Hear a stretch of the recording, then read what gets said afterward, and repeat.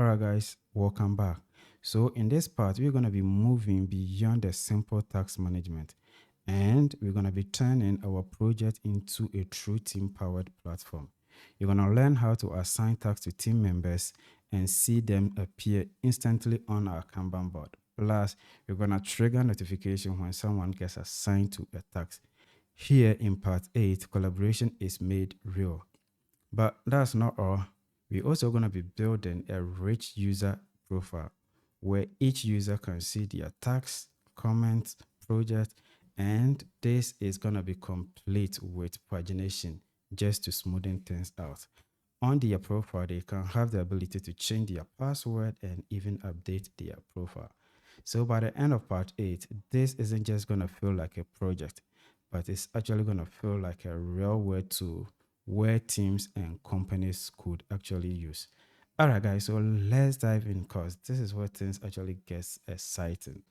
All right, guys, so welcome back. So this is my dashboard, and on the dashboard, we are seeing project count, task count. Actually, task count is not showing. So let's actually check to see what is actually causing that. So I'm gonna go into my code, VS Code. So I'm just gonna go into projects. Sorry, this one. Okay. So let's go into accounts because we are on the dashboard actually. And on the account, I'm also going to collapse the sidebar like this. Let's scroll to the dashboard and look at it here. We have latest task count and it's actually commented out. So I'm just gonna uncomment it, save changes, and now I'm just going to bring up my browser, refresh. All right, so now we have total number of tasks to be 2. All right, so I'm also going to bring up a new user. So this new user, I'm just going to refresh it and the person is also having total number of tasks to be 2. All right, the project count seems to be different on both users, but then the task count, team, and then the members are actually showing the same task, team, and members, with the exception of the project. All right, so this is how we want our system to be set up. We want admin users to have the ability to see all tasks, all projects, everything on the system. But when it comes to the regular users, we want them to see only the project they have created or the project that their team is working on. And when it comes to tasks, it's actually supposed to display only tasks that their team is working on or the tasks that he or she has created. The team actually going to be the team they have created or the team they belong to, and then the members are going to be the members from this number of teams that has been combined, and we have actually removed the duplicate. All right, but that is not how the system is set up, because let me prove something to you. When we come into the application, we have 5 teams. This machine learning team is something that I added recently, and if you take a look at the team members, we only have these people. Ryan is the one that I'm displaying his dashboard over here, and he's also seeing 5. Meanwhile, we only have 5 teams over here, and now that he is not an admin, he's not supposed to see 5. On the other hand, I am an admin user and I'm supposed to see all 5. The same way applies to the team members, and that's something that we have to fix. So I'm first of all gonna go into my code, and once we have actually opened, let me also zoom out a bit. Okay, so now that we have opened this part, this is where the issue is coming from. So when we take a look at project, let's look for project. Okay, so we have latest project. Latest project, we are defining latest project to be project.objects.forUser. So this is actually getting us the correct one. But when it comes to latest tags, tags is tags.object.forAll. And that is what is actually causing the problem. When it comes to latest members is profile.objects.all, irrespective of the user's rank, whether admin or non-admin. So we have to fix it right now. And the way we are going to fix it is to make a condition. So we're going to do if, and when we come here, we don't have user. So request the user. You realize that we are using request the user so many times. So I'm just going to come up here and then define it. So I'm going to do user, and that's going to be equal to request.user. So now that we have used request the user over here, we can just swap this, and wherever we see request the user, we can replace it with user. And even here, request.user, we can do it user. And I'm going to come to where we are also doing the .read, and we can pass user over here. This kind of makes our code a little bit clean. All right, so now we are making a condition, and the condition is if user, the one that we have defined out there, and it's the same as if request the user. So we want to check to see if the user is a super user. So super user like this. So we want to check if the user is a super user. So if the user is a super user, then we'll go ahead and then run all these ones over here. So I'm just going to come here and then cut all these ones and then put them over here. So I also have to indent this one a little bit. So if the user is a super user, then we are going to show them all tags and then all projects. And in fact, all these projects and tags is something that has to be in the future. It doesn't have to be something that has passed. I think we have actually fixed that one for projects, but we have not done that one for the tags. So let me show you what I mean. So I'm going to come to tags app over here. Where is tags? So inside the tags, I'm going to go to models. Sorry, let me go to project even. So project and then models, and we have actually defined all.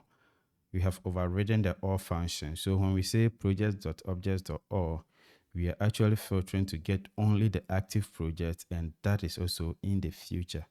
But when you come to tags, it's not like that. So that is something that we'll be fixing very soon. Oh, even tags, we have actually done it for tags. So that is going to filter to get us the ones that are in the future. So make sure you have these functions over here. So when it comes to team, let's check for teams. So latest team members, we have latest team members, and let's go to task. Okay, so we have tasks and all of that over here. We now have to do else over here. So that is when the user is not a super user. What do we do? So for this, we have to do something a little bit different. So I'm just going to put pass over here so that we don't get errors over here. Let me also bring this one back up a little bit. So I'm now going to go into projects app, so model. So I'm going to go into projects, and you realize that in the project models, we have defined a function in our previous video. In the previous part 7, we defined a function called .for user. So let me copy this, and that is what is going to get us only the user project. And then let's go to task. So I'm just going to click on the models for task. So once I have clicked on the models, I can now come here and then safely paste it over here. So let me paste it over here and then also indent it back a little bit. And that is actually going to give us, so we have so for user, and we have passed in the user. So self.filter models, and we are actually going to get this.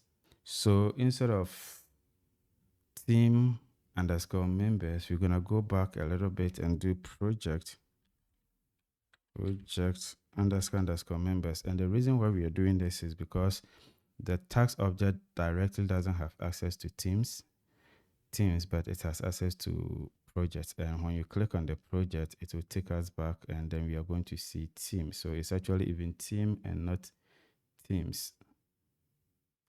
Good. So we have it over here. So that's what essentially what you're doing over here. And that is going to give us .for user. It's going to give us the tag that is related to this particular person, whether he created it himself or it's actually part of a team or a project that is assigned to the team working on it. And once we have done that, I'm going to go back into the teams again. And where we have the project manager, we have another .for user that is actually going to call the query set we have defined up there. And so I'm going to scroll down, and here we have query set and all. So I'm going to click here and then come back a little bit, indent it, and we are also going to have serve the request. So here, that for user in the model manager is going to call the query set. So this is the query set, and the query set is actually calling this particular class over here. When it calls the class, it's just going to get the active function that we have created over here. So it's going to check if the task is active. If it is false, it's not going to use it. And then finally, it's also going to check if it is upcoming. So the upcoming are the tasks that are in the future and the due date has not passed. And finally, we call .for user over here, which is doing all this, combining the two different query sets. And once we have done that, we can now come back into our dashboard view. All right, perfect. So I can now safely move this one, put it over here. So that is one, the person is not a super user. we want to get only their project. And even for super users, I'm not gonna get their project, but we are going to get project.objects.all, like we are actually getting everything over here. Perfect. So this is for projects. Super users are getting all. Non-super users are actually getting projects they are working on in a team or they created themselves. And from there, we also want to get the latest task. So the task actually is also going to be this time around, not task.object.all, but task.object.for user. So let me copy this part over here, and then I'm just going to paste it over here like that. Okay, so that is going to get us the task that the person is actually involved in or working on. And when it comes to the latest members, so latest members is just going to be a little bit different. Somehow the approach is going to be a little bit different. So what we have to do is I'm going to copy this one, paste it over here, but we are not going to leave it like this. So latest members is going to be equal to profile.objects, but instead of doing .all, we want to filter. Okay, so here what we want to do is to get the profile of all team members in teams that the user belongs to. So we are getting the profile of all team members inside the team app where the user is a member. So we're going to do user underscore underscore double underscore actual double underscore teams underscore underscore in. And now we want to compare that one with user.teams.all. So you say user.teams.all. And if this one is actually satisfied, then we are going to get all the team members. But there is a probability that we can have duplicate results. So what we're going to do is to do the distinct, and distinct is actually going to make sure that no record appears more than twice. So this is what we have. So now we have latest projects, latest tasks, and latest members. Now, all right, so now let's look at how we have added them into the context. So we come to latest projects. So that is going to be latest project account. So it's just going to go here or here, depending on the type of the user, and then give us the count. And it's also going to slash it to give us only 5 over here. Let's go to latest tax, and that is the tax we have defined. Depending on the user, it is either going to run this or that, and then it is going to count it. And when we come to latest members, it's the same thing, but latest members count. So we have latest members count. It's also doing the same thing, but teams. So I think we also have to work on the teams. All right, so teams is now saying teams.objects.count, and that is going to be a problem because in that case, the super user and then the regular user are all going to see the same thing. That is not what we want.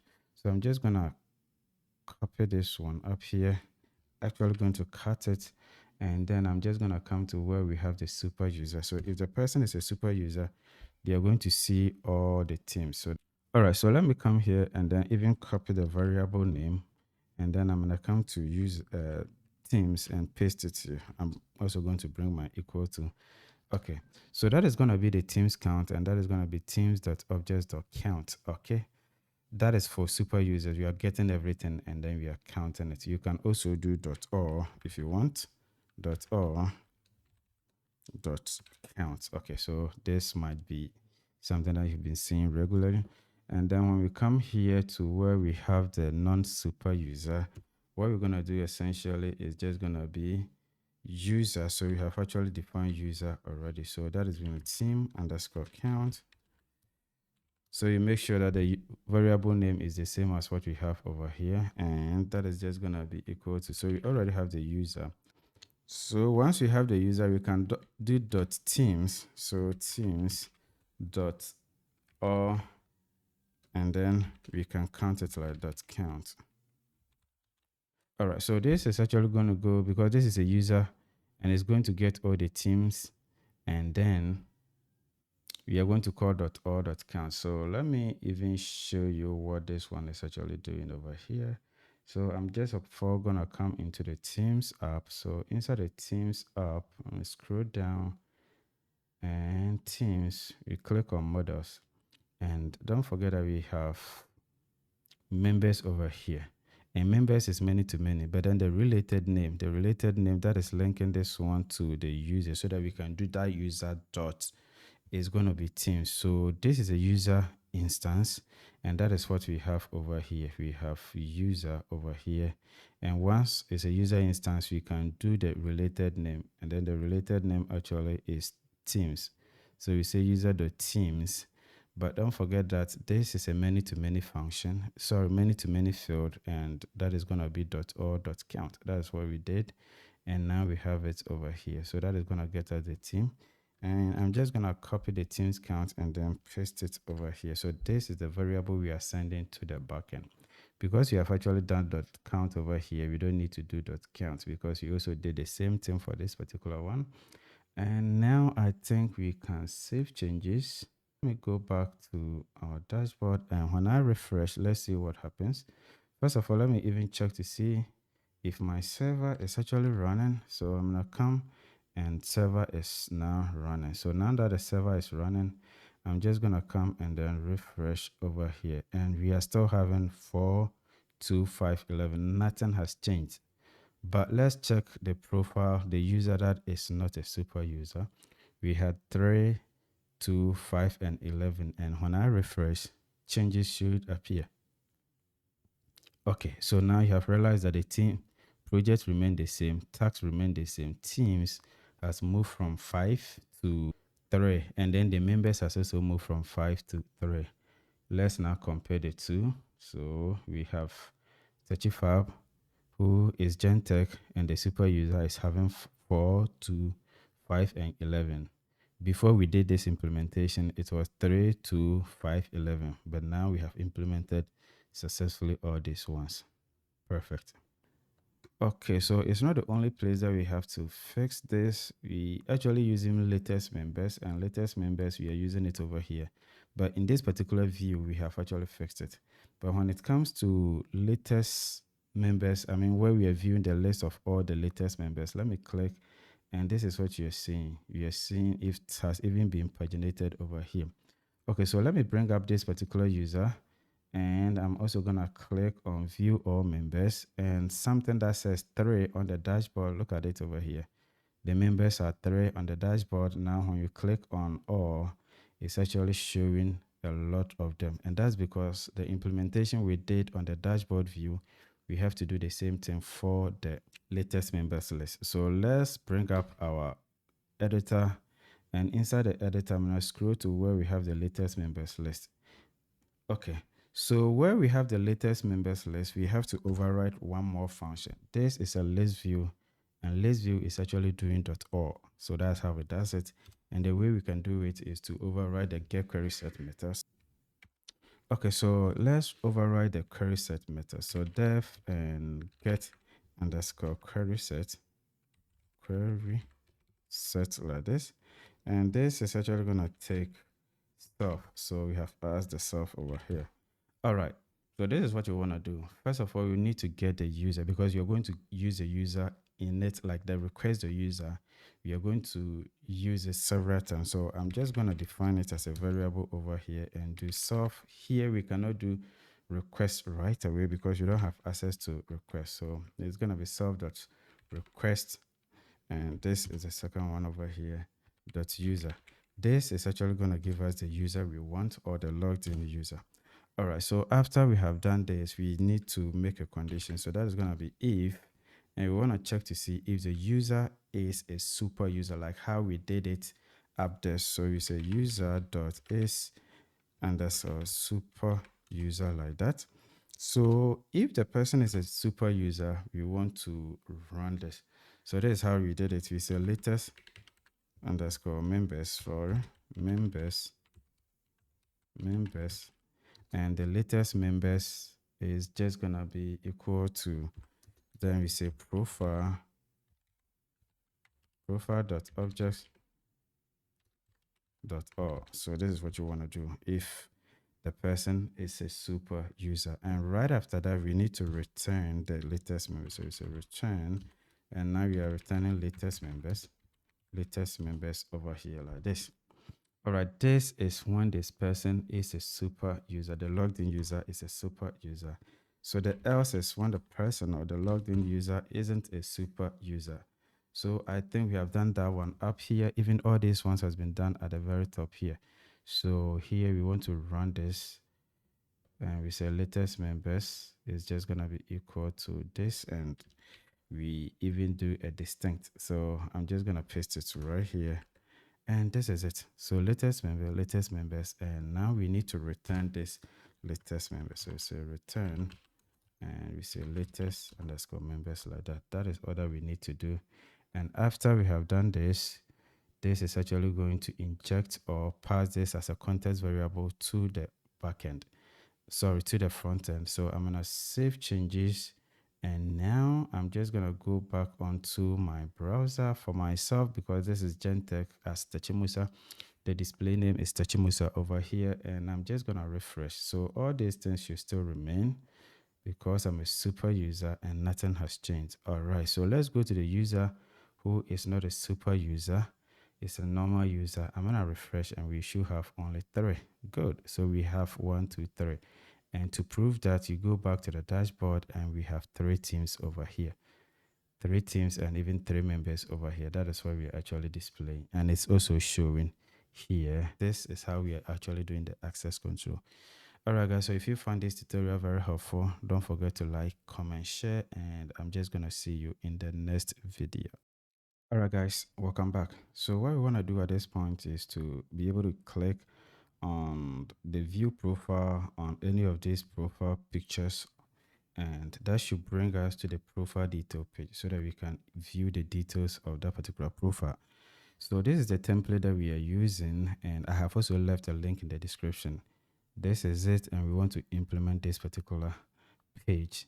So you want to click this, and it should open something like this, and we are going to pass our own context data into this particular one. Also, when I click on Techimusa, that's the user name on the sidebar, it brings us 404, and it's actually looking for a template called profile.html.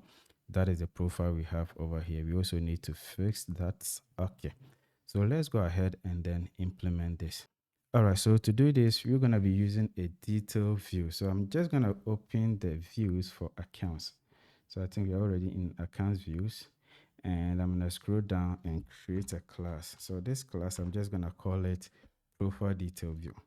So we say class, and this class is going to be called profile. We want to make it more descriptive, detail view, like this. And this is going to be inheriting from detail view like this, detail view like this. So I have to also import detail view. So first of all, let me do pass so that we don't get any errors. I'm gonna go up there and then import detail view. So that is gonna be coming from Django the views or generic import detail view. So I'm gonna do detail view like this, and there you have it. So once you have the detail view, we have actually inherited it over here. And now that we have inherited it, we can go ahead and then do a couple of things. First of all, we need to get a model. So the model is just going to be the model that we are actually querying from. In this case, it's just going to be the profile model. So I'm going to say model, and that's going to be profile. So we have also imported profile already. So once you have the profile, we have the model that we are now querying from. The next thing we want to do is to give it a template. So that is going to be template underscore name. So it's a template underscore name, and that is going to point to a path where the template is being stored. So I'm just going to do double quotes over here, and then I can do accounts / and I'm going to call it profile underscore detail .html. Okay, so this template does not exist, and I need to create it. So I'm just going to copy the name exactly as it is, come into accounts, I'm going to go into templates, and inside the template we have accounts over here. So I'm just going to create this particular template over there, and I'm going to paste this, the one that I copied, .html like this, and hit on enter.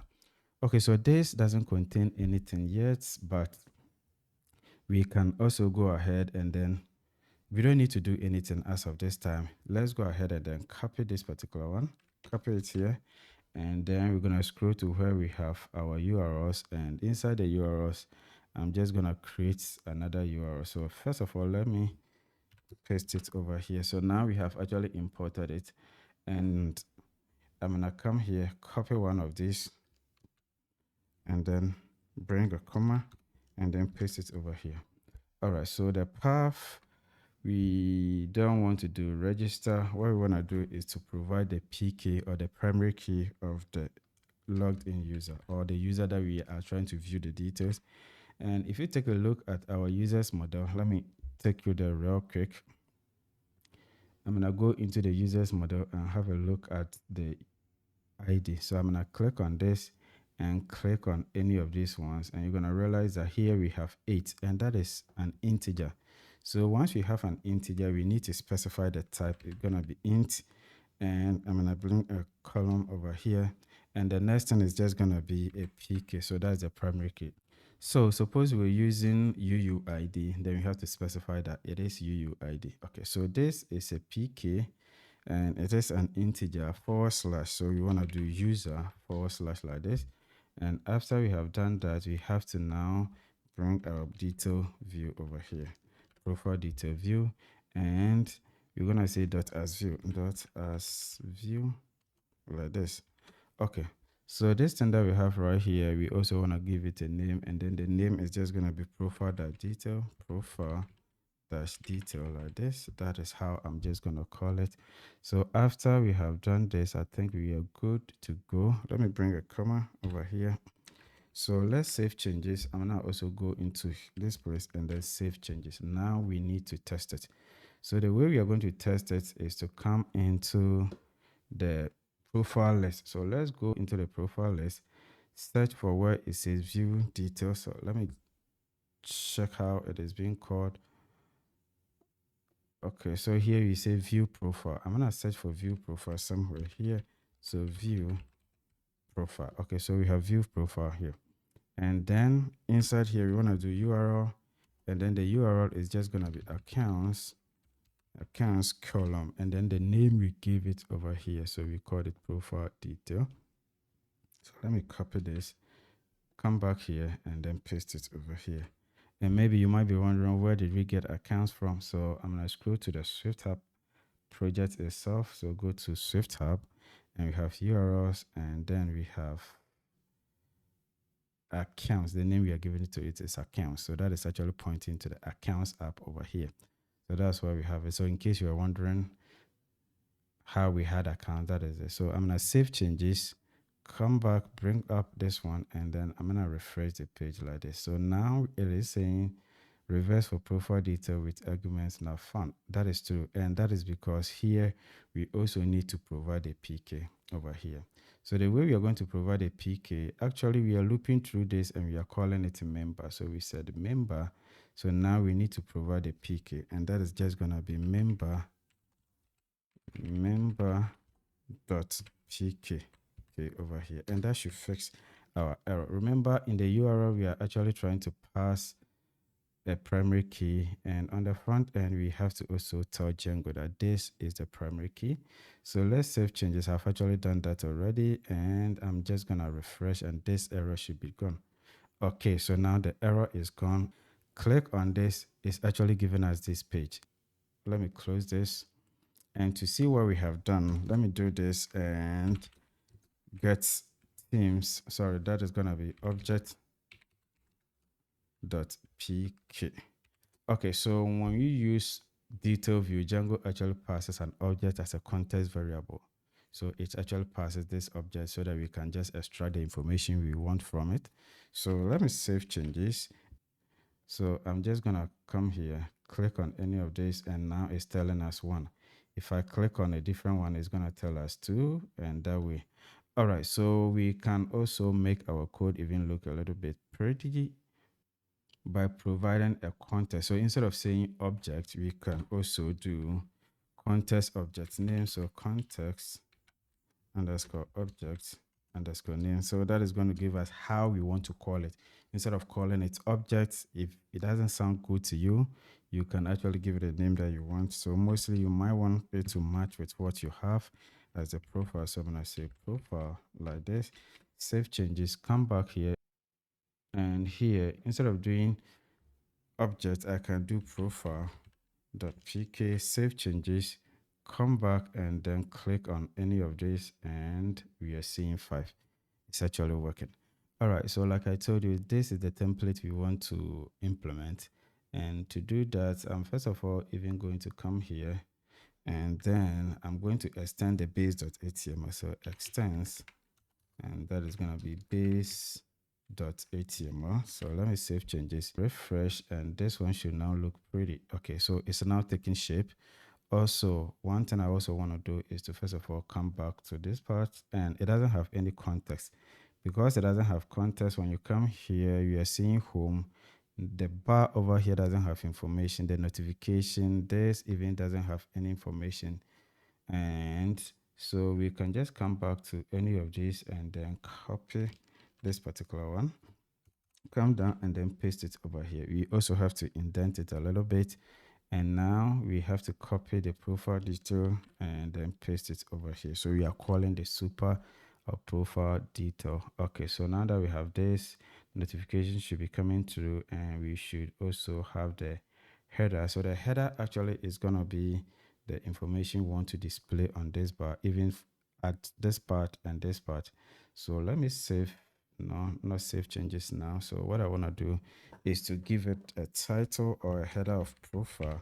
So when I save changes, it's actually going to give us that information over there. So let's test that, refresh, and you should see profile over here.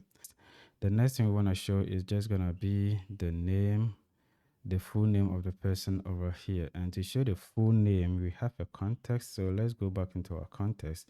And inside this context, what I'm going to do is to use f-string over here so that I can pass a variable inside there.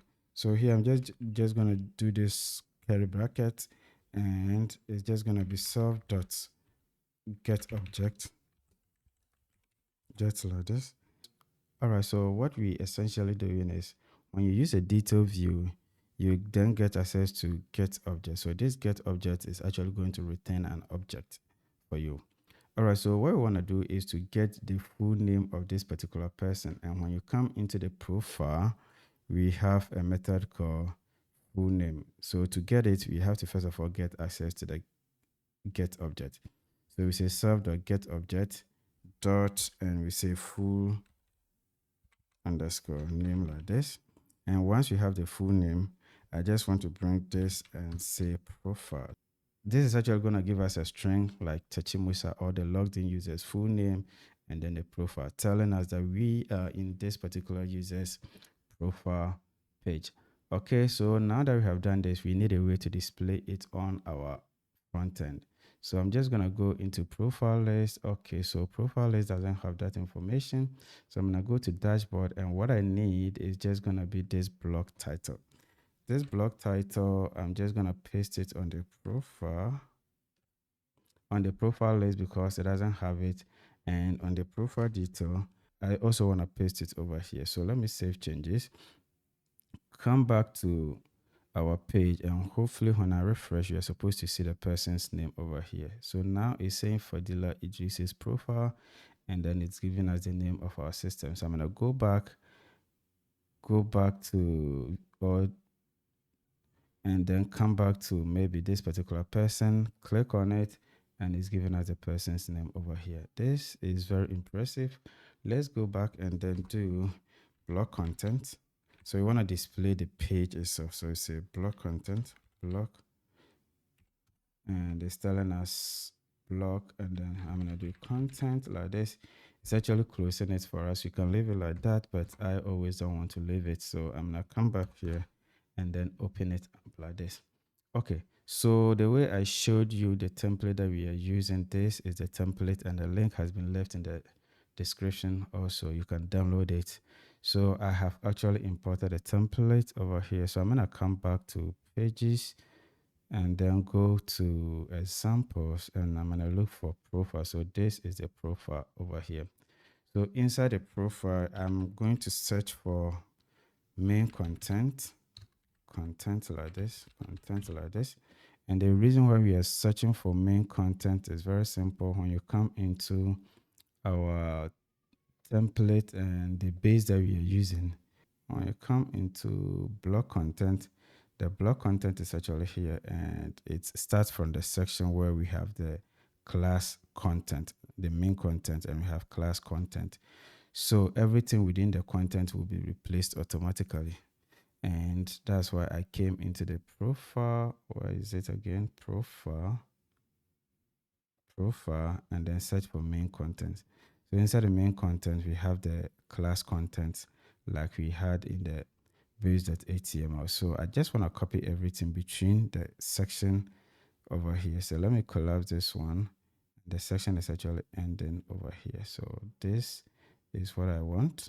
I'm just going to copy it, not to cut it, but then copy. And then now we can close this. I don't need it anymore. And in between the block content over here, I'm just going to paste our template, save it. And then I'm going to go back here and then refresh this page. So this is what you're seeing so far. And the reason why it is broken is because we actually need to use the static. Django is not going to be able to find it in case you don't use the static. So all these ones are something that we are going to fix very soon. And I'm just going to see you in the next video. All right, guys, welcome back. So now we want to make this page pretty. It now looks like a lot of images are broken and all that. So what we're going to do before we even go ahead and then solve this particular task, remember I told you when you click on this, it actually displays this full page because it does not exist. So let's open our sidebar and then fix that one first before you even go ahead and then solve the task of the day. All right, so I'm just going to close this. I don't need it, the model as well. Let's see. I'm going to scroll down to our template, and inside the components, we have sidebar. So inside the sidebar, let's look for where the name is. Let me collapse the sidebar too. And we're going to scroll to, okay, let's go up. We have Swift tab, and this is the person's profile image. And after the person's profile image, this is what the href is pointing to. So I'm just going to come and then do URL, and inside the URL, I'm just going to do accounts colon, and that is going to be profile dash detail. I know you remember where we are, how we are doing this because we did it a couple of videos ago. And we also need to pass the primary key. So here we actually going to do the request. So that is the logged in user because we are dealing with a sidebar, and the sidebar is just going to be visible to the person who was actually logged in. So here we're going to do request.user.pk. So that is actually going to give us a primary key. So let's save changes, and I'm going to bring up my browser like this, and I'm just going to refresh. So now let's click on this and see. I click and it's actually giving us this. All right, but the only thing I'm seeing is that it's saying Techi Ryans, and my name is Techi Musa, and we'll fix it very soon. Don't worry about that. We now want to make this page nice because most of the things are broken. These are images and they are all not showing. And what we want to do is to, first of all, get this data from the backend. But if you take a look at this, we have the image in our model. We have actually done that. The name is also going to be there. The skill, no, this is not a skill. This is the job title. It's just going to be here. But there are a couple of information that is missing from our model. On top of my head, I can talk about educational background that is here. It's not there in our model. And we also have skills. So let's extend our model to reflect all these ones. All right, when you come here under the bio, let me even put it here. Okay, so let me go to the top of the bio, and I want to add educational level. So I'm going to do educational underscore level like this, and this actually is just going to be models dot, and that is going to be text field. So we want them to be able to type a lot. So say text field, and this text field, we actually want to make it null by default, and blank is also going to be true. So null is just going to be true, and blank is also going to be true. And the reason why we are doing that is if you don't do null and blank is going to be true at this time, Django during our migration is just going to fail because we already have profiles in the system, in the model, and these profiles do not have educational level. So how do we enforce something that is compulsory on something that has actually entry that we have already done. So that is why I'm doing null is true and blank is just also going to be true, so that Django will allow us to make migration. And the next one is also going to be the skills. So the skills is also going to be text field. So let me do skills like this. We want them to be able to list all the skills that they have. And also that is also going to be null, and blank is also going to be equal to true. So now that we have done this, we have to make migration. So I'm going to do Python money.py make migrations like this, and it's just going to head and then add these migrations. So suppose we did not do null and blank is equal to true, it's actually going to tell us to add default values, and that will be a whole lot of things. So what I'm going to do at this point is to say Python money.py, and I want to migrate these changes to the database. And when I do this, it now says okay. So once it is okay, so let me clear my screen. And now when we even go into our admin and visit the profile, we can have this now. So let's look for any of the users, click on that, and you're going to realize that we have job title, we have educational level, that is the one that we added, and then the skills. These are something that we want to allow them to add. Let me check for my own. So I'm going to come to Gentech and software engineer. So educational level is going to be MPhil. So let me populate this one quick. MPhil computer science like this. And then the skills is just going to be the kind of skills. Let me even look at what the template already has. So let me copy some of these things and then paste them over here inside of the skills. Okay, and now we can save changes. Now we have saved changes, and we want to display this information on the profile detail page like this. Okay, so I'm just going to keep this one here for inspiration, and then we can go ahead and then work on this one.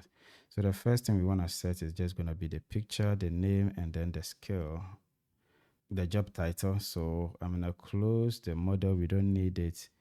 And sidebar, we also don't need it. The terminal, I'm just going to collapse it and then come to the very top. So at the very top over here, we first of all want to set the profile picture. So the profile picture is just going to be here. And the way we are going to set it is just bringing a double quote like this, double curly bracket like this. And we're going to do profile, because inside our model, we said we could access it by profile or object. So any of them will work. I'm going to do profile dot, and inside the profile model, I said I wouldn't need it, but now I need it. Profile, we have profile picture URL. So I'm just going to do dot profile picture URL like this. And this actually is going to get us our profile picture URL. So I'm just going to copy this and then paste it at where we have the name. And let me put the name over here. So dot full name. So full underscore name like this. So when you come to the model, we also have full name over here. And then the next actually is going to be the job title. So here it says software engineer. Okay, so let me wrap it like this and do profile dot, and we're going to have the job title. So let's look at the model. We have job underscore title like this. I'm also going to paste it over here. We are not done, but let's see the progress so far. So let me come to this place and then refresh.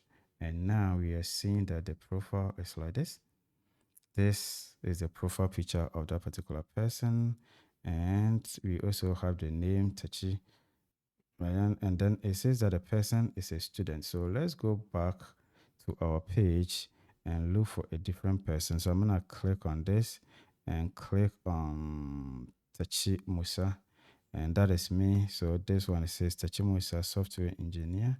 And then the skills, you have not gotten to the skills yet, but this information is actually coming through, and it's also showing my name over here. All right, so that is perfect. Let's scroll down to task, and we now want to get the task count. So to get a task count, we're going to go back into our views, and here, let me make a comment. Let me say task, let's say user task and user task and project count. So we need to get all of them count over here. All right, so to get the project and then the task count, I'm just gonna do context. So do context, and I'm just gonna do user underscore task underscore count like this, count like this. Okay, and that should be equal to, so I just want to get their task counts. So that's task dot objects dot, and this time around, instead of doing dot or, we are not going to get or, we are going to get for the person that we are trying to view the profile. So for user, and this actually is just going to check or get all the person's tasks and get the tasks that the team is actually working on, and then put them together and remove duplicate. So here the user is just going to be profile dot user like this. So this is actually going to get us the user, but we don't have profile, so I could probably define profile at the top. So when I'm going to come up here and do profile, so say profile is going to be equal to, and we say self.get object. So remember, we are using self.get object over here. So let me cut it and then bring profile over here, profile like this, and I'm also going to put profile over here. And that is actually going to get us the full name, and here to profile.user. So when you come into the model, let's go back into the model, and we get the object dot user. The user is actually going to get us this particular user over here. Okay, so I think that is that, and we want to do dot count over here. All right, so the count, and I'm gonna copy this and do the same thing for project. We also want to get a person's project, so let me paste it over here and indent it like this. Okay, so let's look at the project. That's gonna be user projects count, and that is going to be project dot object dot for user, and here we say profile dot user dot count. That is also going to get us, and now we are returning the context over here. The next thing we want to do is to check if the task and profile, if the task and project has been imported. They have all been imported over here. So let's save changes. Now on our front end, we have to pass these two as a context. So I'm going to come to the views and copy this particular one, paste it here, and where it says 10 projects, let me wrap it like this, and I'm just going to do this. And also here, I can just wrap it like this. Okay, so let's change this one to project because it's not task, it's project. So projects like this, and this one is just going to be task. So let me wrap it like this, and then I'm going to do task. Okay, so where it says about me, we have education, so we're going to leave it there. And this one is, we want to set the user's educational level, so I'm just going to wrap it and then put profile dot education underscore level like this. And from there, we also want to show location. So location is just going to be where or the person is currently situated. So I'm just going to wrap it like this, and we're going to do profile dot, I don't know how we named it, but we have location. So that is location, right? Location like this. And let's look at the next one. That's going to be the skills. So the skills is just going to be a list of things that the person can do. And I'm just going to remove all of them like this. And I'm just going to do wrap it like this and do profile dots, and that is just going to be skills like that. Okay, so after we have had the skills, we also have the biography, and I'm just going to wrap it or remove all these ones. So let me remove it like this, and okay, did I cut it?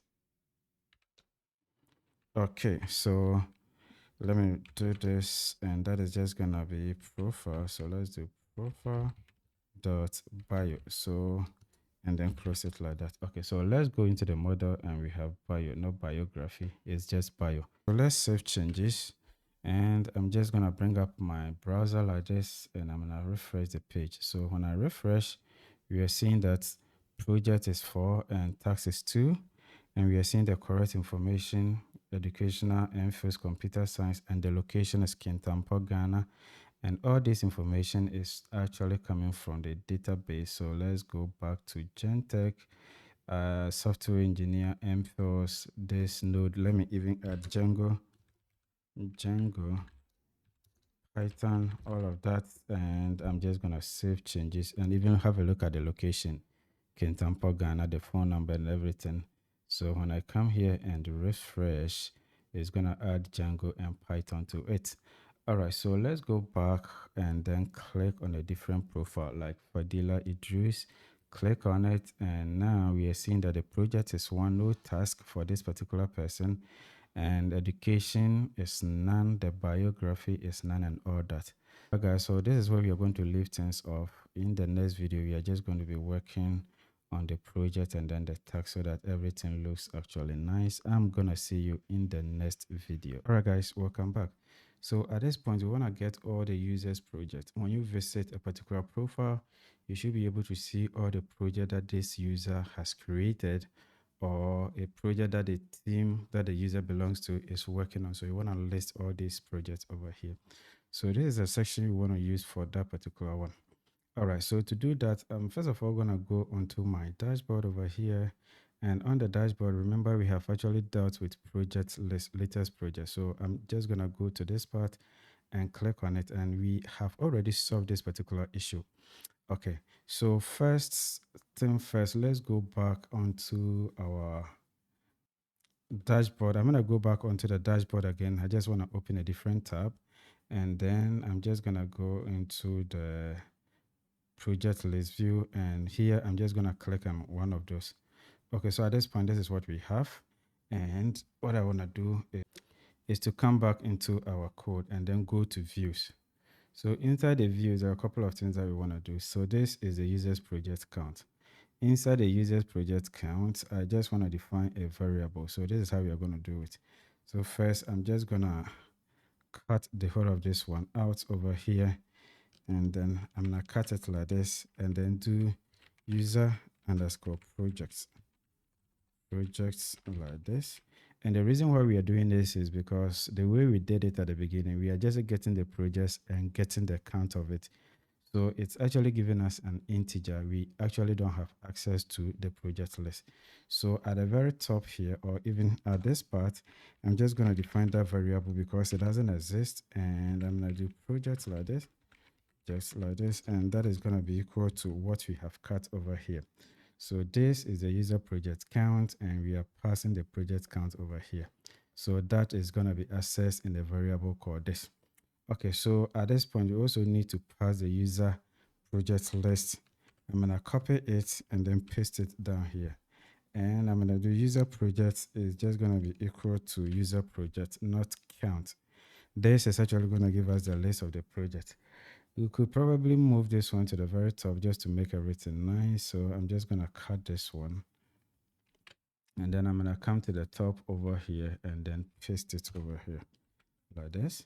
So this is what we have done. I can just save it, but just to be able to display it on our page, I'm just going to go onto the user profile detail view. And at the profile detail view, I'm just going to scroll to where we have the, let me check once again. So this is where we have the project. Okay, so I'm going to scroll, and first we are seeing Jonathan. So let's check that, and we see Jonathan here.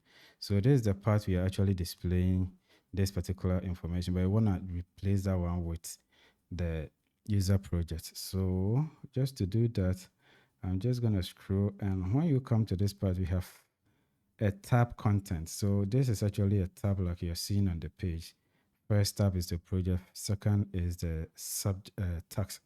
All right, so for the project tax, the project tab, we have it as an activity. So what we are going to do is to replace everything within this particular tab. So I'm just going to collapse this, and let me even first of all collapse this particular tab, and you see. So this first tab is just going to be for the user project, right? And then the next tab is just going to be for the task. When I collapse it like this, this is what is happening over here. Perfect. So what I'm going to do is replace everything within this tab, the one with activity tab. So that is going to be for our project. We could probably replace it. And I'm just going to expand it like this. So this is the first post. Let me collapse it. So let me show you something on the page. This is the first one. This is the second, and then the third. So I'm going to collapse them one by one. Second post, and then a third post like this. So when I click on the activity tab, it's actually ending here. That means we have gotten all of that. So let me come and then replace everything. Just move, cut it, delete it like this. Okay, so after this, when I even save, you're not going to see anything on the page for that particular tab. So let me refresh for you to see. And now on that particular tab, we don't have anything, but when you come to tags, there is something there. All right, so let's go back onto our page once more, and where we have the all project. So this is basically what we want to replace at paste at this particular part. So in that case, we're gonna have to open the template that has all projects. So let's go back, scroll to our project, and we're gonna go to project list. So at the project list, I could actually copy everything from here. So this particular card, I could just copy it. But what I want to do is just to get this one over here. So starting from the div before the table. So I could actually pick just the table, but I want to copy even the div in addition. So I have copied the div. Okay, so this looks like this. So let me scroll down to where it actually closes, and it's just here. So let me copy everything from the card body.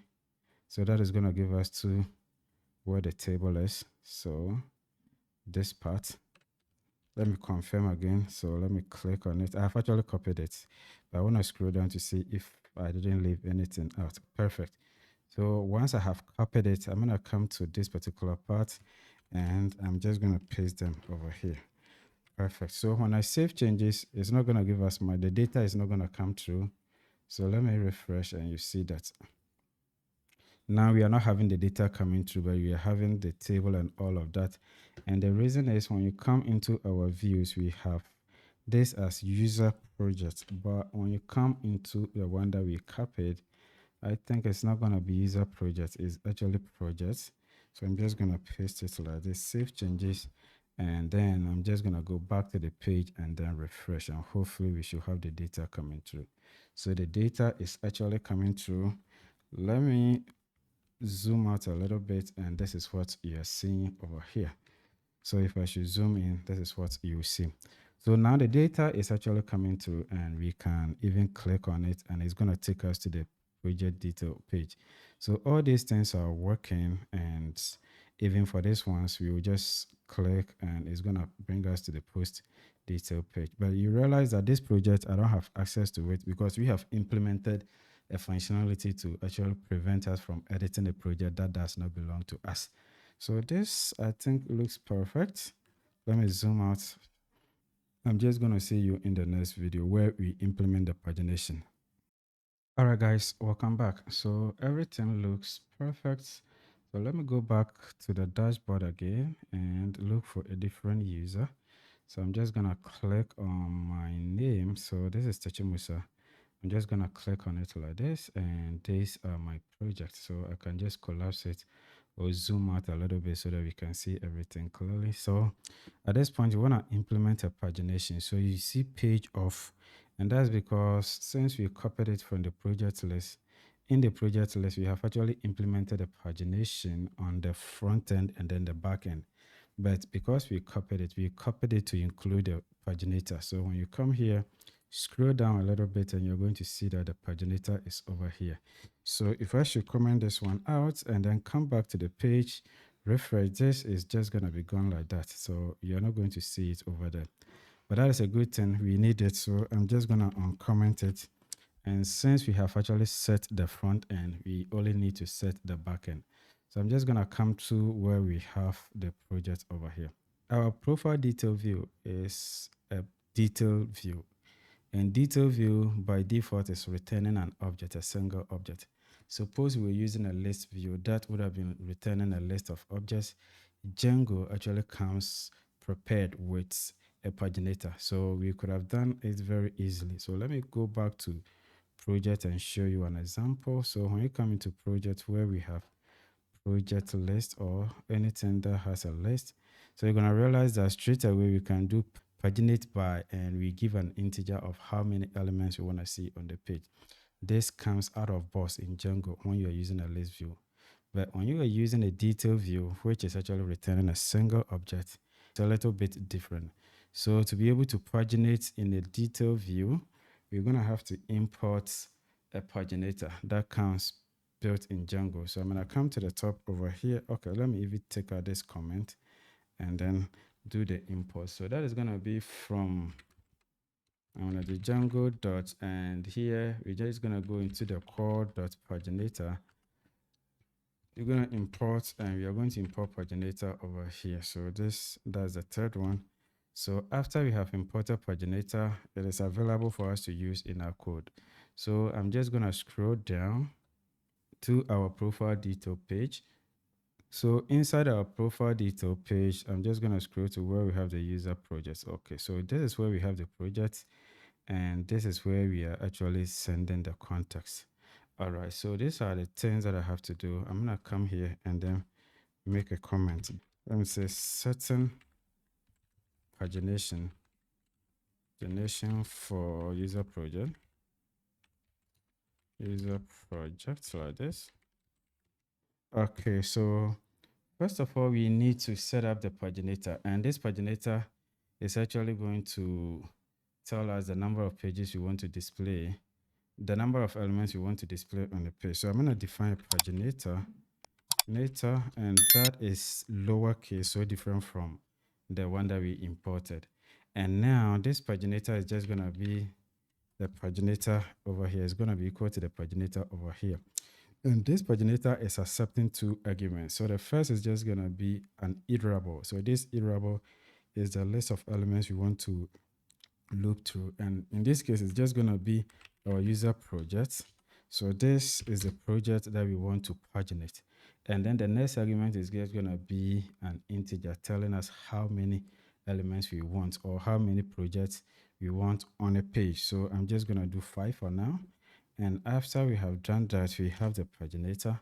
And then the next thing is to get the current page number from the request. So what I'm going to do is the page underscore number like this. And this page number is actually going to be equal to solve.request dot, and we want to get using a get method like this dot, and then the next one is just going to be get like lower cases get, and here we are going to get a page number. So we say page.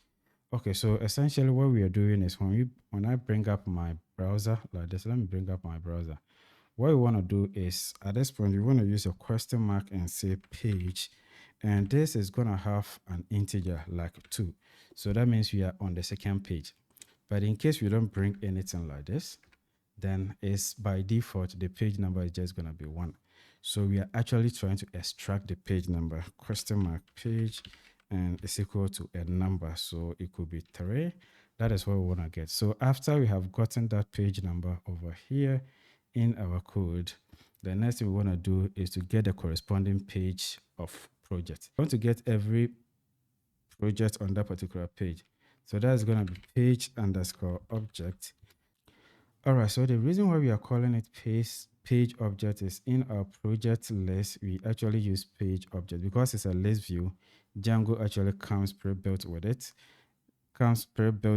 and it's a page object. So when you go to component, and inside the component, when you go into the paginator, we are using page object, and that is the same paginator we have imported over here. So I just want to be able to use it. And before I'll be able to use it, I should have the same variable name so that the paginator would work for me. So after we have done page object, the next thing I want to do is just going to be this paginator. So the paginator we have defined over here, that is going to be 5 elements on the page dot, and we want to get, it has a method called get page. So we want to get page over here. So the page that we want to get is just going to be equal to the page number that we have extracted from the request. That's why we use request.get page. So in our request, we are going to get a page number over there. So once you have the page number, this now becomes a list of posts on that particular page. So when we go to page 1, it's just going to be list of elements or post projects on that particular page. So now we're going to need to send this one to our context. Instead of doing projects, user project, I'm just going to replace it with this one and then with this one. So right after that, we can just go into the project detail, and as we are trying to loop through the project like this, we are not going to loop through the project like this. We are actually going to, so here you say project in user project. Now we don't have access to user project, it's just a page object, and I'm going to come here and then paste it over here. So that is why we are looping through. And I also need to save this particular one, and we're going to have to come back to our page over here, and when I refresh, it should change. So now we are having page 1 of 1. First, it was just nothing. And that's because in our dashboard, if I should come back to my dashboard over here, we are seeing that Tachimusa, Jantech, I already have only 4 projects. So when you click on views and then come to Tachimusa, in fact, you can click on any of these and you're going to see the page number and everything over there. So I'm just going to come to Tachimusa, click, and we have 4 projects, and that's the 4 projects we are showing over here.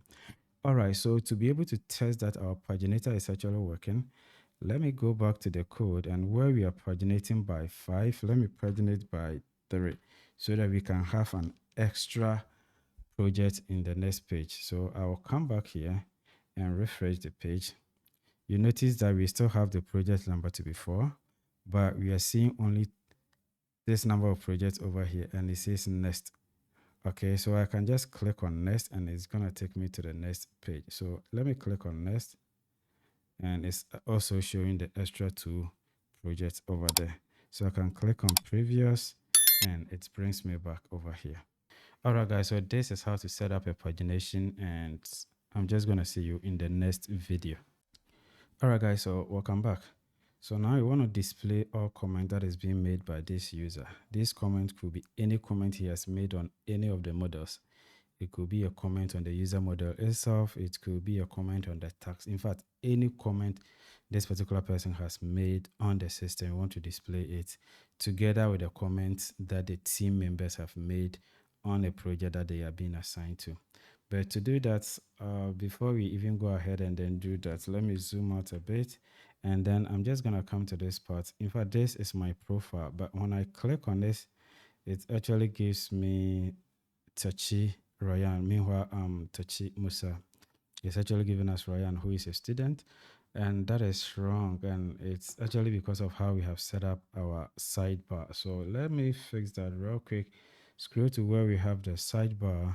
The sidebar is here. And here we are actually linking it up like this, but then we are doing request the user. This time around, we are dealing with profile. So request the user dot, and the next one is just going to be profile. So after we have done this, we can just save changes, and I'm just going to come back and then refresh the page. So, and now I'm just going to click on this again, and it's showing us Tachimusa. So this is a way to fix it.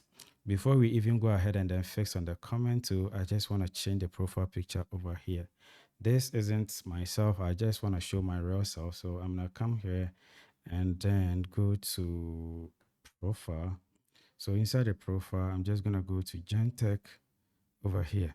And then this is the picture. I just want to replace it with my own picture. So I'm just going to go to desktop. On the desktop, I think I have something like final submission. Okay, so I was making an application and I have some of my pictures over there. Sorry, some of the pictures over there, and I'm just gonna select my picture and then I'm just gonna save it over here. So this is my real picture. I'm just gonna refresh and it actually brings my picture here. What we're gonna be doing is to get all the comment this person has made and then show them over here. All right, so to do that, let's first of all go into the views, and then we want to set the comments up. So inside the profile detail page, that's where we want to show all the comments. I'm just going to go at this place here and let me make a comment. Certain app users, let's say comment.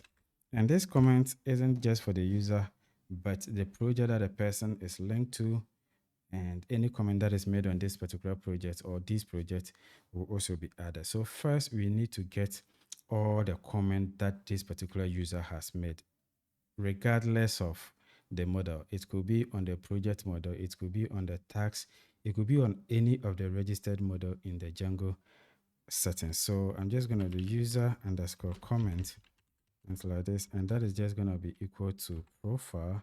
So we have already defined profile over here, and we're going to do profile dot user dot, and we're going to do comments like this dot all. So this is actually going to give us all the users comments. So if you want to check, let's go into the profile model. So inside the profile model, we have a user that is being linked to the user model. That's perfect. So we come to comment model, and inside the comments model, we also have a user, but this user is what comments. The related name is comments. So once we get a user, we can actually link it up like this, and we are going to get all the comments that this person has made. All right, so at this point, the next thing we want to do is to get a content type for the project model. Okay, so I'm just going to scroll up and then import a content type. So, and I'm even going to go ahead and then import the comment too. So first we import content type. So that is going to be from Django dot and contrib dot models. So contrib dot content types dot models import, and we are going to import content type like this. So after we have imported content type, we also want to import the comment, because you're going to get, we are using comment in there. So we say from comments dot models import, and here we are importing comments like this. After we have imported it to, I'm just going to scroll down to the profile detail page. So inside the profile detail page, this is where we have gotten the comment. We want to get a project content type, and the reason why we want to get a project content type is because we want to get all the comments that people or the team members have made on a project that is being assigned to this particular user. Okay, so now we have the user's comments. It could be on any of the models, but we want to get a comment on the project this person is working together with the teammates. So to do that, we first of all need to get the project content type, and like the name suggests, I'm just going to make a project content underscore type just to make it self-explanatory. And from there, the next thing we're going to do is to say content type, the one that we imported, content type, and this content type dots, we can do dot objects dot, and we're going to get for model. So we have something called get underscore for model, and the model we want to get for is the project. So the project model. So let me put project over here. Project like this. And I believe we have already imported project several times. So after we have gotten this is actually going to give us the content type. So now that we have the content type, we can go ahead and then get the comments. So it's just going to be project underscore comments.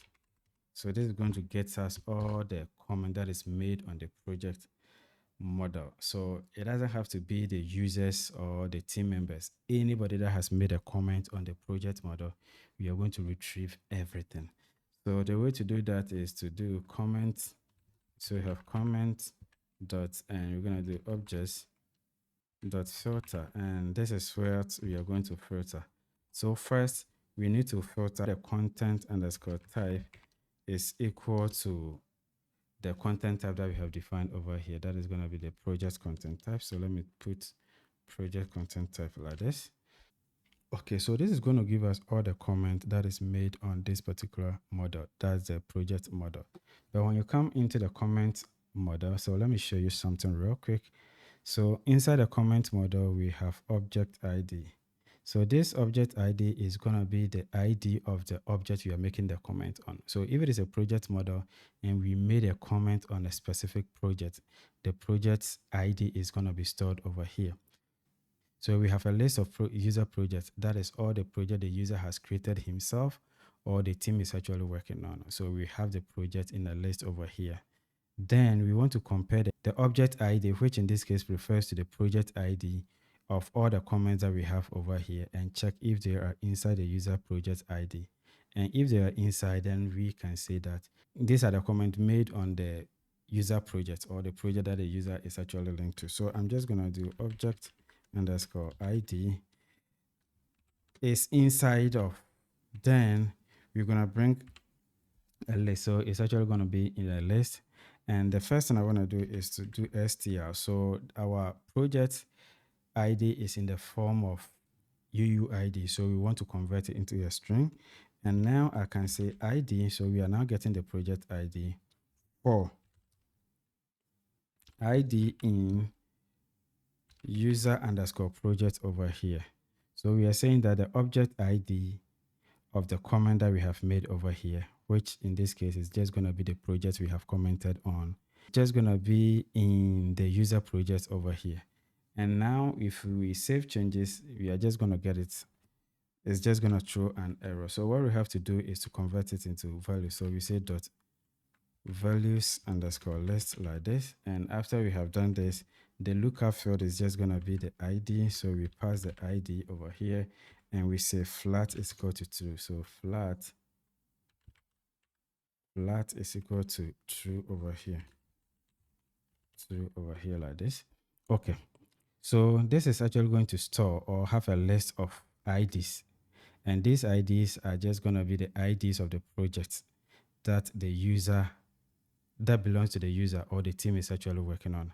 And now we are going to take each of the comments and get the comment ID, sorry, the project ID or the object ID, and compare to see if it is actually inside of this particular list that we have created. If it is in the list, then it's a project that the user is actually working on. And for that, we can just return it. Okay, so after we have done this, let's combine all the comments together. So it's a combining comments. So combining comment.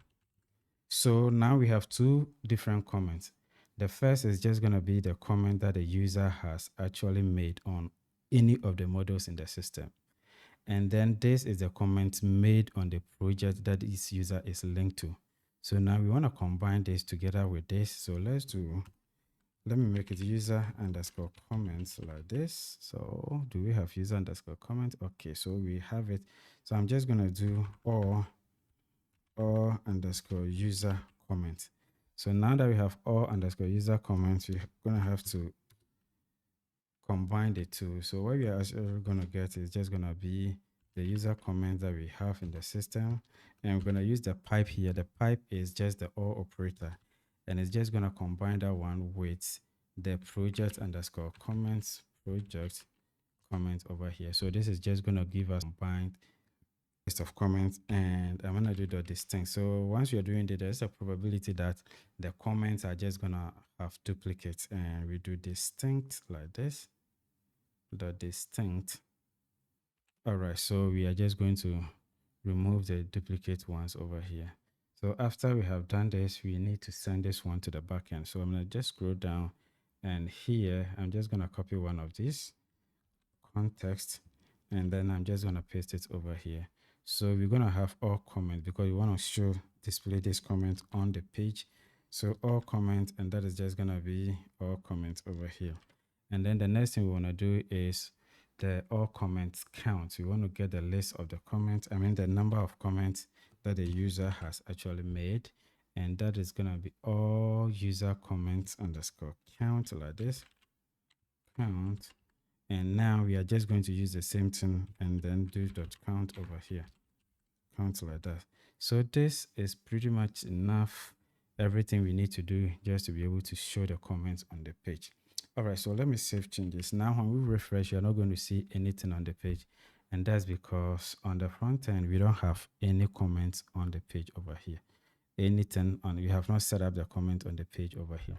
All right, so let's scroll up and look at where we are even going to display the comments. So I'm just going to scroll up to the very top, and we are supposed to have, okay, so let's scroll down a little bit. And when you come here, we have this column this div over here. Then I'm going to scroll down and we have tab content. So the tab content is where, let me even show you on the page. This is the tab content. So everything within here and here is the tab content. But we want to display the comments not within the tab, but we want to display it outside of the tab. So we have the tab content over here. Now this one has been underlined yellow. I'm going to scroll down to the very bottom where I see that tab, this div. Okay, so it says tab content. So this is where the tab content is ending. So from here, I just want to copy one of these and say comment. So that is to show that we are displaying comments over here. So I'm going to do comments starts here. Comments start here. So we are displaying comments starting from this place. All right, so this is where we want to display our comment. And for the comment, let's have a little bit of a plan over here. Let me go back onto the HTML over here, and I have actually opened the template. So looking at this, it actually looks very nice to me. The post over here, it actually looks very nice. So what I want to do is to copy one of these ones and then use it to model our comment. So I'm going to come scroll down to our template, and where we have the profile, I'm just going to scroll down. So let's check. So biography and all of that. So here you're seeing shared publicly. So that is gonna be one of the posts. So you see Jonathan Burke over here. We come here and we have Jonathan Burke. So I just want to copy one of the div. So I'm gonna come to this and post. So the post starts here, and this post is actually ending over here. So let me copy. So let me collapse it even first and copy everything within this. Copy it, close it, and this is where I want to display this comment. So I'm just going to paste this right here, and instead of saying post, I'm just going to do it comment. So that is just going to be a single comment. Let me save it. Nothing much is just going to change. It's just going to be a dummy data we are showing over there, but I just want you to see something. The comment and then the paginator are so close to one another. So what we want to do at this point is to have a break. So I'm just gonna do, first of all, I'm just gonna do HR like this, and I'm also gonna do a break. All right, so at this point, what we want to do is to have a title for the comment. So that is something that is going to be displayed boldly, like comment, and it's just going to have the comment count and all of that. So it's just going to be h2, and this h2 is going to have a class. So I'm going to give it a class, and this class is just going to be equal to, and I'm just going to make it card-title over here. So this card-title is just going to be the class, and then the name or the text we want to display is just going to be comment like this. And after this, we also want to display the total number of comments. So I'm just going to bring this double quote and close it like this. And sorry. And back into our views, we have all comments over here. So I'm just going to copy all the comments and then paste it over here like this. And let me save changes. And then refresh. So now we are seeing that there is a space over here, and the number of comments is also just like this. All right, so let's bring a break over here. So first, let me bring a break over here, save it, refresh, and guys, in fact, you can leave as many spaces as you want. So this is what we have, and I think I might add another one over here, and then paste it, then save changes, refresh, and this is what we have. All right, so we'll be working on that soon. Okay, so let's try to loop through the comments. First of all, we have the comments as the post over here, and the way we are going to do this is to loop over it. So I'm just going to do for, and for comment in, then the next one is just going to be all user comments. So I'm going to copy this and then paste it over here. Perfect. So this is just going to be the list of comments that we want to loop over. So I'm going to cut it, look for the ending of this one, and then I'm just going to wrap it over here. Perfect. So if I should save this right now, it's just going to give us 10 comments. So let's save it, refresh, and we should see 10 comments over here. So it's just listing all of them like this. We are seeing this, and then the number of comments. These things we don't want to see them. So starting from the share, so let's look at where we can see share, and I think this paragraph is what is controlling all of that. So I'm just going to delete this paragraph, not only the paragraph, then the inputs here also. So this, let me collapse it, and then this input, I have to delete everything over here. Okay, and then we can save changes, and that one should be gone for now. So I'm just gonna refresh, and now we are seeing that we are only seeing the comments over here. Perfect. So the next thing we want to do is to come to the comments itself and fill in the details. All right, so here is supposed to be an image of the person who made a comment. So let's look at it, and this is where the image is. So let me wrap this one like this, and now we need to get the image from our backend. So the way we are going to get it is just going to be comments. So we have access to the comment dot user dot profile dot profile underscore picture underscore URL like this. So what we are essentially doing is, first of all, we have access to the comment, and through that comment we are going to go into the user model, and through the user model we can just go into the profile, and inside the profile we can have access to this method. So let me show you how it is done, or how we are doing it. So let's get hold of the comment model, and inside the comment model we have what? User. And inside the user model we can have access to the profile, because when you come into profile we have user over here, and we are up using the related name dot profile. So once you have access to user, you can do dot profile, and this is just going to bring us into this particular model, and we can have the profile picture URL over here. Perfect. So let's save that and refresh our page to see if we are actually getting the data. Okay, so this is actually getting us all the comments for this particular user. The profile is being shown over here.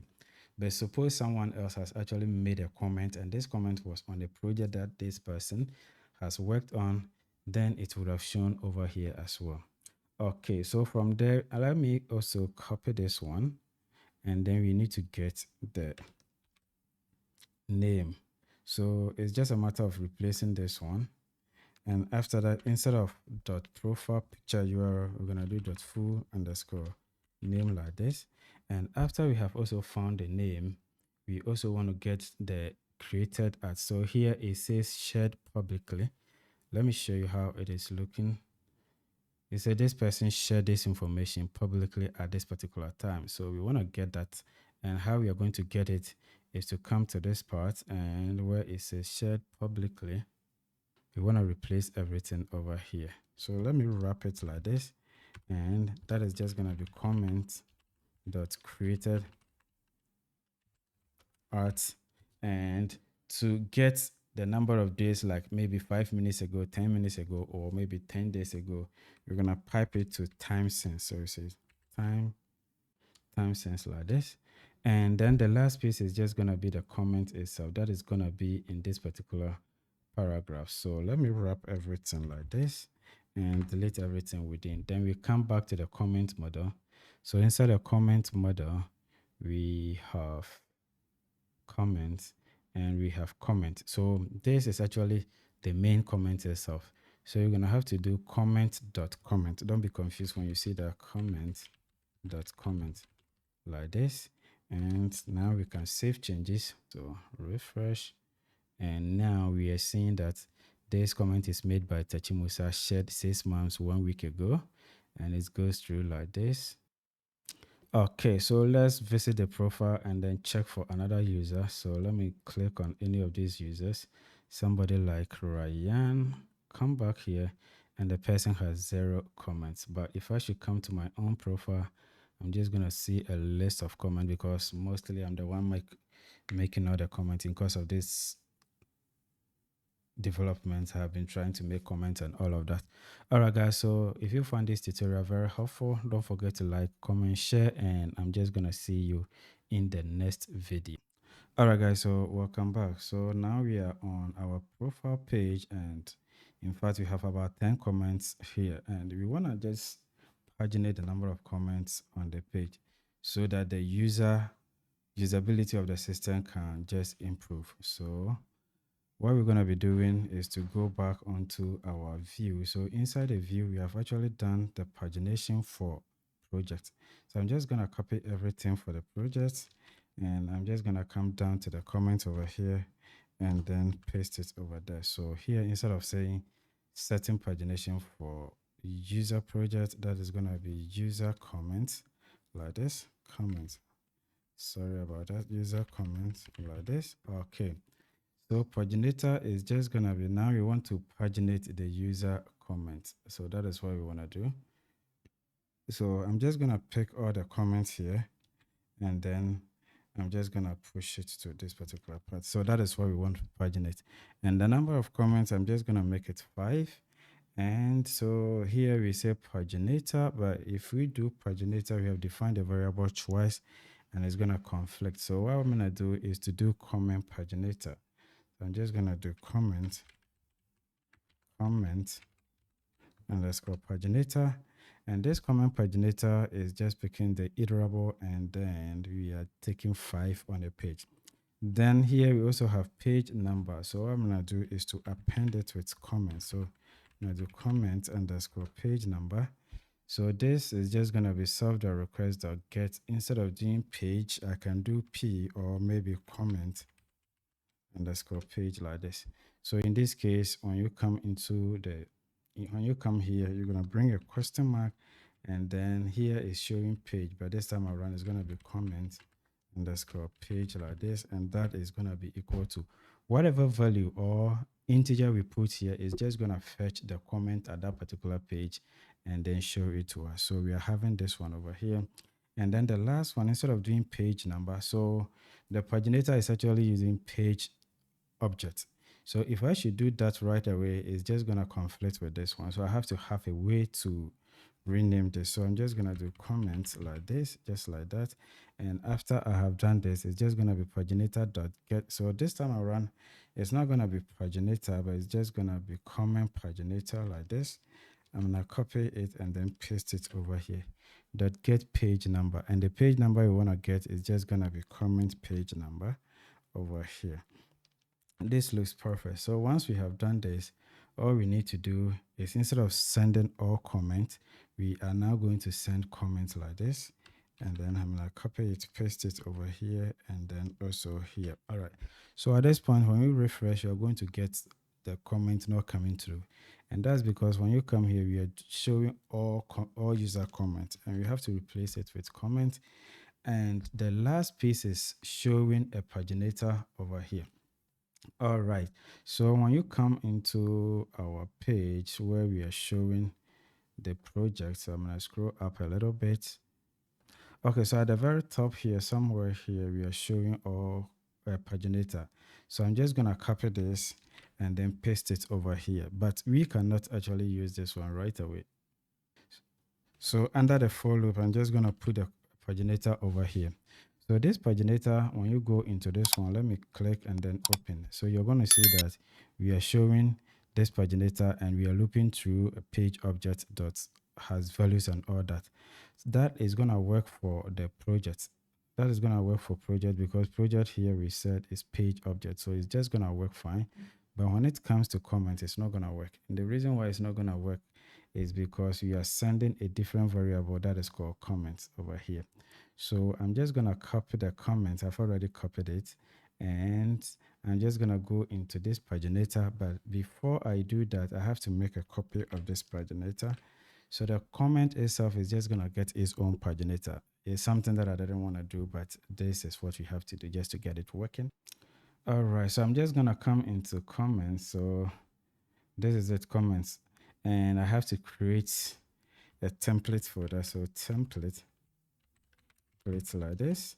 And then inside the template, I'm just going to create comments. So let me create another folder called comments like this. And inside the comments, I'm just going to create the HTML file. So that is just going to be comment underscore paginator. So comment underscore paginator like this dot HTML. So I'm just going to create it like this and then paste this paginator over here. All right, so this looks perfect, but anywhere we have page object, we have to change it to comments. And that's because we are actually sending comments over here. So this is the comment we are sending to the backend, and that is what we have to actually copy and then replace in the comment underscore paginator over here. So I'm just look for page object and I'm just gonna replace it with comments. Looks like we have 7 different occurrences. So let me replace all. So this now has been replaced. Okay, so after we have done that, we are also seeing page. So if you take a look at it, we are seeing page 1, page 2, and all these ones. So we don't want to display those information. I mean, that is not what we want to do, because inside the view, it's not just pages that we are showing over here. We are showing page. But this time around, we are showing comment underscore page. And that's what we are expecting from this particular part. So I'm just going to come here, replace this one, and this one as well. I'm going to replace it. And we have another one also here, replace and then replace. The reason why I'm not doing find and replace is we have pages also here. If I don't take it, it's just going to replace all of that. So this is what I want to replace, and it looks fine to me. So let's save changes.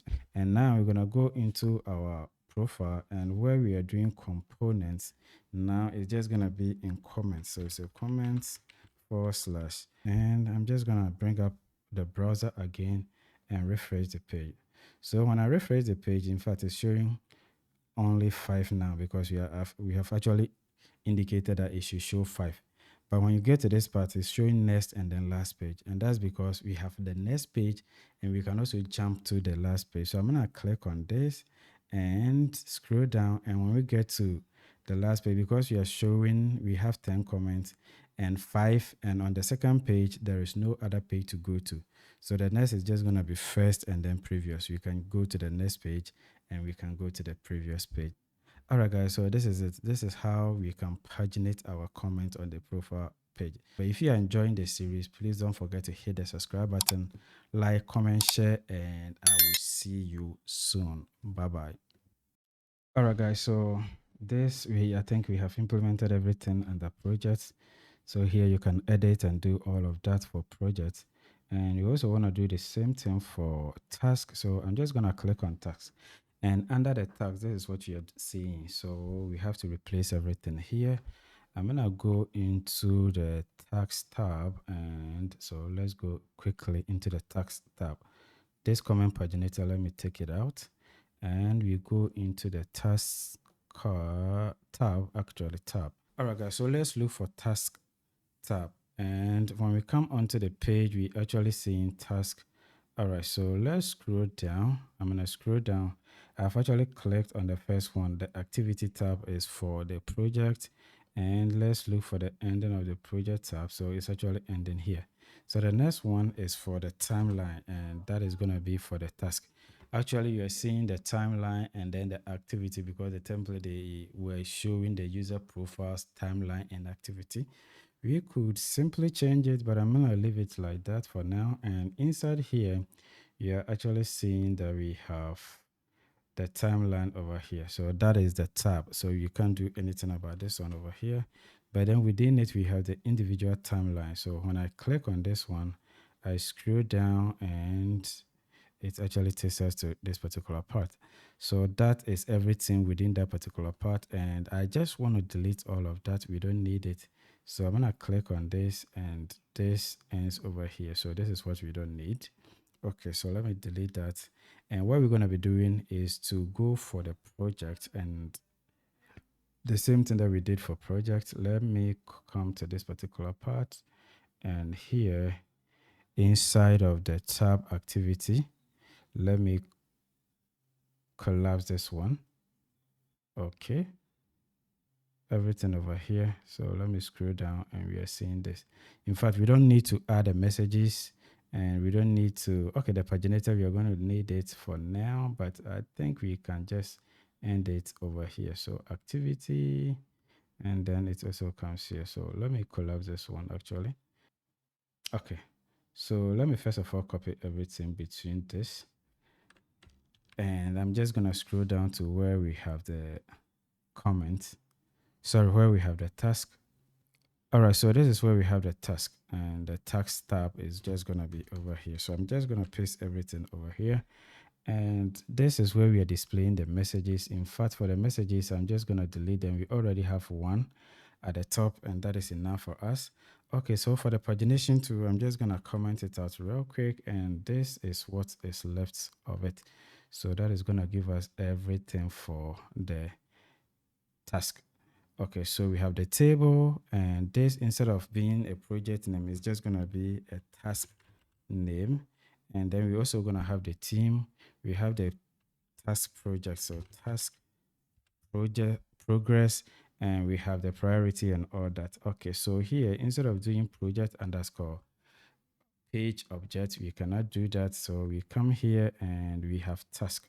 So I'm gonna go to task, and task, we don't have a variable or a context variable for task, but then we have a context for the task count.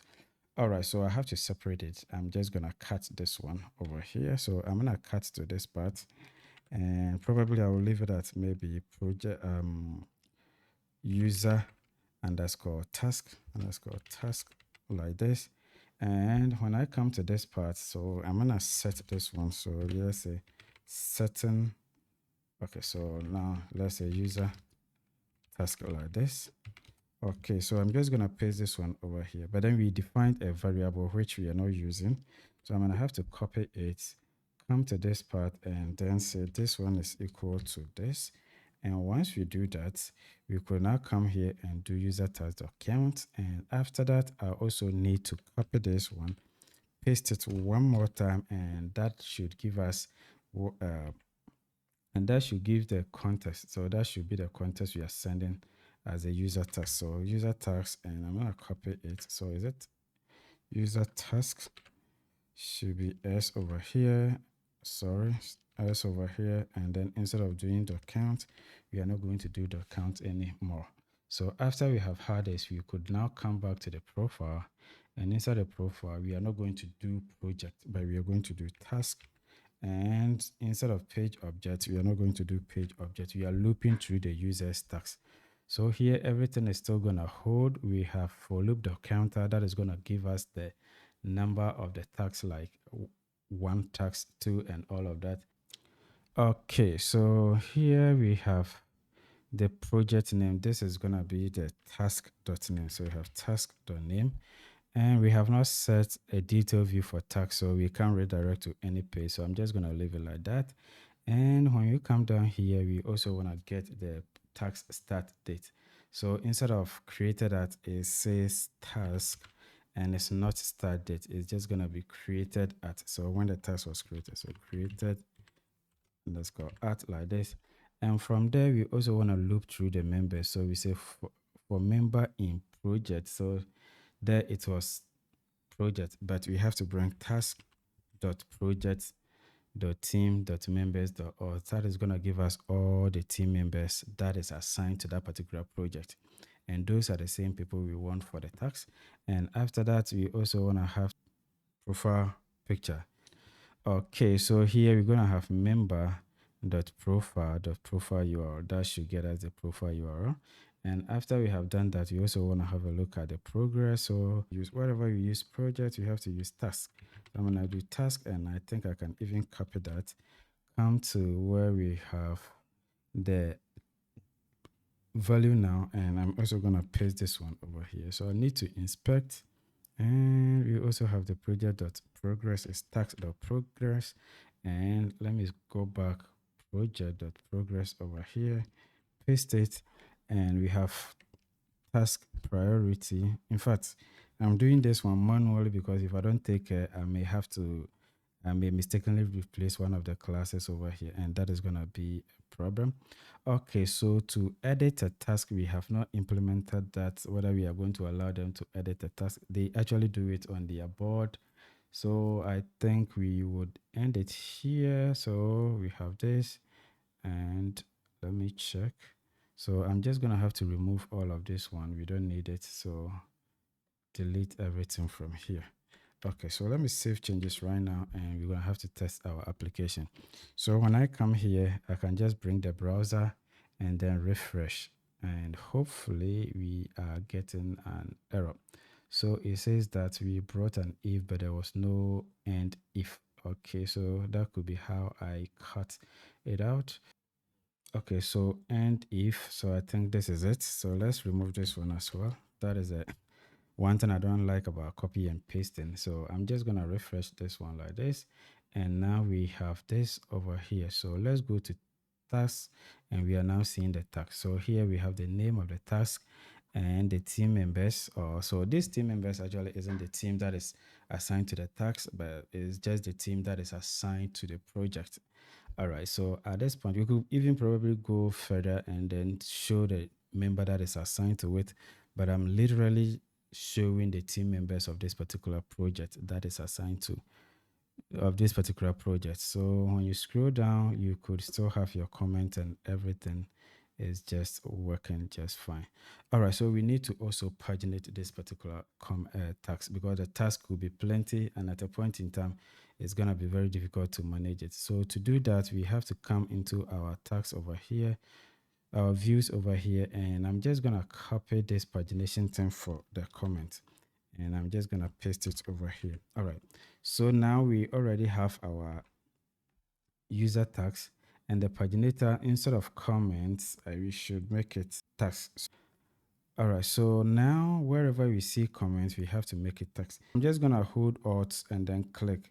So this is actually going to allow me to do multiple selection or multiple clicks, and now I can just do backspace all of it like this and then do task like that.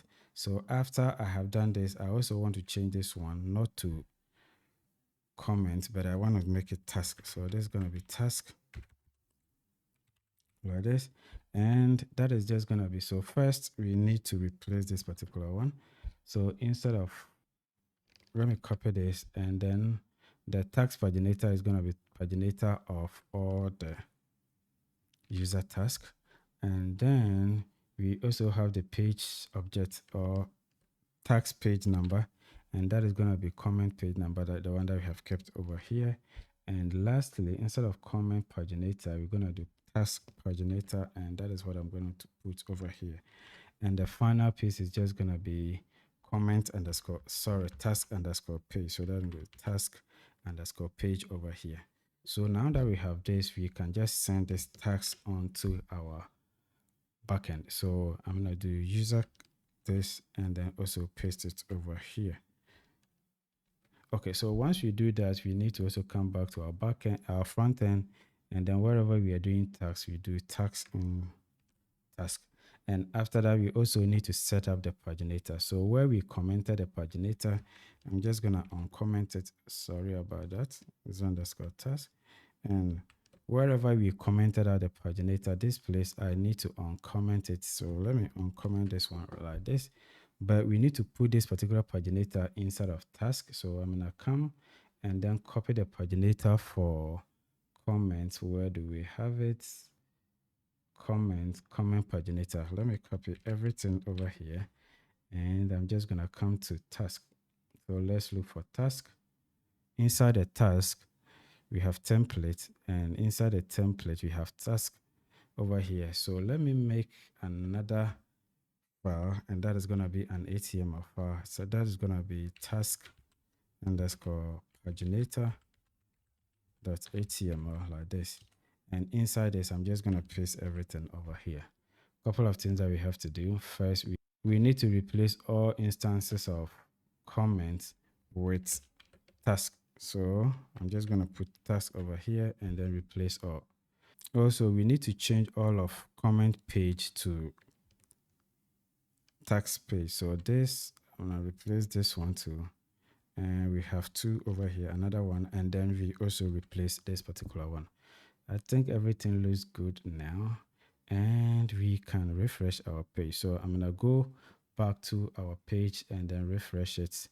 We don't have any errors. I'm just gonna click on the tabs over here, and it's actually telling us that we have one of two. So that means there is another page, and when I click on it, we are seeing that we have the last one over here, and now it's telling us the previous and then the next page. So we have successfully integrated users, all of the users tags, and then even the pagination on the user profile. So the user profile now looks very neat, I can say. So you can actually zoom in and it should look very nice. So we can come back and then click on any of the profiles. So I'm gonna come here, look for any of the users, and this particular one, hider, I'm gonna click on that, and this is what we have. So let me zoom out, and this is what we have. The pagination and everything works.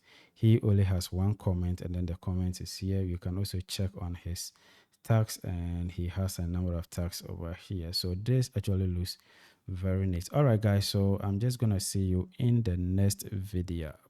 All right, guys, so welcome back. So this is our Kanban board, and we want to have the ability to assign a task to a user, a team member.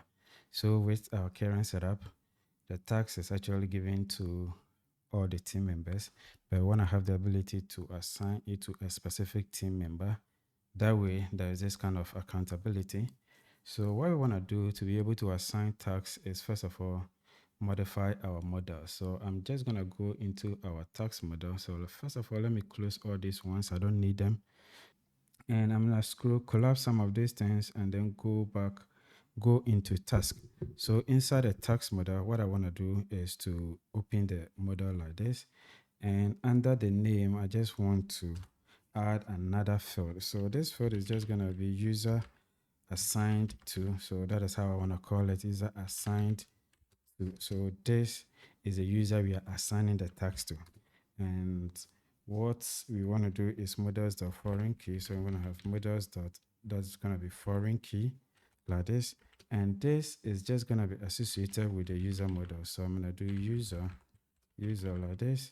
And after we have done this, we also want to do on delete. So when we delete this particular user, we want to also delete the tags. So that is going to be models.cascade. So that models dot, and we have cascade over here. Okay, so the moment this user is deleted, the tax that is also assigned to the user is going to be deleted. And then the next one is just going to be related underscore name. So when we get this particular user, when we query for a user or any of the users, we can do the related name. So we can now do the user dot, then we can do assigned underscore task like this. And that is going to give us all the tasks that is assigned to this particular user or the user that we are looking for. And at this point, you also want to do null is going to be equal to true. And you also want to do blank is also equal to true. And the reason why we are doing null and blank equals true is because you have already set the model up. You have written the migration, and any compulsory field we actually introduce onto the model is just going to result in an error. Django is going to tell us to assign or provide a default value. All right, so I just have to save it, and then I'm going to make migration. So I'm just going to do Python manage.py make migrations, and this is going to go ahead and then make migrations for us. And we're going to do the last part, that is Python manage.py migrate, and that is going to write these changes into our database. So let's go back onto the browser, and here I'm just going to go to task. Okay, so we have the tasks over here. I'm just going to click on any of these tasks, and right here is telling us assigned to user, and this is actually pointing to the user model. All right, so this is what we have to do to set the model up. All right, so after we have done this, we're gonna go into the task model, and inside the task model, we're gonna have to define a function that is going to assign a user to a task. So to be able to assign a user to a task, we're gonna have to, it's just gonna be a two-step process. The first is just gonna be the back-end process that is going to save or query the task, and then also going to write the changes or assign the user to the task. And then the front end is where we pass the task and then the user from the front end. And once we pass it, the back end is just going to take it and then process it and then actually assign it. So let's see how we're going to do that. So this is just going to be defining the function, and I'm going to call it assign user to task. So I'm going to make it very explanatory. So assign underscore user underscore to underscore task like this. This is self-explanatory, and it's just gonna take in the request. So we have the request over here, and after we have had a request, we also want to pass the task underscore ID because we want to query a task, and then after we have gotten the task, we should be able to assign it. So the task ID is very important. And after we have done this, we want to get a task. So I'm going to do task, and that should be equal to so we're gonna do get object of 404, and we have to make sure get object of 404 is imported. So I'm just gonna scroll up, and that's where we have the shortcut. It's just there. Okay, so this is actually gonna expect two arguments. The first is just gonna be task model, and then the next one is just gonna be the ID or the lookup field, and that is just gonna be task underscore ID. Okay, so we have the model, and then the tax ID that is passed from the back the front end. Okay, so at this point we want to make a we want to check if the method we are using is a post method, because this is something that we are going to save the data and we need a post method. So I'm just going to do if, and we say request and we want to do method if the request method is equal to, so we want to check if it is equal to post. So post all caps. And after we have checked to see if it is post, first let me pass for now. So if it is a post request, we are definitely going to do something. But for now, I'm just going to pass, and I'm just going to go to when it is not a post request. So if it is not a post request, what we want to do is to return. So we want to return something or a message to the user. And we want to return a JSON response. And this response, we want to say success. So that is going to be in a dictionary. So inside this dictionary, you're going to have success. So success is just going to be equal to false. So it's just going to tell the front end that the operation we are actually performing is false. It didn't go through. And then the next one is just going to be an error. So you want to display the error. So error, and the error we want to display is just going to be equal to, that is going to be the message you want to send. So we are going to say invalid request method, invalid request method like this. Okay, method like this. And okay, so after we have done this, we want to pass the status code, and status code is just gonna be 405 like this. So after we have done this, so we are now making a check to see if it is a post request. So if it is a post request, we are now saying pass, but we are about to create a logic for this. But if it is not a post request, suppose the URL is just pasted into a browser and we just hit on enter like that, it's just going to return this message. Success is going to be false, and then the error is going to be invalid request method or status 405. Okay, so now we are now ready to implement the rest of the functionality. But before we can go ahead and implement this functionality, we also need to get a form. So I'm just going to go into the task and forms.py. So inside the forms.py, I'm just going to define another form. I'm just going to create another form. So this form, I'm going to call it, we're going to call it tax user assignment form. So I'm going to do class, and this class, the name is tax user assignment form like this. And this actually is going to be inheriting forms.model form. So model form like this. Okay, so after we have inherited this, we now need to define a class called meta. So it's a class, and this class is just going to be meta. So in the meta class, we want to set the model that we want to query from. So model is just going to be equal to task like this. So that is the model we are dealing with. And then the fields. So the fields is actually going to be a list. So the fields that we want to display in the form. First, we want the users to be able to provide the tax ID, not like the users will actually provide it, but then our front end is just going to provide the tax ID for us. So we now have the tax ID, and then the next one is just going to be user assigned to. So I'm just going to come into the model like this. So inside the model, I just want to pick this particular field as well, and then paste it over here. So this is all that we need to do to get the form going. All right, but then there's one thing I also want to do. So when we do this, it's actually gonna be not pretty. We want to actually make it nice. And besides, the tax ID is just gonna be, we want it to be a hidden field. We don't want any user to be able to mess with it. So we have to override that. And I'm gonna say tax underscore ID is just gonna be equal to forms dot. This one is gonna be car field, and this car field, we can now provide arguments like widgets. So the widget at this point is just going to be forms dot, and we want to make it hidden input. So we say hidden input like that. And we also want to make sure that this is a required field. So we're going to say required is just going to be equal to true. So if it is not going to be a required field, we're just going to leave it like that, or we're just going to say false, but we want to say that a required field is going to be equal to true so that it is a required. And we also want to override the user assigned to form. We want to make it a drop down where the users, we can now select the user that is being assigned to this particular task. So I'm just going to paste that one like this, and I'm just going to do forms dot, and that is going to be model choice field. So the model the choice field, and this model choice field, one, we don't want to give it a label. So label, we're going to say false. So we are not going to give it a label. And required is just going to be equal to true. So we want it to be a required field. And on top of that, we also want to provide a query.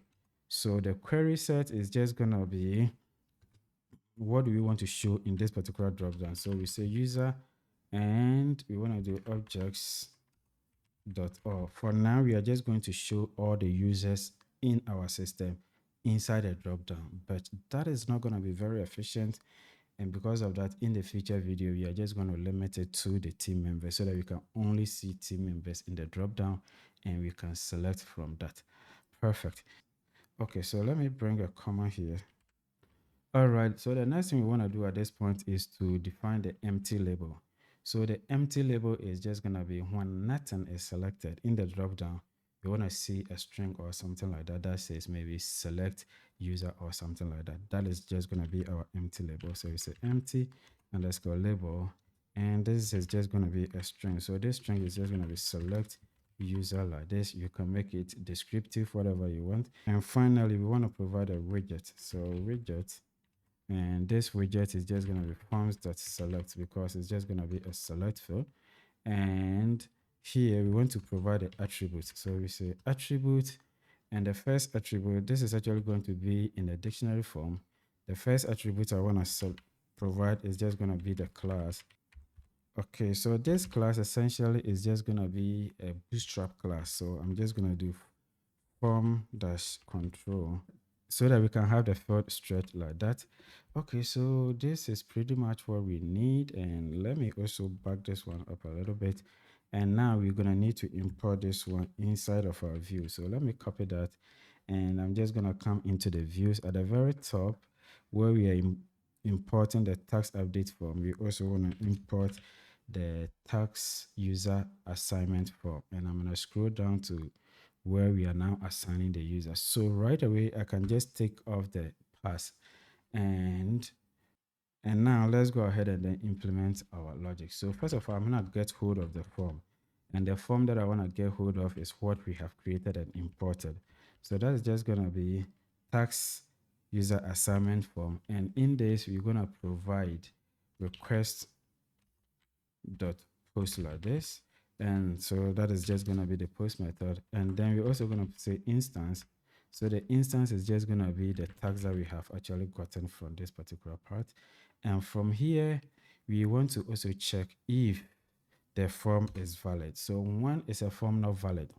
A form is just going to be not valid if for some reason on the form here. Okay, so here we have actually provided that the tax ID is required and it's true. And also here, the user assigned to field is also required. But a situation whereby a user who is actually assigning or submitting the form fails to provide either the tax ID, or even a user is not assigning the user and then the person is trying to submit, it's just gonna, the form validation is just gonna be run. And the moment it runs, it's just gonna flag this as invalid form. So we say if, and that is form dot is invalid. So you're gonna do in underscore valid. Oh, form is underscore valid. So if the form is valid, so what do we do then? What we need to do is, let me make a comment, save the form like that. So we're gonna say tax is gonna be equal to form dot save like that, and that is all that we need to do. So at this point, we are actually saving the form and storing it in the variable called tax. So after we have done this, we need to send a message or provide a response to the front end. So we're gonna say return, and what we're gonna be returning is just gonna be JSON response, and the response is just gonna be in the dictionary. So first it's just gonna be success, and success is just gonna be true for now. It's actually true. Okay, so we can actually attach the details of this particular task in here, but for now I'm just gonna leave it like this because this is all that we need to do to be able to assign a task to a particular user. So this is the first stage of assigning the task. We have implemented the backend functionality. In the next video, we are just going to go ahead and implement the front end functionality to assign a task. So I'm just going to see you there. Bye bye. All right, guys. So now we want to import this into our view. So that is going to be in the task views. So first, I'm just going to bring a comma and back to the views. I'm just going to copy the view that we created to assign the user. So I'm going to bring it back here and paste it over here like this. And right after that, I'm just going to copy one of these and then paste it over here. So we are trying to assign a user. All right, so we also going to be using a UUID because the tax ID is a UUID. And instead of update, it's just going to be assign dash user like this. And the name we also want to give to it is just going to be assign dash user. So it can be assign dash user. After that, we actually have to put in the correct function. So that is just going to be assign user to tax. So after we have done this, we can save it, and now we are prepared to actually tackle the front end functionality. I'm just going to close all of these ones with the exception of this. I could even close that one. And then I'm going to go into the project, and inside the project, I'm just going to open the Kanban board. All right, so what we want to do at this point is actually have another button over here. So first, we have this button that allows us to update a task. So we can just click on it and it's just going to open. All right, so before we even go ahead, I realized that my server is just down. I'm having an error, and the error has to do with, it's actually saying user is not defined. So we are doing inside the forms, we are doing user.objects.all, but then the user is not defined. That is where the error is coming from.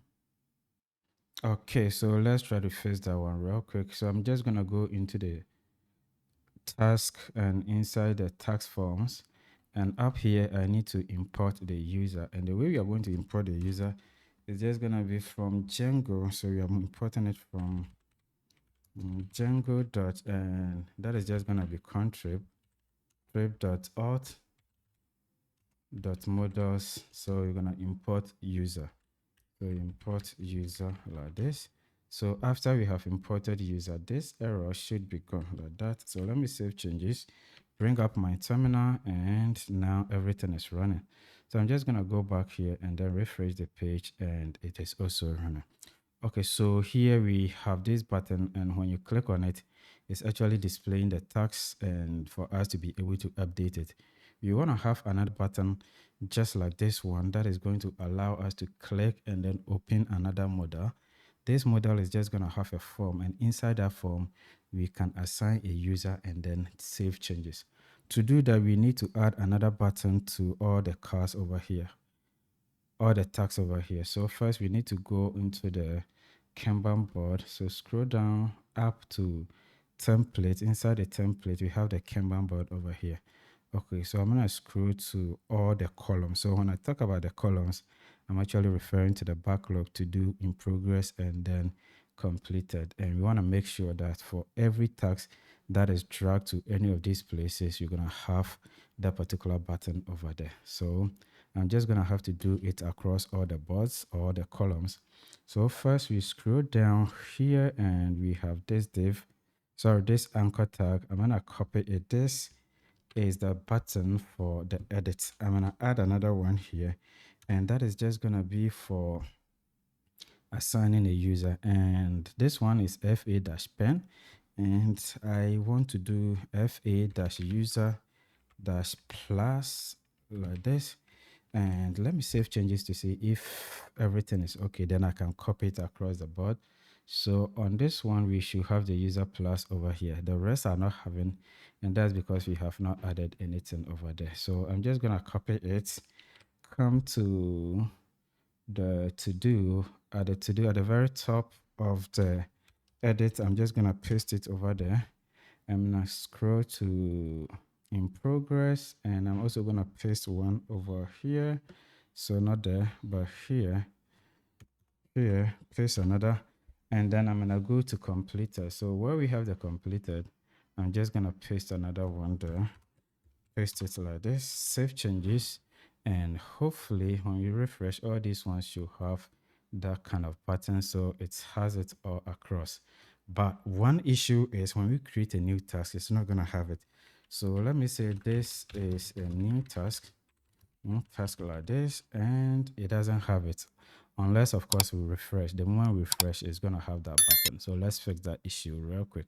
So this is coming from the part where we automatically set or add a task on the board. So this is where the thing is. I'm gonna come here and then we're gonna add the same code. So let me add the same code over here, save changes. And when I come back and refresh, now let's try to create a new task, just another task like this, and now it's actually having it. Perfect. So the next thing we're going to do is to click on this, and it should open up a modal. You see right here, when you click, it's actually opening a modal, and that's the update modal. But you want to click on any of these things and it should open a modal for us to assign this particular task to a member. All right, so to do that, let me scroll down to where we are doing the event delegation. This is where we did the event delegation, where we assign a single click to the entire board and then listing for click events on the children containers. Okay, so this is what we need to modify. All right, so we are going to modify this. First of all, let me copy this code and then comment the rest out. So I'm going to copy it like this, come here, and then comment this one out like this. I'm going to come to the very top over here and then comment it out like this. Okay, so this code is no longer in use. I'm just keeping it for reference so that I can know what I'm actually doing. Okay, so what we want to do at this point is we actually actually targeting this particular board, and we have actually assigned a click event to it. Now what we want to do at this point is, instead of we actually targeting or looking for the closest fa-pen or the edit icon, we actually want to listen for the clicks or find a font awesome icon on the page. So let me do this and then paste this one particular here. And what I want to do is to say const, and we want to give it a name. The name is just going to be target icon like this, and that is just going to be equal to event.target.closest. But this time around, we are looking for a font awesome icon, that is I over here. Okay, so now we want to listen for a click event, or we want to see if there is a click on any of the font awesome icons. So I'm just going to do if, and I'm just going to put target icon here. So what we're essentially doing is, if there is a click on any of the icons, then we want to find the parent, the closest parent that the click actually happened on. So this way we can just put these two codes over here. The target icon is event.closest, and we found the task card. And after we have found the task card, that is going to give us the actual div that the click actually happened on. And from there, we also extract the data ID from the data attribute and store it in the task card. So this way we can actually pinpoint that the click happened on this but not on that. Okay, so after we have done that, okay, so I can straight away delete this one.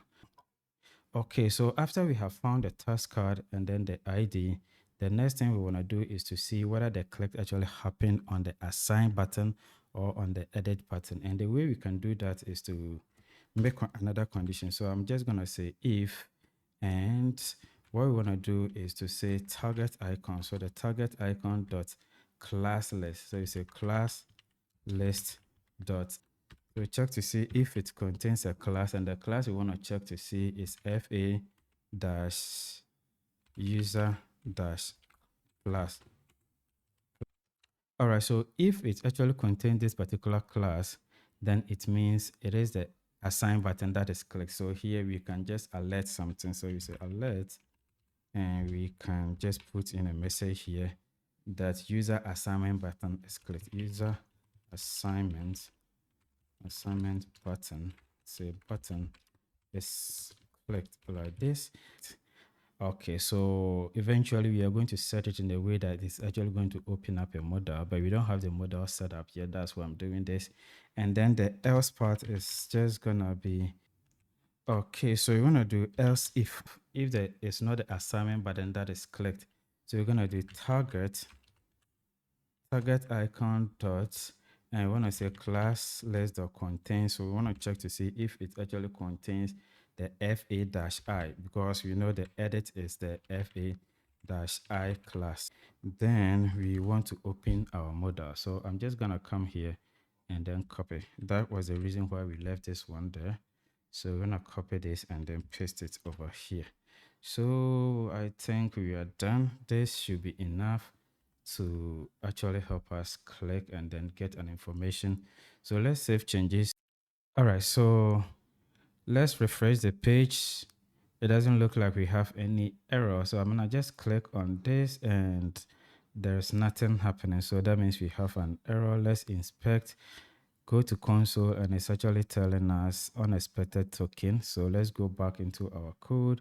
And this is supposed to be const, but we spelled it wrong with const like this. Save changes. All right, so let's go back and then check. I'm just gonna click on it and nothing is appearing. And that's because when you come here, we have fa-i, but it's fa-pen. I don't know why I keep doing this, but it's just gonna be the pen that is the edit icon. So I'm just gonna come back, refresh the page, and hopefully everything should work. So I'm just gonna click on this and it's actually now displaying the model. So I'm just also gonna click on this one and it's now saying user assignment button is clicked. I'm clicking on this and everything is now working just fine. All right, so I also noticed that I have spelled target wrong. Okay, so I'm just gonna hold Control H to bring up this and I'm just gonna put in the correct spell. So that's just gonna be target icon. So I have icon like this and I'm just gonna replace all, save changes, click, and it says assignment button is clicked, and we click on this and it opens up our model for us. All right guys, so this is what we want to do. In the next video we are actually going to open up the model and I'm gonna see you there. Bye bye. All right guys, welcome back. So now we can click on this and it's actually giving us an alert that user assignment button is clicked, but the purpose of this is to be able to open an actual model. So first I'm just gonna go into our script, and where it says this, where we are alerting, I'm just gonna cut this one out and I just want to make a comment. So let's just say open a model, open task assignment model like this. Okay. All right. So I just want to call a function. So the name of the function, I'm just going to be making it open task. We say assignment model like that. Model like this. Okay. So this actually isn't going to take any parameter as of now. And this is a function that doesn't exist. So I need to create it. So I'm going to come down here and create the same function. So I'm just gonna do function, and the name of the function is just gonna be open tax assignment model, the one that we created above, and it's not gonna accept any model as of now. So any parameter as of now. Okay, so what we want to do is to alert. So I'm just going to show the alert over here. So the alert that we were previously showing inside here has now been moved into a function, and I want to show it. So I just want to test to see if our function is being called correctly. Then we could go ahead and then deal with the modal stuff. So let me click, and it's still showing. So the function is being called correctly. All right, so from here, we first of all need a model to even begin with. And to get a model, I'm just going to go into the task. And inside the task, remember we have task update model. So I'm just going to open this and then copy it. That is a model, and we need another one for the assigned task. Okay, so here I'm just going to create another file, and I'm just going to call it team underscore member underscore task. So task underscore assignment underscore model dot html. So I just want to be more descriptive, and I'm just going to paste this particular code over here. So now that we have pasted this code, we have to make some few modifications. So the few modifications we want to do is, first of all, the ID, we want to make a task assignment model. So we say task assignment model like this. So that is going to be the ID. And we also want to say tax assignment. So instead of update tax, I'm just going to make a tax assignment like this, assignment like this. And after we have done that, we also want to go ahead and the form ID, the tax form ID, probably I'm just going to leave it like that. Maybe I'll update it, but the form, we need to pass the form. So to pass the form, it has to be passed from the Kanban board view. So I'm going to go to projects and then go to views. So inside the Kanban board view, let me scroll down. We need to pass another context variable. So here, where we are passing the form, we need to pass another form for the tax assignment. But this tax assignment form doesn't exist. We need to import it. So I'm going to come to the very top here, and where we have the tax update, I'm going to bring a comma and then do tax assignment form. So that is it right here. And I'm just going to copy it, scroll down, and I'm just going to paste it over here. So I'm just going to paste it over here. But you see right now, the two are having the same names, and we can't do that. So I'm just going to give it a descriptive name. So I'm just going to do task underscore assignment underscore form like this. So this is going to be the name we want to give it to it. And I'm just going to copy that. So this is a variable that is going to exist. And now we can pass it to our backend over here. So our front end over here. So I'm just going to paste it into the assignment like this. And after that, I think, so instead of saying save changes, we can say assign user for the value of the button. So we say assign, and then we say user like that. Perfect. So I'm just going to save changes right here. And now that the model exists, we need to actually display it here. And the way we are going to display the model, let me comment this one out and let's display the model. So first we're going to use jQuery to do that. And I'm just going to bring the $sign over here and open a bracket. So inside the bracket, we want to target or get the ID of the model. And the ID of the model is the tax assignment model. That is going to be the ID. But don't forget to bring the hash and then the assignment model like this. And from there, we do dot model and we pass in show over here. So show like this. And this is actually going to show the model for us. So, all right, so now we are showing the model. But this isn't going to show the model unless, of course, we load the model on the Kanban board. So I'm going to scroll to the end of the block content. So I'm just going to copy this one like this and then paste it right underneath over here. So I'm just going to paste it like this. They are at the same location. So we have tax update model, but this is team. So we have to get the name correct. So it's going to be team underscore member underscore as task So assignment underscore model like this. Okay, so I'm gonna save it. The name has to be right. Save it, and then let's go back onto our browser. So I'm gonna refresh it, and now when I click on this, it's actually giving us task assignment, and then we have all the users inside of the system. We have the close and then the assign button over here. One thing I also want to do is when you go into the model, we have task update form. So I just want to change it to task assignment form. So task assignment form like this. And that is one of the corrections we have to make. And when you scroll down to where we name the function, so let's go down here and we say open, look, open team member assignment form. So I'm going to do it open team member assignment form like this. Oh, sorry, assignment model like that. Model like this. And just so that we don't make a mistake, I'm just going to copy it and then paste it over here. Save changes and let's refresh the page again. So I'm just going to refresh it and click on any of the assignment and it's actually opening. All right, guys, so I'm just going to see you in the next video where we actually do the actual assignment of the team members. Don't forget to hit the subscribe button, like, comment, share, and I'm going to see you in the next one. Bye bye.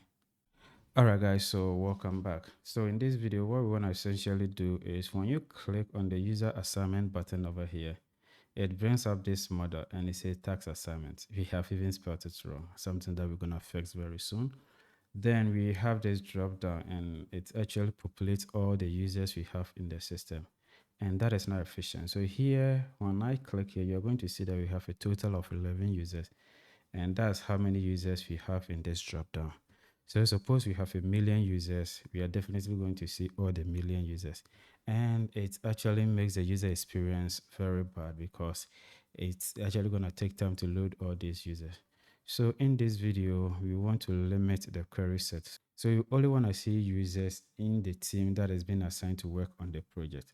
So one thing we even have to do that is if we are mistaken, we can actually assign someone who is not working in the team to that particular task, and that is not what we want. So we only want to show only the team members over here. And to do that, I'm just gonna bring up my form. So let me close some of these things. So I'm just not gonna need this one for now. And okay, so let me leave the Kanban board. I'm gonna scroll to where we have the task. So inside the task, we have forms.py. And inside the forms.py, I'm going to scroll down and we have task user assignment form. And here, user assigned to, we say form.choices field. And here we are doing user.objects.all. This is actually what is causing the issue. So we don't want to do user.objects.all, but we want to do user.objects.none. So let me show you that. So the moment we do .none, we could come back here, refresh our page, and after we have refreshed the page, you can just go back and then test our application. So let me click on it once again. And now we don't have anything because we said none. And it's actually not going to show anything right here. Okay, so after we have done that, we have to overwrite the init method. Because here the form is being rendered. We are now trying to render the form. So the moment we click, it will just go ahead and run this query set and then populate it inside of the drop down. But what we essentially want to do is when the user comes onto the front end, so let me go back onto the front end and clicks on this particular button. The system or the front end is just going to get the tax ID depending on which tax it is being clicked. It's just going to get a tax ID and send it to the backend. So when it sends it to the backend is just going to make this query. So let me go back here. And then it's just going to grab the tax and then set it inside of that particular dropdown. But here, we cannot do all these things when the form is being passed in the Django context over here. So let me comment this one out. And after I have commented this one out, I'm just going to come back here. And then we have to define an init function. So we want to overwrite it. We say def dunder init, and this is just going to take self and it's also gonna take args. So I'm gonna do arguments args, and then we also gonna take keyword arguments. So we say keyword arguments like this. So let me remove some of these things. It's just being duplicated like this, and then I'm gonna remove one of these also. Okay, so this is what is gonna happen, and once we do this, we want to call the super init. So the super init, so we call super, and that is gonna be dot, and we want to call the dunder init like this, and now we want to pass the argument, then the keyword arguments over here. So let me copy and then paste them over here. Perfect. So once we've done this, we now want to grab the tax ID that is being passed from the front end to the back end. Remember, I told you we click on this and it's just going to send. The front end is just going to send the tax ID to the back end. So before the form even opens, so here we have to get that particular tax ID. So we say tax underscore ID like this, and this tax ID is just gonna be something that we have to query for. So we're gonna say self. So this self is actually referring to the form dot, and we say initial, and this initial dot get. So we wanna get, and what essentially we are going to get is we are going to get a tax ID like this, tax underscore ID like this, or so this is when we are actually opening the form. So we click on the form and the front end sends the data. So suppose you are trying to update or maybe reassign the tax to a different user, we will get the tax ID like this. So we say self.initial.get tax ID. So it has been assigned. Or if it is the first time that we are doing it, I'm just gonna do or, and it's a self.data. So we're gonna do data.get, and now we are going to get the tax ID with tax underscore ID. So this is when we are doing it for the first time. So this is actually going to get us the tax ID. So it's either we are getting the tax ID from a form that we are using to reassign somebody else to the form, to the tax, or we are submitting it for the first time. Okay, so after we have done this, I can actually go ahead and then print the tax ID in the console. So we say print and say task underscore ID like this. So this is just going to give us a tax ID. So after we have had a tax ID, we want to make a condition to see if there is even a tax ID. So we say if task underscore ID. So we want to check if the tax ID is present. If it is present, then we want to try to grab that particular tax from our database. So we say task, that is going to be the variable we are calling it, and we're going to do task.objects dot get, and here we have to provide the lookup field. In this case, it's just going to be an ID, and that ID should be equal to the tax ID we have actually found over here. Okay, so at this point we have gotten the tax and we say solve. So this solve is actually going to refer to the forms, and we say fields. So we are trying to grab the form fields, the form field with a name of user assignment, user assigned to. So we paste it over here. Then we say dot query set. So query set like this. And this is where we actually set the query set. And the query set is just going to be tax dot, and we say project, tax dot project like this dot, and now we want to say team dot members dot all. So let me explain that once again. So here we are saying self dot fields. So that self is actually going to refer to the form that we are dealing with, and we are now grabbing, because the form fields are in a list, and now we are grabbing the field with the name of user assigned to dot query set. So here we say self dot fields, and we say user assigned to. So the form fields are actually in a list over here, and now we are grabbing the user assigned to field dot query set, and then the query set is just going to be tax, which we have actually grabbed over here, dot project. So when you go into the tax model, let me do that real quick. Inside the tax model, we have project. So tax dot project, and let me come back. So tax dot project dot team. So that is gonna bring us tax dot project So the project, let me click on the project, and the project has a field called team. So .team.members, and when you come into the project, the team, we have team over here. So I'm gonna click on this team and we say .members, and that is what we have been doing over here, .members.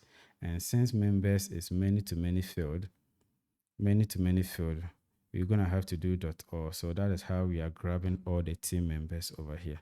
So after we have grabbed the team members, we use try, and we have to follow it with except. So the exception is just gonna be tax does not exist. So if the tax does not exist, what do we do then? So what we're going to be doing at this point is to set the fields again. So is to call the field again. So here I'm just going to copy and then paste it over here like this. But instead of doing team tags.project.teammembers.all, we're going to do user.objects.none. So we're going to do user.objects.none over here. In fact, we could have left it empty because inside the form we are actually doing it. So we say user.objects.none. So at this point, we are just going to check if the task does not exist. Then we are going to set the field, this particular field, to user.objects.none. So if there is no user, if the task does not exist, the drop down is just going to be empty like that. Let me close some of these things. All right, so after we have done this, we're going to have to go into the project views. I'm going to click on views, and where we are passing this one as a context, we cannot use that anymore because we don't want to pass it through the Django context. We can't actually do that, but we need to pass it through a JavaScript mechanism. So in fact, in order not for us to confuse ourselves, the way we did with the forms, we said tax ID. So let's go back into our task, and then inside the tags, we're gonna go into the view. So let me look for tags, and then inside the views, let's look for where we are getting the tags. So get tags, and here we are passing ID. So that will actually confuse us a lot, and we don't want to do that. So where it says ID, I'm just gonna do it tags underscore ID just so that it matches this one over here. So let me copy it, come back to the views, and then I'm just gonna replace the ID with tax ID. So the moment we do this, we're gonna have to go back into our Kanban board, and wherever we have used tax.id, we're gonna have to change it in the JavaScript. So I'm gonna scroll to where we are trying to open the model. So we say open model, and let me scroll down a little bit where we are trying to set the tax ID. So here we say task underscore ID is just going to be this tax, that is the data coming from here .id. But you know, now we are no longer having an ID, and the response is rather going to be tax ID. So we do tax.id over here. Okay, and there is one place we also use this where we are trying to set the tax automatically when we create it. Let me scroll up, and this place, I think we are using it somewhere here. So set attribute data dot. Okay, so it looks like we are even doing the right thing over here. So after we have done this, we can just go ahead and then close the form because we don't need it anymore. And I'm just going to save this one, changes to. Okay, so when you come into our project views, we are no longer displaying or sending the form as a context, but we are rather going to send it through an AJAX. So let's define a function that is going to do that. So it's a def, and that is going to be get tax assignment form. I'm just going to make it very descriptive. So get underscore task underscore assignment underscore form like this. And this is actually going to take in a request like this, and it's also going to take in the tax underscore ID. All right, so like I told you, when we click on the assignment button over here, it's just going to send the tax ID over here. So we have to accept that particular tax ID. And after we have done this, we want to try. So we do try, and we want to try and then get a tax. So for now, let me pass here, and then I'm just going to do the accept. When we query for a tax and it does not exist, so I'm going to do tax dot does not exist. If the tax does not exist, you want to return a JSON response to the front end. So you're going to do return, and that is just going to be a JSON response. And this JSON response first we have to provide a dictionary, and then the first key is just going to be an error. So the error we want to send or show to the user is just going to be a message that tax not found. So tax not found. In fact, you can make it more descriptive, something very nice. And after we have done that, we also want to send a status. So the status code is just going to be 404. So the tax was not found. Okay, so this is it. We try to get a tax, which we have not implemented a logic yet, and this does not exist. If the tax does not exist, we send a message to the front end that this tax was not found. The tax with that particular ID was not found. Okay, so now let's implement this functionality. So we first of all try to get a tax. So we say task, and that is going to be tax dot objects, and we want to get the tax by ID. So the ID is just going to be the tax ID we have provided over here. So let me copy this and then paste it over here. So at this point, we assume that the tax is found, and now we have the tax over here. So from here, we want to say form. We want to send a form actually. The form is just going to be the tax user assignment form. Let me check if it is being imported over here.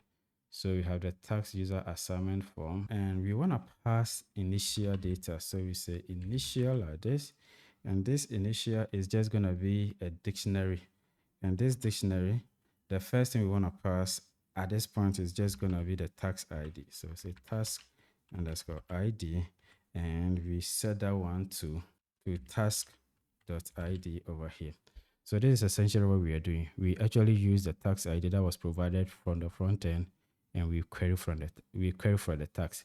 So if that particular tax exists, we grab our form and we pass in an initial data. So the initial data is just going to be the tax ID, and we say is equal to the tax.id over here.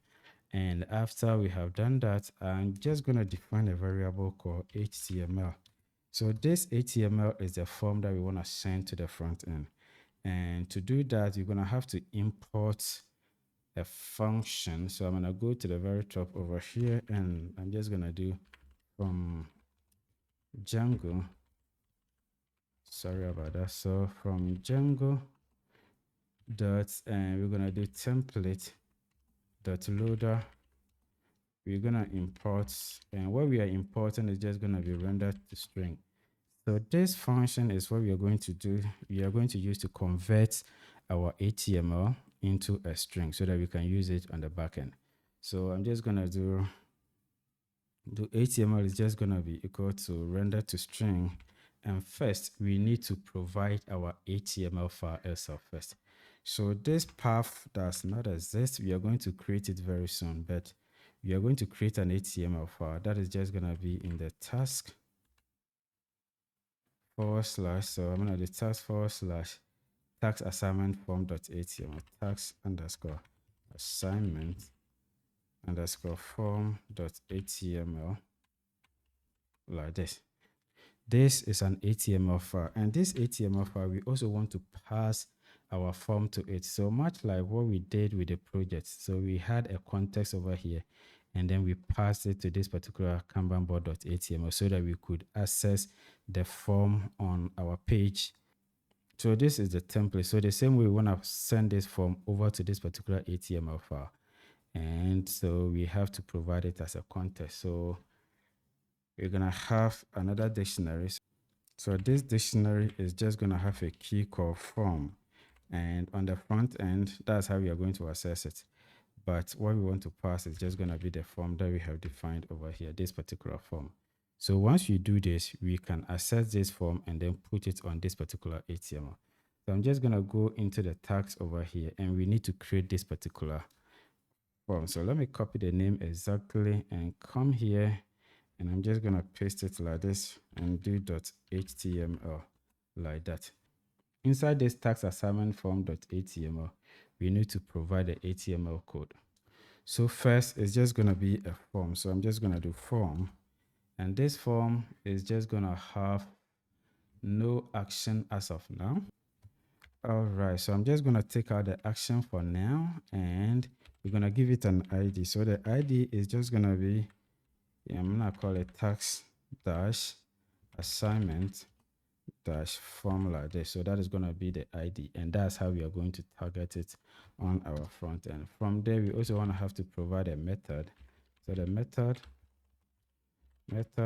is just going to be equal to a post method like this. So I'm going to do post, and after that, I'm just going to go here, and then we have to provide a CSRF token. So I'm going to do CSRF token, and now we have provided a CSRF token. So here, I'm just going to provide a div over here, and I'm going to give it a class. So class is just going to be equal to, I'm going to do form dash group. So form dash group over here, not group over here. Okay, so between the form group div, we want to have our input, hidden input over here. So here we want to access our form, the one that we provided through the context. So we are on this particular HTML, and we have provided a form as a context. And this particular form has two fields. We have, let me check. So the form actually has these two fields. We have the tax ID and then the user assigned to ID. And the tax ID is supposed to be a hidden input. And that's what we are doing on the HTML over here. So we provide a form dot, and we have to grab the name that is going to be tax underscore ID like this. Okay, so this is actually going to give us this particular field. And I'm going to copy it one more time, come here, and then I'm going to paste it over here. So the next one is just going to be form.user underscore assigned to, just so that I don't make a mistake. I'm just going to come here and then grab it over here like this. So I'm going to copy this, come back to our HTML, and I'm just going to paste it over here. So this and these are the divs. And from there, I also want to provide a button for us to submit, and that is just going to be button like this. And this button, I'm going to give it a type. So the type is just going to be equal to, submit like this. And I also want to style this. So I'm going to give it a class, and the class is just going to be equal to, so I'm just going to do btn and btn dash primary like this. And we also have to give it a text. So I'm going to say assign user like this. Okay, so this is all that we need to do over here.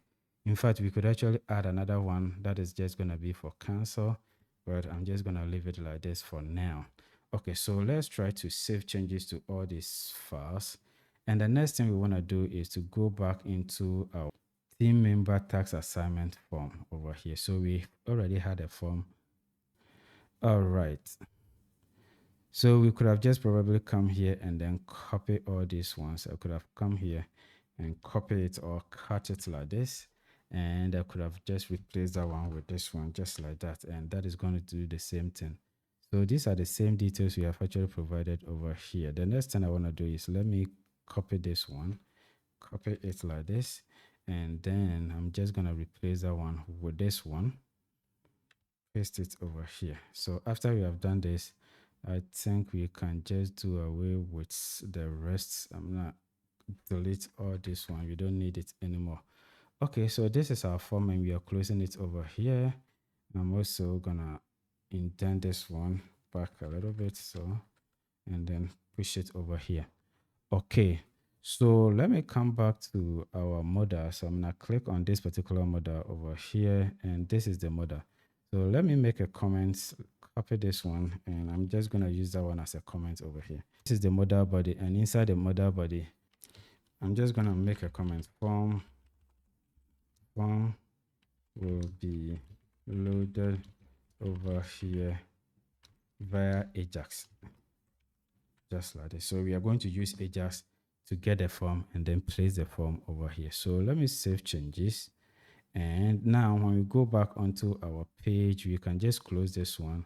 And then I'm just going to refresh it. When we click, we are not going to get any form inside. And that's because we have not actually loaded it via the AJAX. but we have actually implemented a functionality, the view, to do that. So we are getting the form over here. All right, so now let's go back and then copy this particular function. I'm going to go back to the URLs over here, and it looks to me that the URL is getting too long. Let me bring a comma over here and then paste it like this. So now we have imported it, but I'm just going to wrap this one in a closing bracket like this. And now this is going to allow us to bring them to the next line. So I'm going to just do this so that our code looks a little bit nicer. And then this. Okay. So this is get the tax assignment form. Get tax assignment form. I'm just going to copy one of these URLs over here, and then I'm going to paste it right underneath. And we are going to get the ID of the tax, and it is still UUID. And the name is not going to be assign user, but it's just going to be assignment dash form. So I'm going to do assignment dash form like this. And I also want to give the same thing as the name of this particular view. I'm going to come here and then paste it over here like this. But you shouldn't forget to replace the function over here. So this is it, and this is just going to get us our form. So I'm just going to save changes. All right, so now let's come back into our views over here, and we go back to get tax assignment form. And here we define the HTML, but we forgot to return it. So let's turn the JSON response. And this JSON response is just going to have a dictionary inside of it. And inside the dictionary, we are going to pass HTML. So I'm going to do HTML. And this HTML is just going to be equal to the HTML we have defined over here. So this HTML is what we are passing to the front end. So let me save changes. And since this is a GET request, we can just test it in our browser to see. So we need to form the URL. So we need to form the URL. I'm just going to copy the URL from here. That's the base URL. And then bring it to this part. And I'm going to do / task like this, task like this. And the reason why we are doing tags is when we come back into our main URL. So I'm going to go to main URL where we have the Swift hub. So Swift hub, go to main URL, and inside the main URL tags, we do tags like this. And after we have done this, you're going to go back here and do a /. And after this /, it's just going to be the ID of the tag. So if you take a look at our URL, let me close this one and collapse this sidebar. And I'm just going to look for the URL. So we get the tax ID. So let's go back into our backend and get one of the tags. So let's go back and grab one of the tags. So let's click on this particular task, and we can grab the ID from here. Starting from this place, I'm going to copy everything before the /, copy it. And I'm just going to come back to the browser again, go here, and then I'm going to paste this particular ID for the tags /, and let's look at our URLs again. And it says / assignment -form. So I'm going to copy this one, come back again, and I'm going to paste it over here. So when we hit on enter, what we are expecting to see is the form, but this form is going to be in the plain text. It's just going to be a string. So let me hit on enter. Oh, it's saying it's not returning anything. Oh, so let me go back, and we say JSON response, but you have to bring return like this. Save changes. I'm going to go back again, and then I'm just going to hit on enter like this. And once we hit on enter, we are just getting the HTML, which is a plain text over here. It's actually a string, and that is what we are going to insert into our modal body over here. So we are going to load it via AJAX, like what we have done in the GET request over here through the browser, where we are going to use JavaScript to load this part, and then we are going to insert it at this particular part. Perfect. So now we're going to come into our kanbanboard.html, and where we are doing the open team members assignment model, we now need to pass the tax ID, because on our backend, we are actually requesting the tax ID so that we can make a request. So I'm just going to come to where we call it and then pass tax ID. So I'm going to copy this tax ID and then paste it over here. So this is just going to be transferred to this particular part. So let me pass in the ID over here as a parameter. So now let me comment this one out. We don't need it for now. And I'm just gonna uncomment this one, this alert. So I'm just gonna take out this and then do tax ID like this. So we want to alert to see if when we click on a tax, it's actually gonna give us that tax ID. So we come back to the front end, refresh the page, and I'm just gonna click on this one. And this one is giving us an ID which ends with D2. So I'm gonna come here and then click on this one too, and it's giving us a different ID which ends with B. So now our function or our click is actually pushing a tax ID to the backend. And this backend is just gonna be accepted on this particular function. So when we get it, we make a request, or we actually make a query set to get a tax with an ID of this. And when we grab that particular tax, we bring our form, we get our form, and then we set the tax ID into the form, and then we actually pass it as a context to the particular HTML, and then we return a response. Okay, so we're gonna go back to our HTML, and now I don't need this. In fact, let me delete all of them like this. In the function, we're gonna make an AJAX request. So I'm just gonna use the fetch API like this. And here I'm just gonna use a backtext because I want to inject the tax ID into the URL. So I'm gonna come to the browser, come to this particular part where we have made a get request in the browser, and I'm just gonna copy from the / after the port 800 and copy everything to this particular part.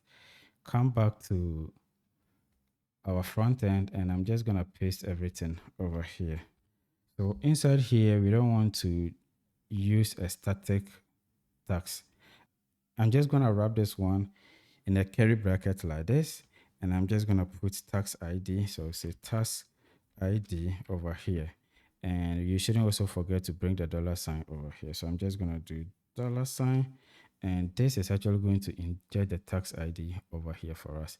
So after we have done this, we also need to pass a couple of things. The first one is just gonna be the method. So I'm just gonna bring a curly bracket like this, and we say method. So this method is just gonna be a get method. So we do get like this, get. And after the method, we also need to pass the headers. So the headers is just gonna be headers like this, and that is also gonna be another curly bracket like a dictionary. And here we need to pass what we call the content type.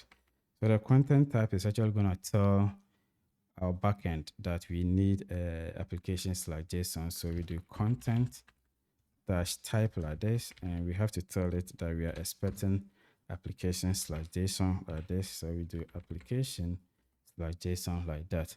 So after this, I'm just gonna bring a comma here, and now we have made a request to the backend. The backend is actually supposed to return something, and what the backend is gonna return is just gonna be an HTML like what we have seen on the browser, but this time around it's just gonna be in the JavaScript. It's just gonna return this, or it's just gonna fail and then give us an error when the tax is not found. So let's handle those. Okay, so back into our kanbanboard.html, we want to do .then. So here we just want to grab the response like this, and this particular response we want to convert it to JSON. So we say response.json like this, and okay, so after we have converted a response to JSON, we also want to do .then again, and this time around we want to store the result after we have converted it to JSON. We want to store it into a data variable, and now we want to actually make an if condition. So we want to make some condition.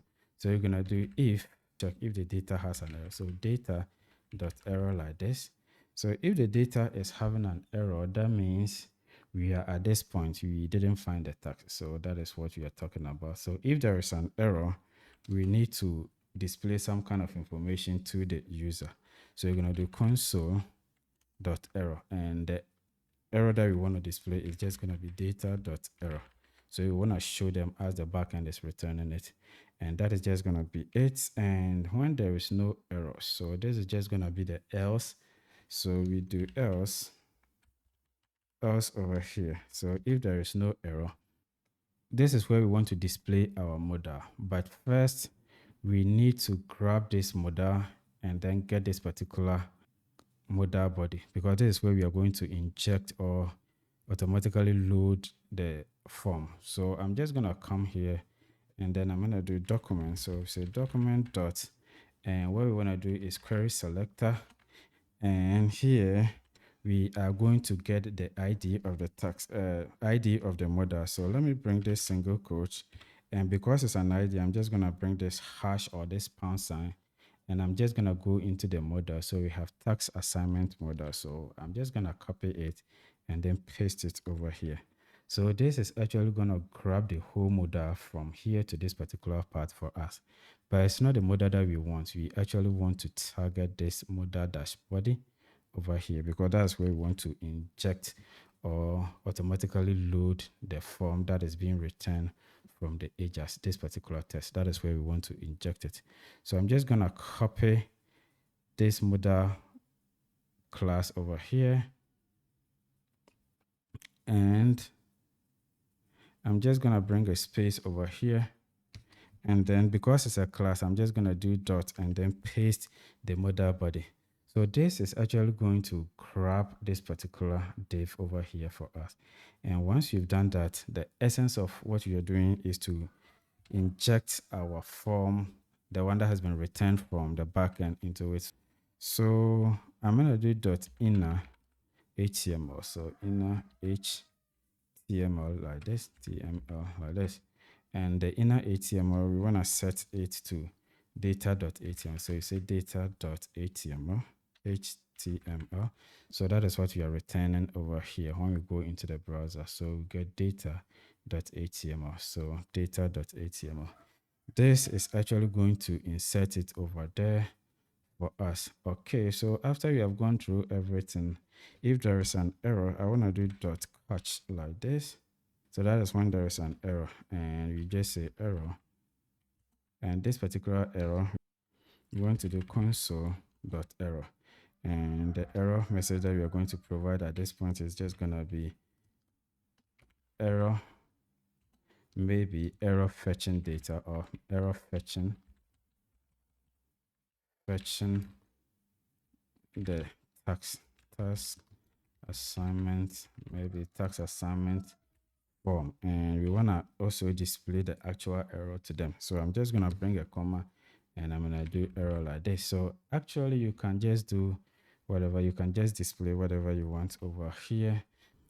This is actually going to set the HTML like this. And final thing we have to do is to now open the model. So to open the model, we have actually done this a couple of times.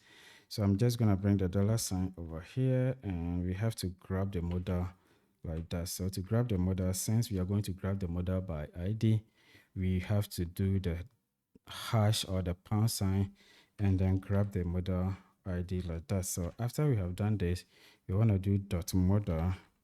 So we say model, and we have to pass this one like this, and we say show. So we want to show the model. So if you wanted to hide it, we're gonna do dot hide. So we are now showing it.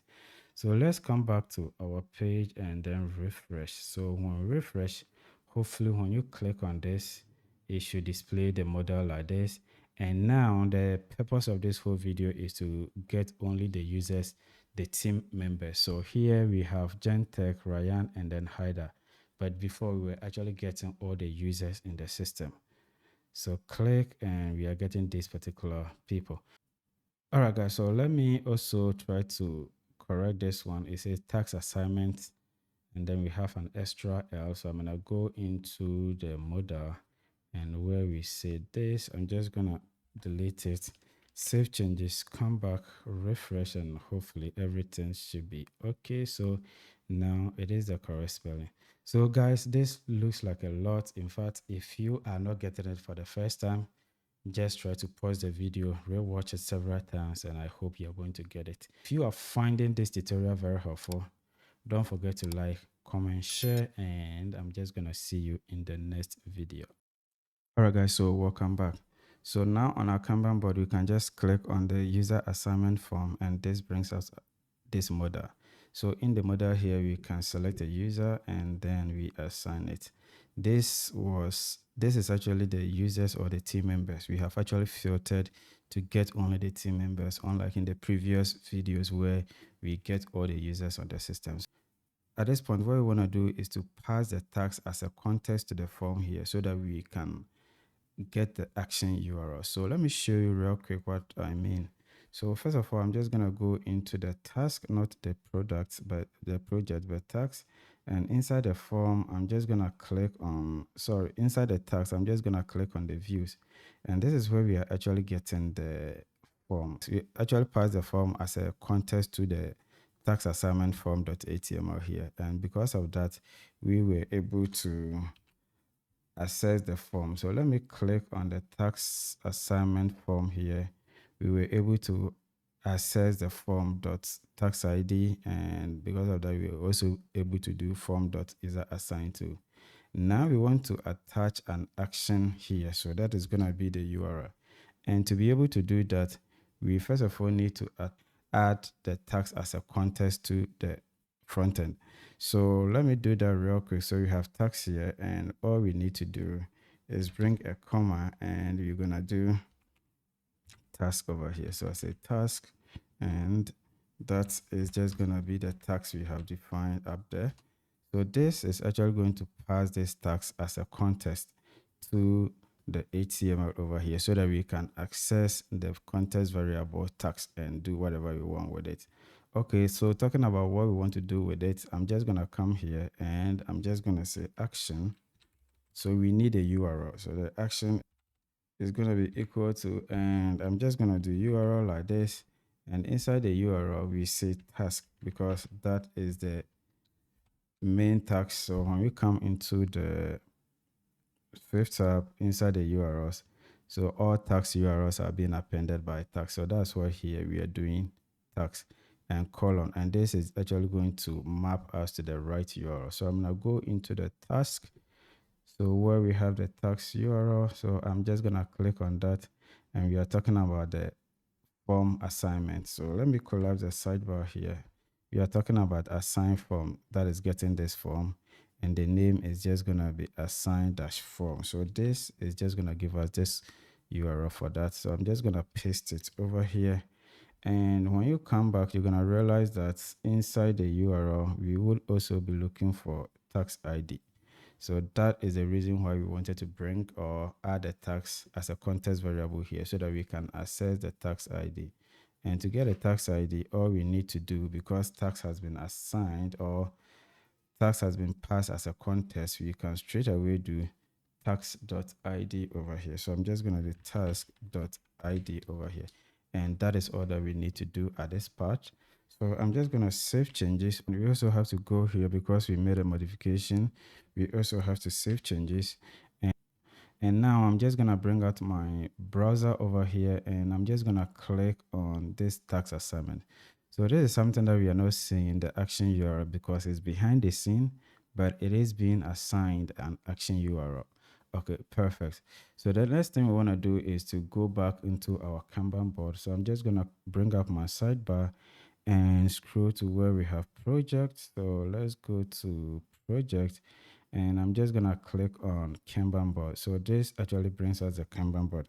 Now I'm just gonna collapse the sidebar, and here we have open team member assignment model. That's perfect. So I'm gonna scroll down a bit, and there I'm just gonna create another function. So this function, I'm just gonna call it team member assignment handler. So I'm just going to do function. Let me come back a bit. So function, and this function is just going to be called team member. So I'm going to say team member assignment handler like this. And what we want to essentially do here is to do the actual assignment here.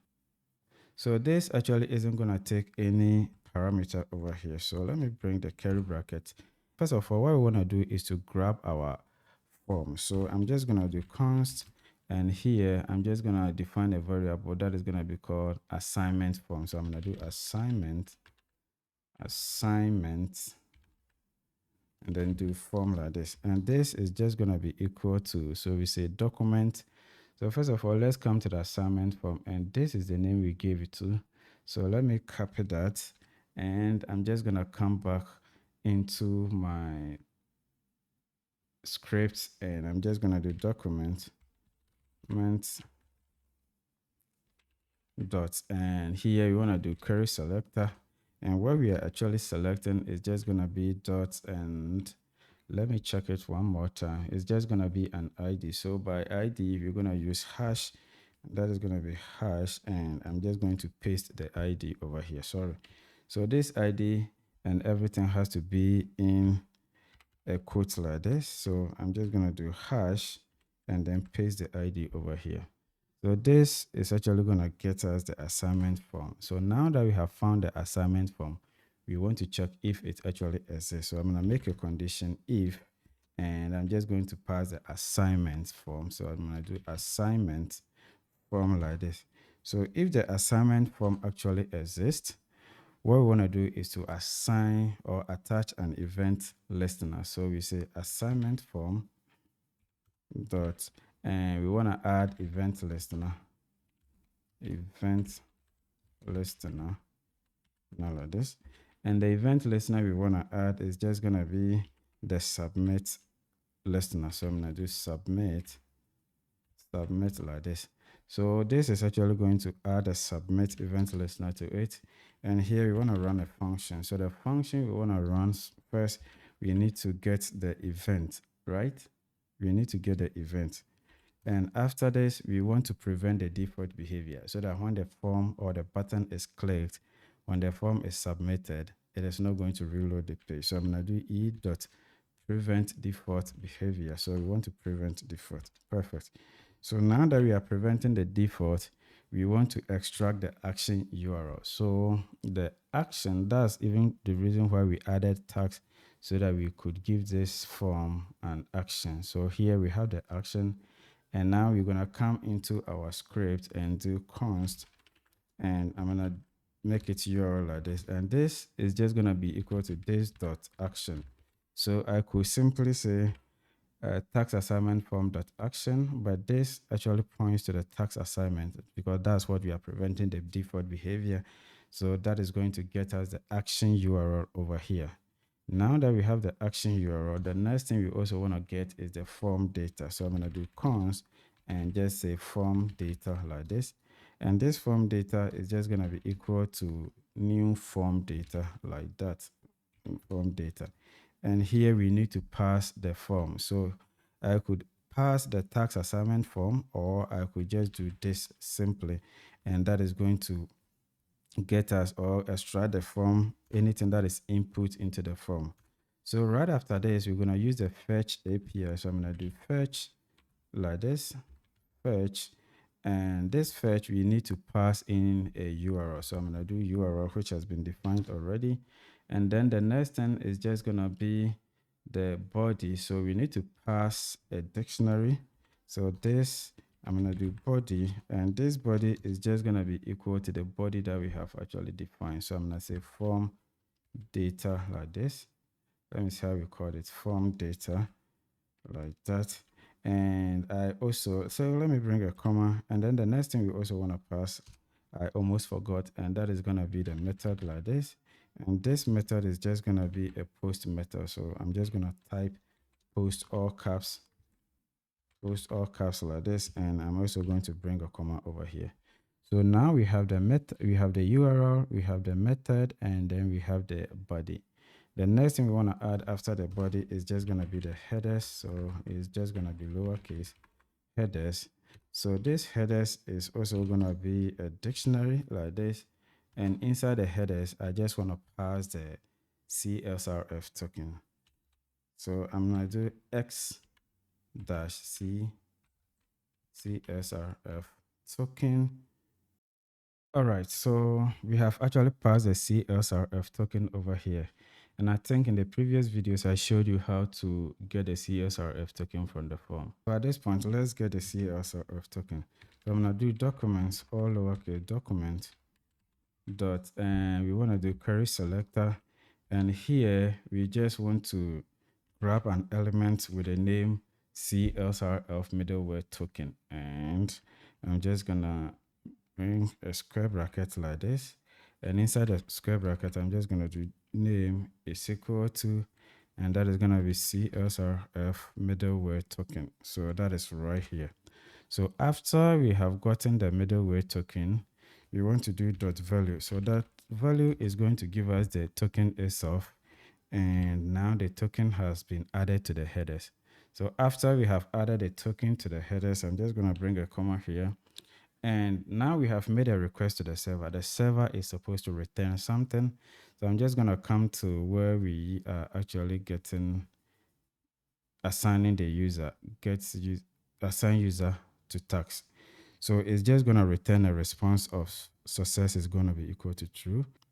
So it's just going to return a response. So I'm just going to do dot then, and here we want to convert the response to JSON. So I'm just going to do response, and this response is just going to be converted to JSON like this. So you say response dot JSON like that. So let me bring this one over here. So this, like I told you, is just going to convert it to JSON. And after it has been converted to JSON, you want to do another dot then, and here we want to store the resource of the JSON to a data. So I'm going to say data, and this data variable, we just want to make some condition. All right, so the first thing we want to do is to check if the data is successful. So you say if, and I'm just going to bring data dot success. So if the data dot success, that is, the task has been saved successfully. So if success is equal to true, that means it is successful. And what we want to run at this part is we want to hide the model, or we want to alert task has been saved successfully, or user has been assigned successfully, and then we hide the model. So I'm just going to do, let me go back to where we were showing the model. So I'm just going to copy this and paste it over here. If it is successful, we want to hide the model, and instead of dot show, I'm just going to do hide like this, and this is going to hide the model itself. And so we did if, and we're going to do else. If it is not successful, we want to alert to the user that, or we can just show a nice message. But because we are in development, I'm just going to alert to them that there is an error. So I'm just going to do error, and the error message is just going to be equal to, so we're going to do JSON dot stringify, and we want to stringify, we want to turn it, the error, into a string. So I'm just going to do data dot error like this. So this data dot error is actually coming from the backend. So here we have success is equal to false, and then the error is going to be invalid request method, and then the status. So this is actually going to pass invalid request method, and it's actually going to alert that as a message. We have already converted it into a string.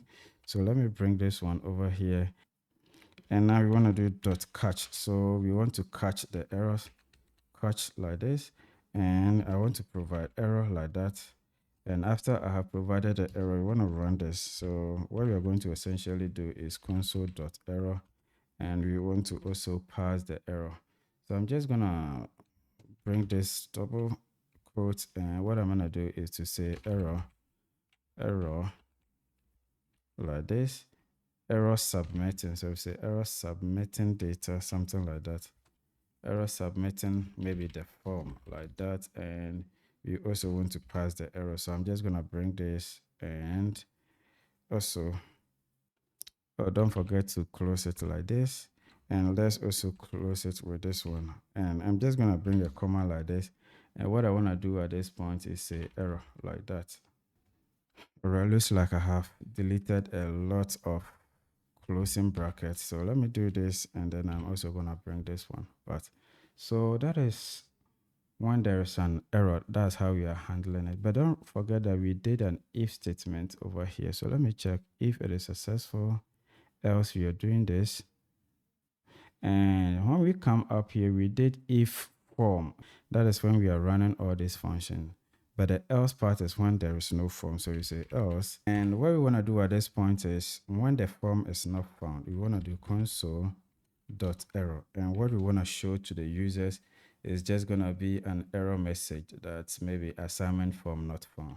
So I'm just going to put double quote or even single quote and I say assignment form not found like this.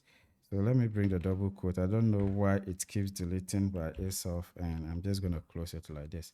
But a couple of things that we have to fix. If not, we are going to run into an error. So the alert here is just wrong. So you have to bring this one inside like this. So I'm just going to put it like that, and we have to concatenate this. So that is just going to be a plus. That is one thing. This isn't an error, but let me just remove this one over here. All right, so I think we are done. At this point, we need to test our application. But before we test it, this is a function that's not going to be run until it is being called. So I'm going to come to where we are actually showing the model. Okay, so I have to call it over here. So let me make a comment and say submitting the form. Submitting the form, or it could be assigning user. And after we have done that, I'm just going to call it over here. So this is actually going to run this particular function inside of this place. So let me go back and then refresh our application. So I'm just going to come here and then refresh it. So after I have refreshed, this is the task that we want to assign. We say just another task. So I'm just going to come into the task, refresh, and we are seeing just another task. I'm going to click on it, and user assigned to is none. It's not assigned to anybody. So let's go back and then test our function. I'm just going to click on just another task. And this time I want to assign it to Ryan. And I'm just going to click on assign user button over here. So nothing changes on the Kanban board over here. But let's go back to our backend. And I'm going to refresh. And hopefully the user assigned to should be assigned to a user. And now it's saying Ryan. So I'm just going to come back again, look for create training manual for SwiftHub. I'm just going to go back and see create training manual for SwiftHub. It is not assigned. I'm just going to come click and then assign it to hider and click on assign. I'm going to come here, refresh, and it should be assigned to hider. All right, guys, so everything is working perfect as planned. And I'm just going to end the video here. It looks to me it's getting too long. In the next video, we are just going to move this one further. All right, guys, welcome back. So in the previous video, we were able to create a functionality to assign a task to the user. So on the Kanban board, when a task is assigned, there is nothing visual. There is no visual change over here. So nothing suggests that a task has been assigned. But when you come into the task database and then click on a particular task that has been assigned, you are definitely going to see that the task has been assigned to a user actually. But on the dashboard, you don't see anything. So what we want to do is to implement a functionality so that when a task is actually assigned, a user is going to see the task on the Kanban board. So all the group members or the team members are going to see who has been assigned to that particular task. That way, there is going to be a kind of accountability. So that's the functionality we want to implement. And to do that, you're going to have to go through all the columns. So the first column is just going to be backlog, to do, in progress, and completed. So I'm just going to scroll to where we have our columns, and I'm going to start on the first one. That is going to be the backlog. So in the backlog, we're going to go to the div tools. So the div tools is actually the div that contains all the href, like the number or the task counter. So the task counter is just going to be this 1, 2, 3, and 4. And we also have the user plus, that is what controls the assignment over here. And then the last one is just going to be the fa-pen, that is going to be the edit one. So this div is what we want to target actually. So before we, right after the task counter, I'm just going to add another anchor. So I'm just going to do this. I'm just going to put hash over here just so we can prevent the default behavior. So I'm just going to click inside of it, and inside there, I just want to put an image. So the image is just going to have a source. So the source of the image is just going to be coming from our Django application. So I'm just going to do a double quote over here, and inside a double quote, you know, we already have task. So I'm just going to do task dot, and the task has been assigned to a user. So you have the user underscore assigned underscore to assigned to dot. So this user is a user instance. So this user instance is just going to have the profile, and then finally we have the profile picture URL. So I'm going to do profile underscore picture underscore URL over here. So this is actually going to get the profile picture for us. So right after this, the profile picture is just going to be displayed in our task card. This task card actually looks small, but then the profile picture is just going to be so huge. So this way, we're going to have a way, we're going to need a way to control it. So I'm just going to specify a height like this. So this height should be equal to, it's just going to be an integer. So I'm just going to provide 20 over here, and I'm also going to provide a width. So the width, I also want to set the width to 20 over here. So after I have provided this information, I want the image to be circle. So here I have to specify or give it a class, and this class is just going to be img-circle, img-circle over here.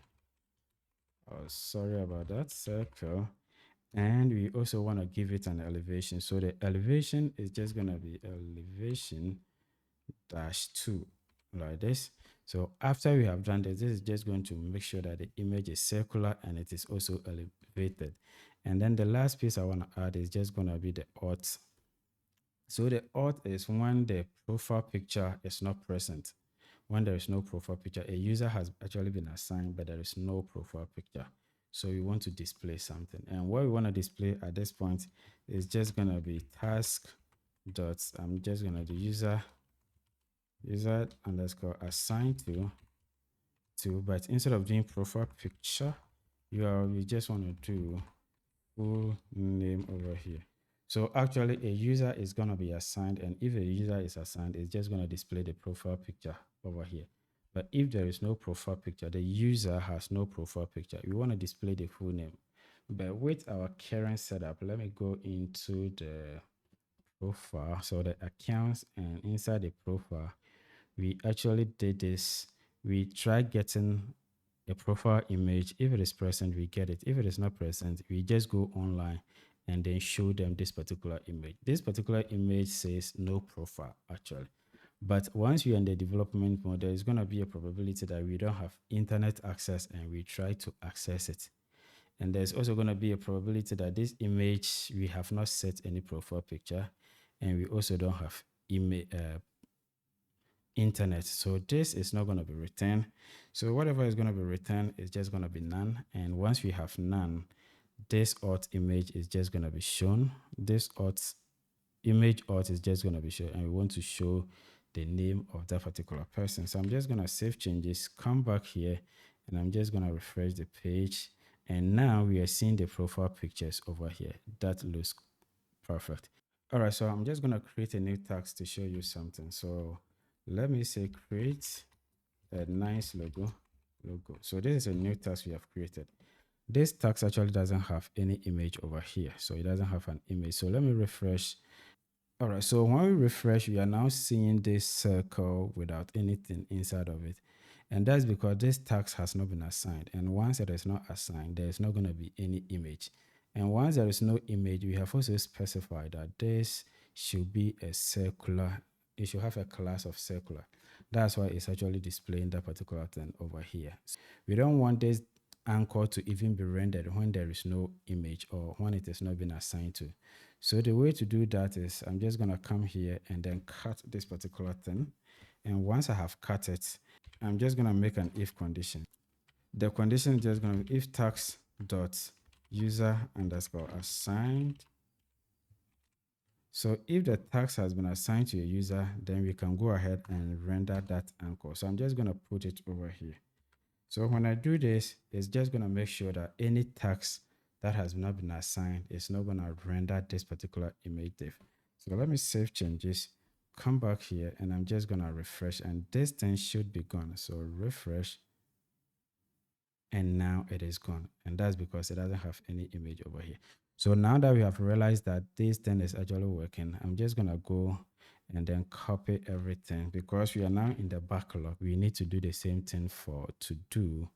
So to do, I'm just gonna paste this one over here. Let me bring this one down a bit, and we're gonna go to in progress, and inside in progress, I'm just gonna paste this one over here, and finally we're gonna paste it at completed. So completed here, I'm just gonna paste it, save changes, and I'm just gonna refresh it, and now everything is working. So the next thing we want to solve is when a task is actually assigned, we don't want to be refreshing before we see it. We just want to set the profile image automatically. So let's go ahead and then implement that one. All right, so to do that, first I'm just gonna open the views. So I'm gonna go into tags and then open views.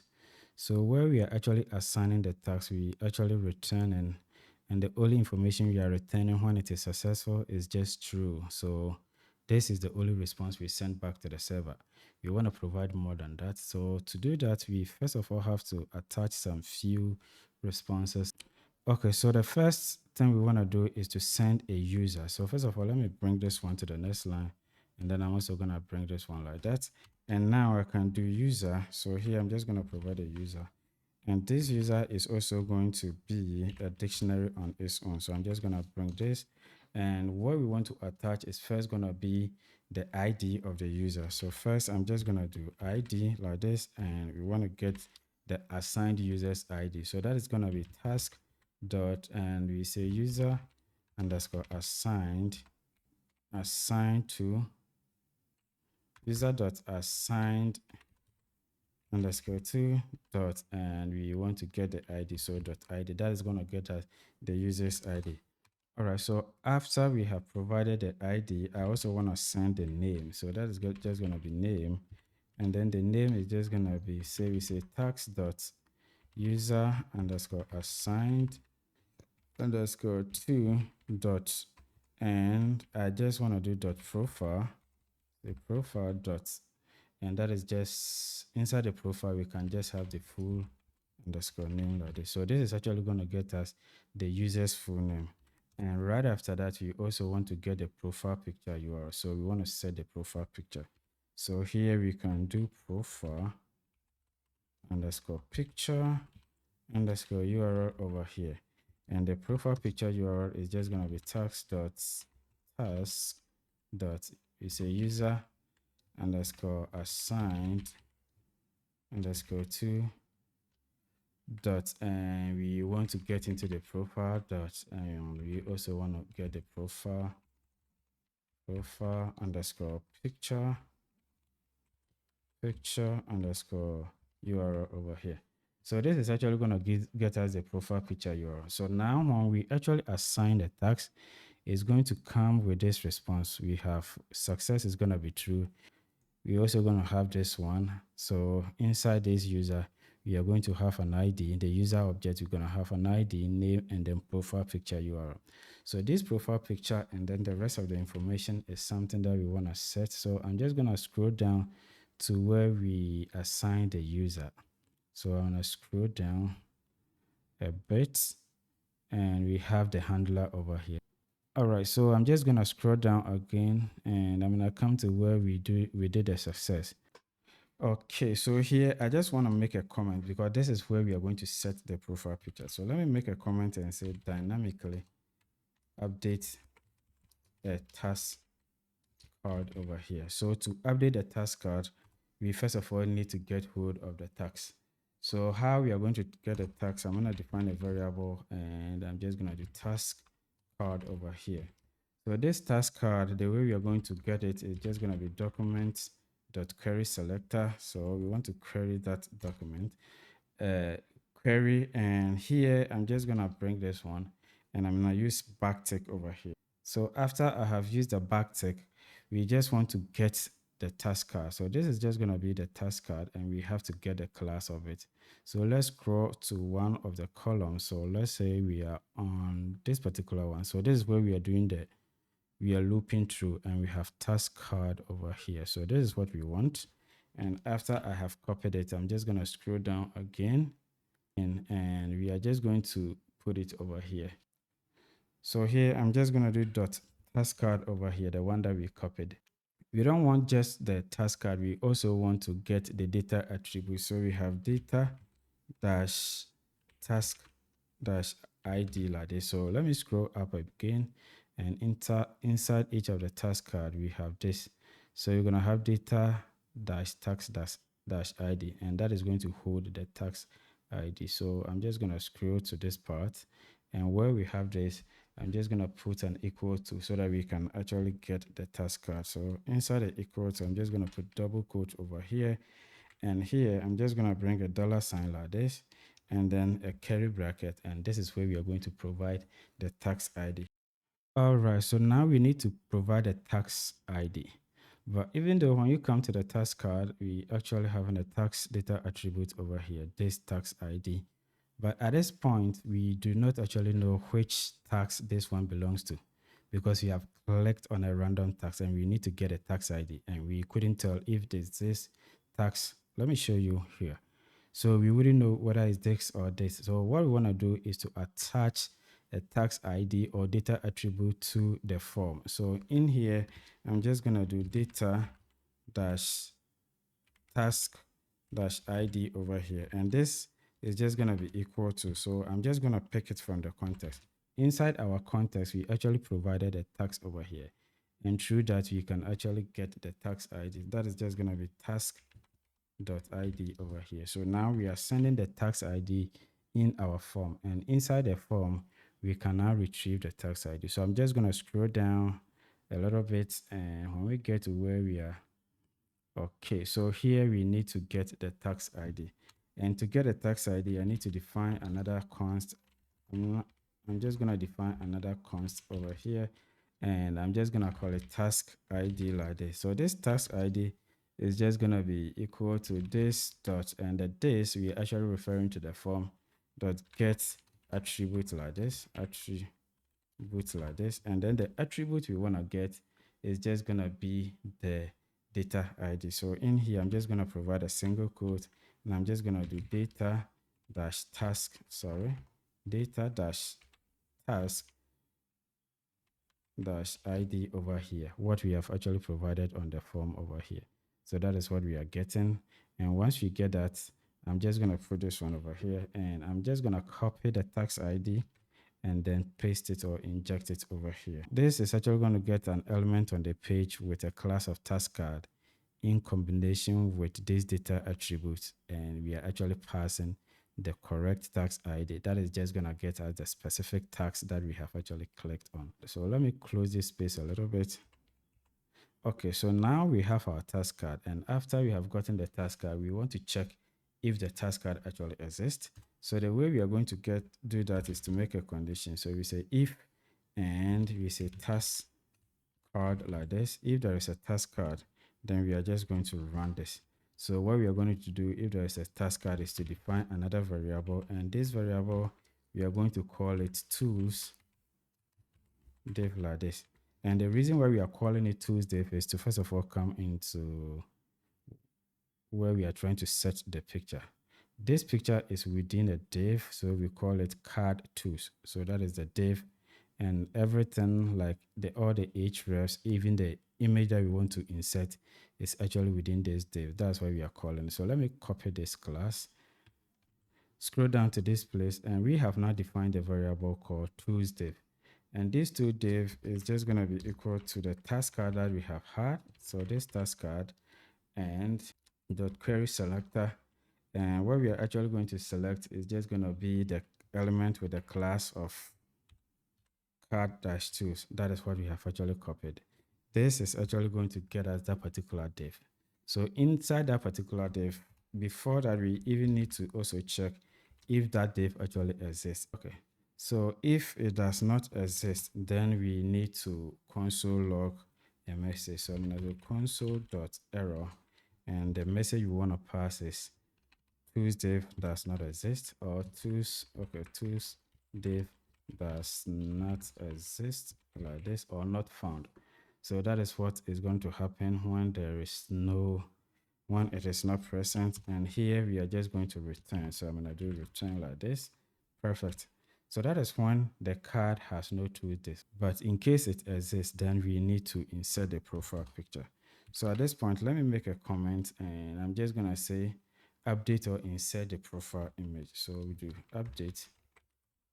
So I'm just going to do update or insert profile image or picture. So, all right. So there are two things involved over here. So if a profile doesn't have a profile image, we are going to create it at this point. But in case it has a profile image, then we are actually going to set the new profile image, the one that has been updated to. So let's say it was first assigned to Gentech, and now it has been assigned to Ryan. So we are just going to replace Gentech's image on the card with the image of what? Ryan. And to do that, I'm just going to define a const. I'm just going to do const, and I'm just going to call it existing profile image. So I'm just going to do existing profile image like this, or let me do img like this. And this existing profile image is just going to be the task card over here, task card dot, and we want to do query selector like this, and what we want to get is just going to get an element with a name img or img within this task card. All right, so within a task card, there's just going to be at most only one img element, because I'm just saying at most because there is a probability that a task is not actually assigned to a user, and in that case there's not going to be an image or img. But here we are saying that if it actually exists, then we are just going to get it, and once we get it, we want to insert it. So I'm just going to do if, then I'm just going to provide the existing image profile image. So that is when it exists. Then what we're going to do at this point is say existing image.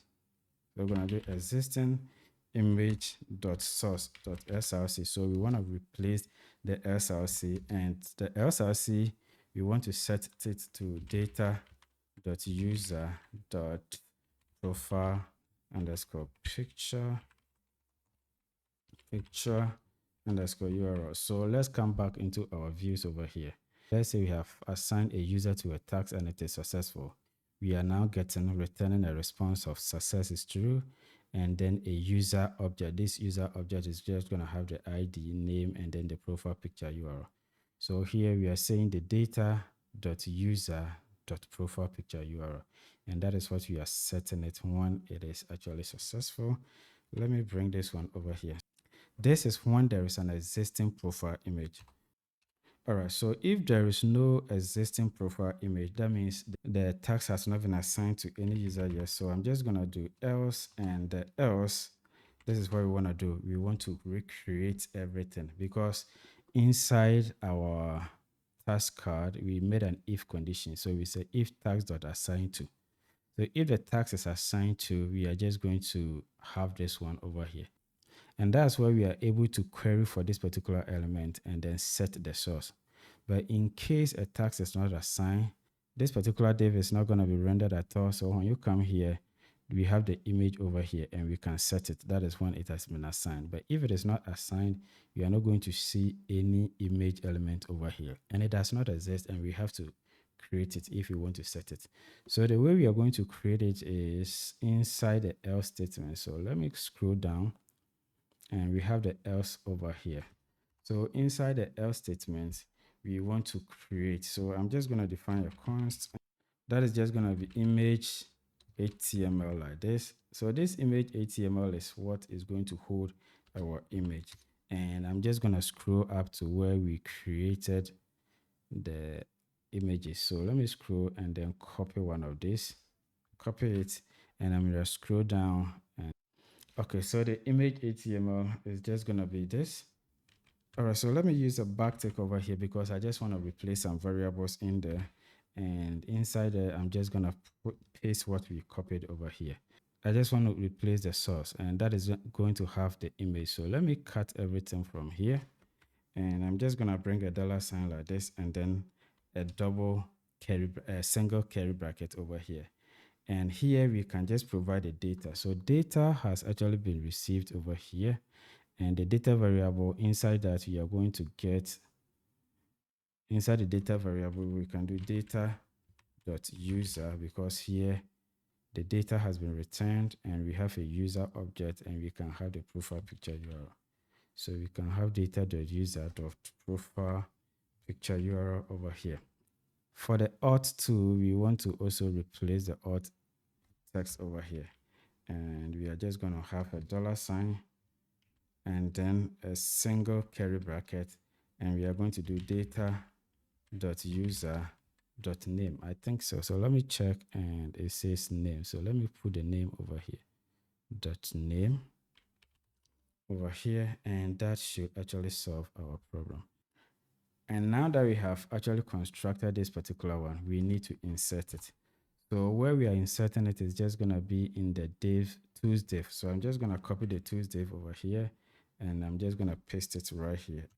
Let me make a comment like insert profile image in the tools div. So now we need to insert the profile image, and the way we are going to insert it is to use the tools div dot insert adjacent HTML like this. And this adjacent HTML is just gonna be expecting 2 arguments. Okay, so we have the position, and the next element is just gonna be the HTML element. So here you're just gonna have image HTML over here. All right, so the position is where you want to insert the image relative to the div over here. So there are a couple of positions that we can just explore.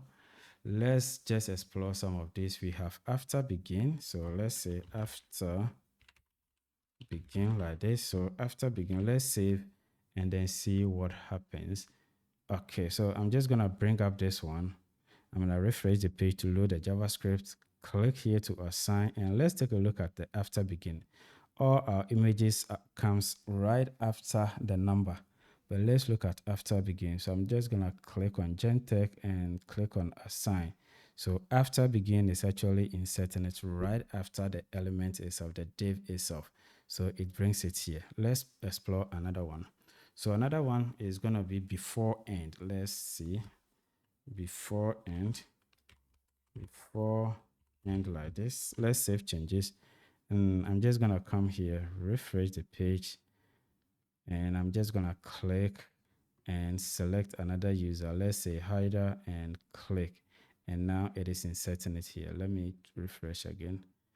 So it is actually here. Let's click on this one, try to insert it. Gentech, click, and this is the actual behavior of before end. This is because it was already there. So before end is just inserting it over here. All right, guys. So in terms of the position over here, we have 4 different positions. So we have before begin, after begin, before end, and then after end. What I'm going to be doing is to stick with the before end. So before end essentially is just going to insert the HTML elements at the very back here, at the end of this particular tools div. So when we do the insertion, it's supposed to insert the image at the very back here. But we actually, let me show you something real quick. When you come into our code, we are actually inserting it in between the number. So when we come here, this is the numbering, and this is where we are inserting it. So it actually makes our work kind of complicated trying to insert it at the very middle here. So what I want to do is to stick with the before end, but then I'm just going to move the image to the very back so that it actually becomes very easy for us, so that we don't write too much code. So here we are in the, so let me scroll to the very top where we have the backlog tags. So this is the backlog tags. I'm just going to move all this code for the image and then bring it to the very back. So that is just going to be after the edit button. So I'm just going to place it over here. So let me show you. I have placed the image behind this one, and I also want to bring the button. So the assignment button, I'm just going to cut it and then bring the assignment button right after the edit. So this is how I'm just leaving it, and I'm just going to come and then copy this one. And I also need to close the gap over here. Now that I have done that, I'm just going to scroll to where we have the to-do task, and I'm just going to replace all the to-do task with this particular one. So I'm just going to come here and then replace the whole thing over here. So I'm just going to repeat it for all. So when you scroll down to in progress also has the same thing. I'm just going to replace this one. And the last thing we have to do is the completed. So I'm just going to look for the last anchor and then replace it like this. So let me save changes and I'm just going to refresh the page. So when I refresh the page, all the images are now here. So let's try to change one of these images. So let's try to change one of these. I'm just going to click on it and change from Ryan to Gentech to Ryan, and it's actually inserting it at the end. Let me come here, click, and then assign it to Gentech, click, and it's actually bringing it to the end. So this is just a cool way, because if I should bring the images to this particular place, I would have to write a lot of code just to get it there. But switching the positions kind of actually makes it very easy without having to do a whole lot. All right, guys, so I'm just going to see you in the next video. Bye-bye. All right, guys, welcome back. So now when we click on the assign user button, it actually shows us this form and it tells us to select the user.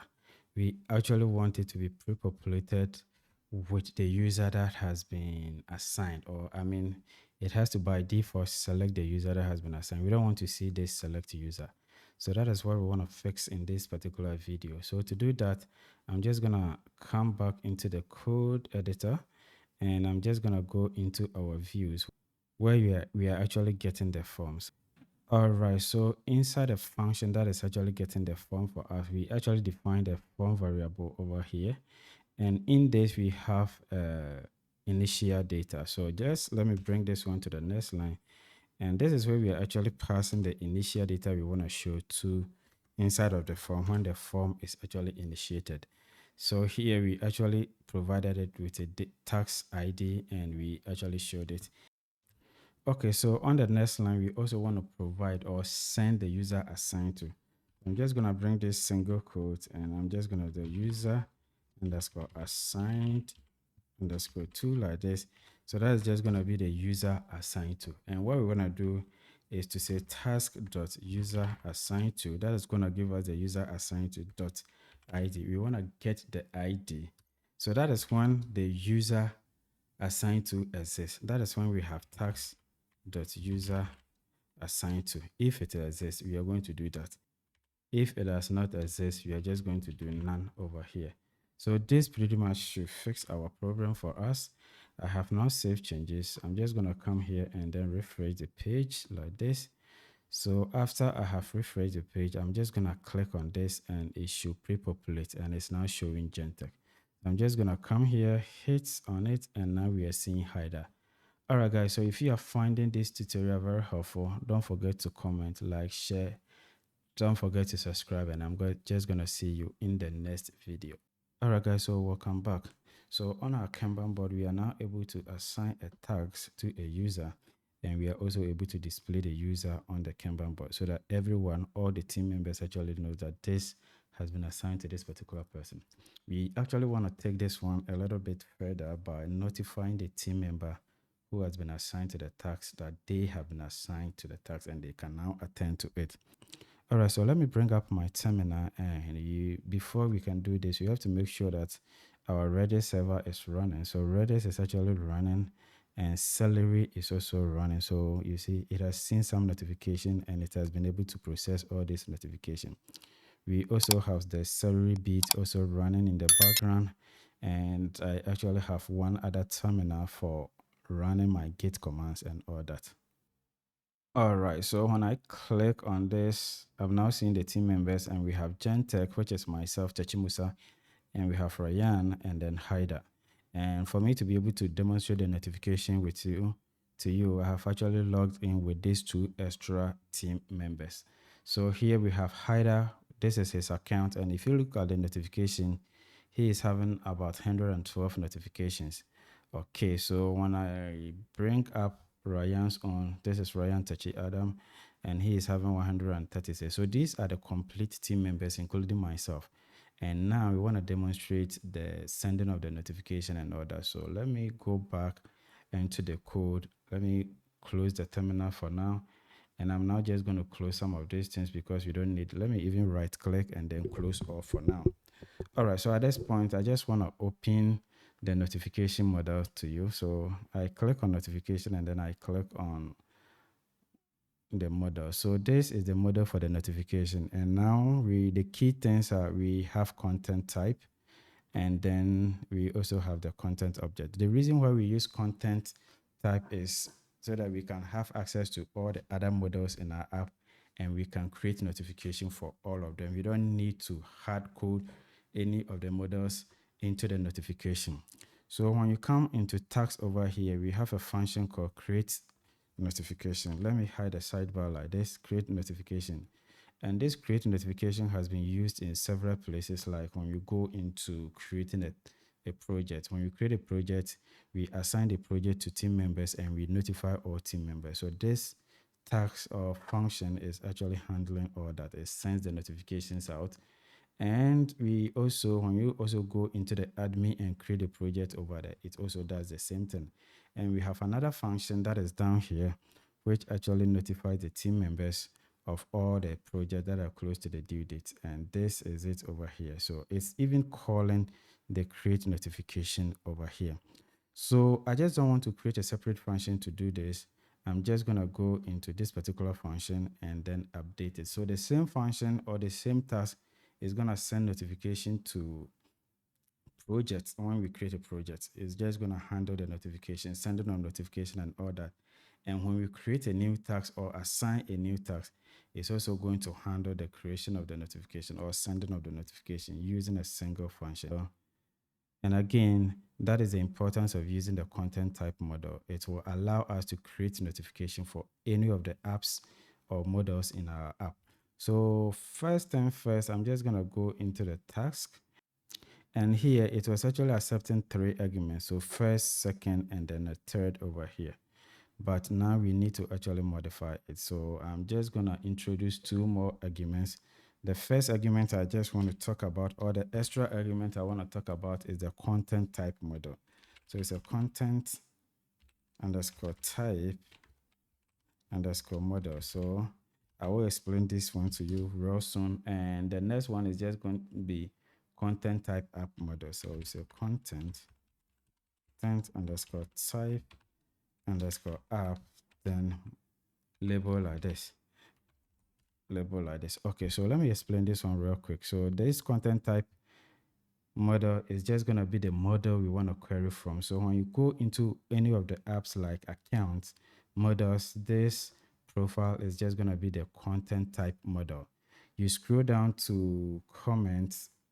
When you click on models, now comment is just going to be our content type model, any of them. So in this particular case, we want to target project and then task. So inside the project, you click and we are just going to have the project model over here. So this is just going to be our content type model. And then task is also going to be task. So we scroll down, go to task, and task is now our content type model. So we want to have the ability to pass the content type model in our task or the function that is actually sending the notification. So you will send that, and that is going to tell Django that this person wants to send the notification to the task model. All right, so that is one of it. And then the next type is just going to be the content type app label. So the app label is when you click on apps, you're going to see that we have name, and the name is the notifications. Let's go to task. Let's go to projects. Even project, we have apps, and the name is what? Project. We scroll down to task and you click on apps, and then the label name is what? Task.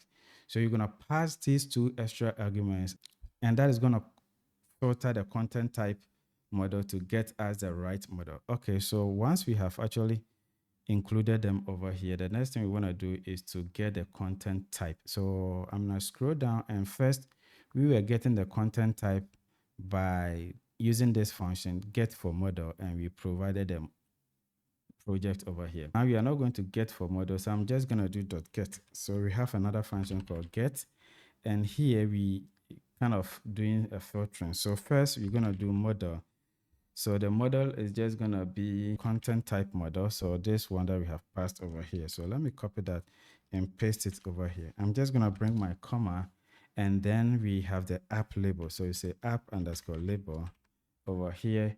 And this app label is just going to be our content type app label. So once we pass these two parameters, it's just going to filter to get us the correct content types. Also here we are doing projects, and that's because we are actually dealing with projects.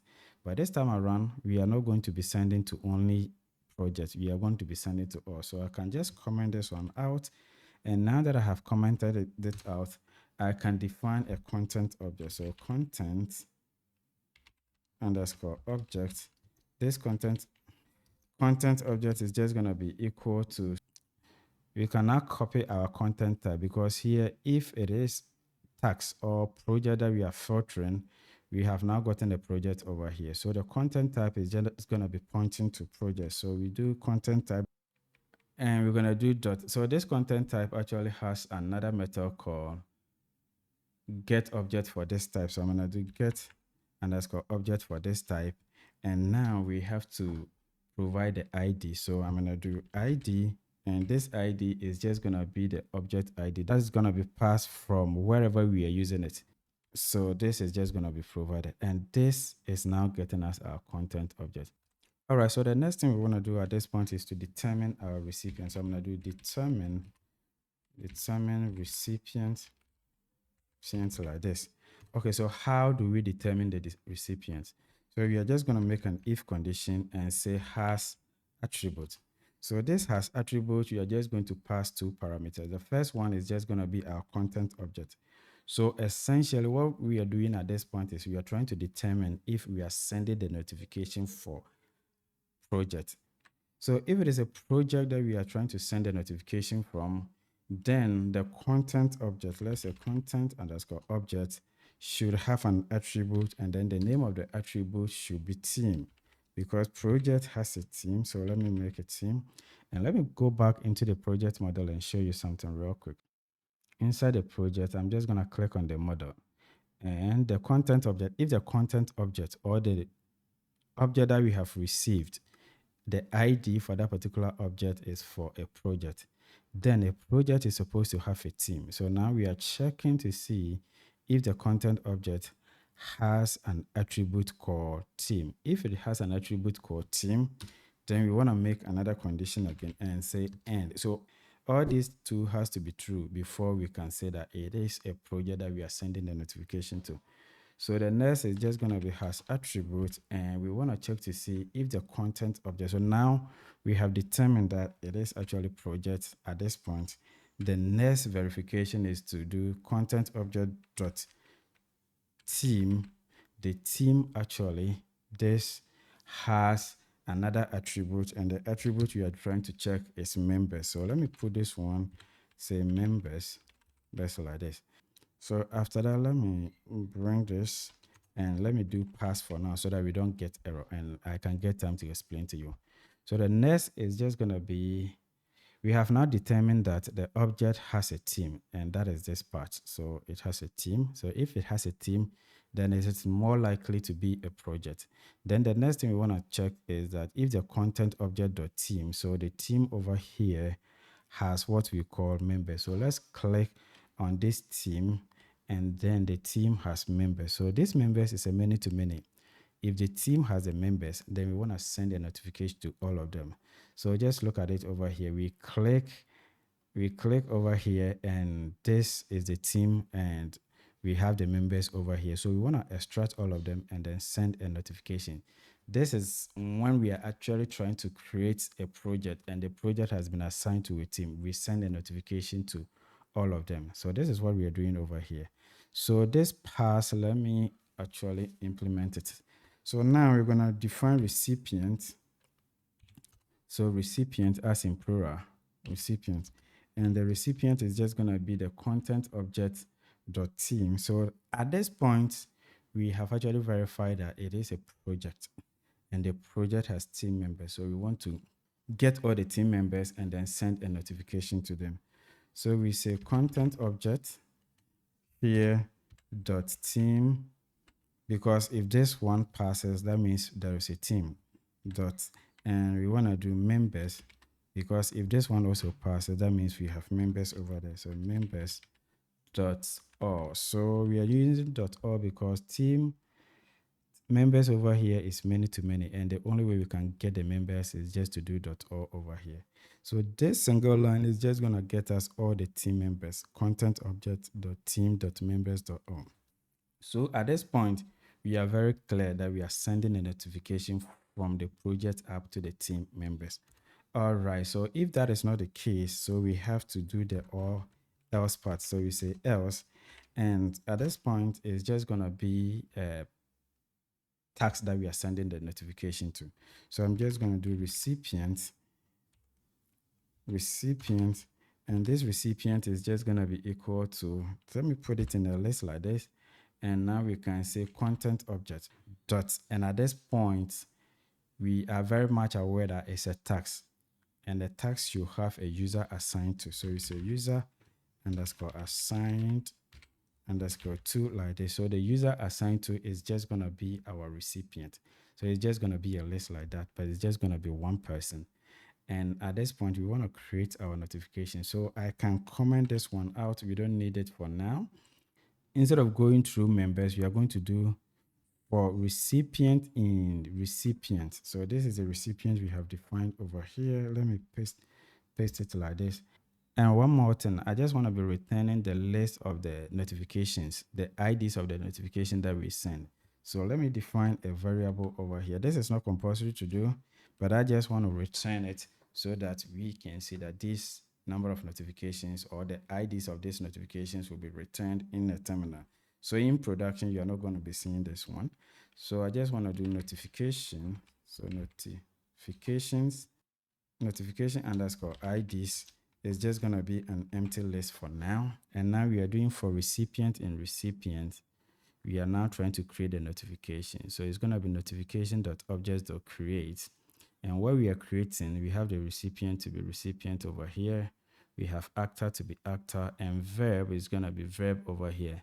But the two things we need to add now is just going to be the content type. So the content type is just going to be the content type you have defined up there. And then the last one is just going to be content object. This content object is no longer project. So that we can say content object here. And I'm just going to paste it over here like that.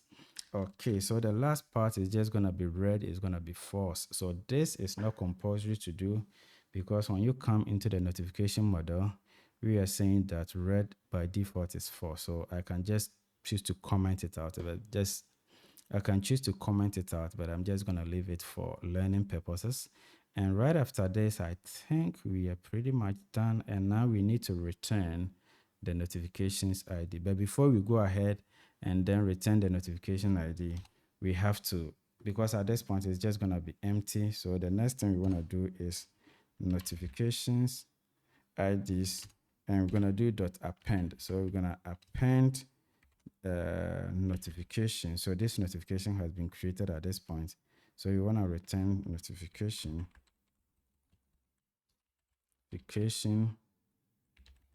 dot ID over here. So this notification, we will just get the notification ID. And after we have done that, I'm just going to be returning it. So let me close this space up a little bit. And instead of returning notification.verb, we can actually choose to do that, but I'm just going to be returning notification IDs as a list over here. So let me paste it over here. And I think we are pretty much done. I'm just going to scroll up a bit, and here we are importing project, but now we don't need project. So I can just comment that one out, and let me remove some of the comment just to make it cleaner. And here I can also remove this one, and our function actually looks neat. So let me save changes. I'm just going to check my terminal if I have error, and there is no error as of this point. All right. So the purpose of this is to send a notification to the user that has been assigned to the task. We have to go ahead and then implement this one over there. And again, we will also have to go to anywhere we have used create notification and then modify it. So I'm just going to copy this one, go back to task, go back to views, where we have the user assigned to, and here we are doing task is equal to form.save. So this is the part we have to create notification or send notification to the user like this. So this is just a comment. I want to send a notification to that particular user. Okay, so there are a couple of things we will need at this point.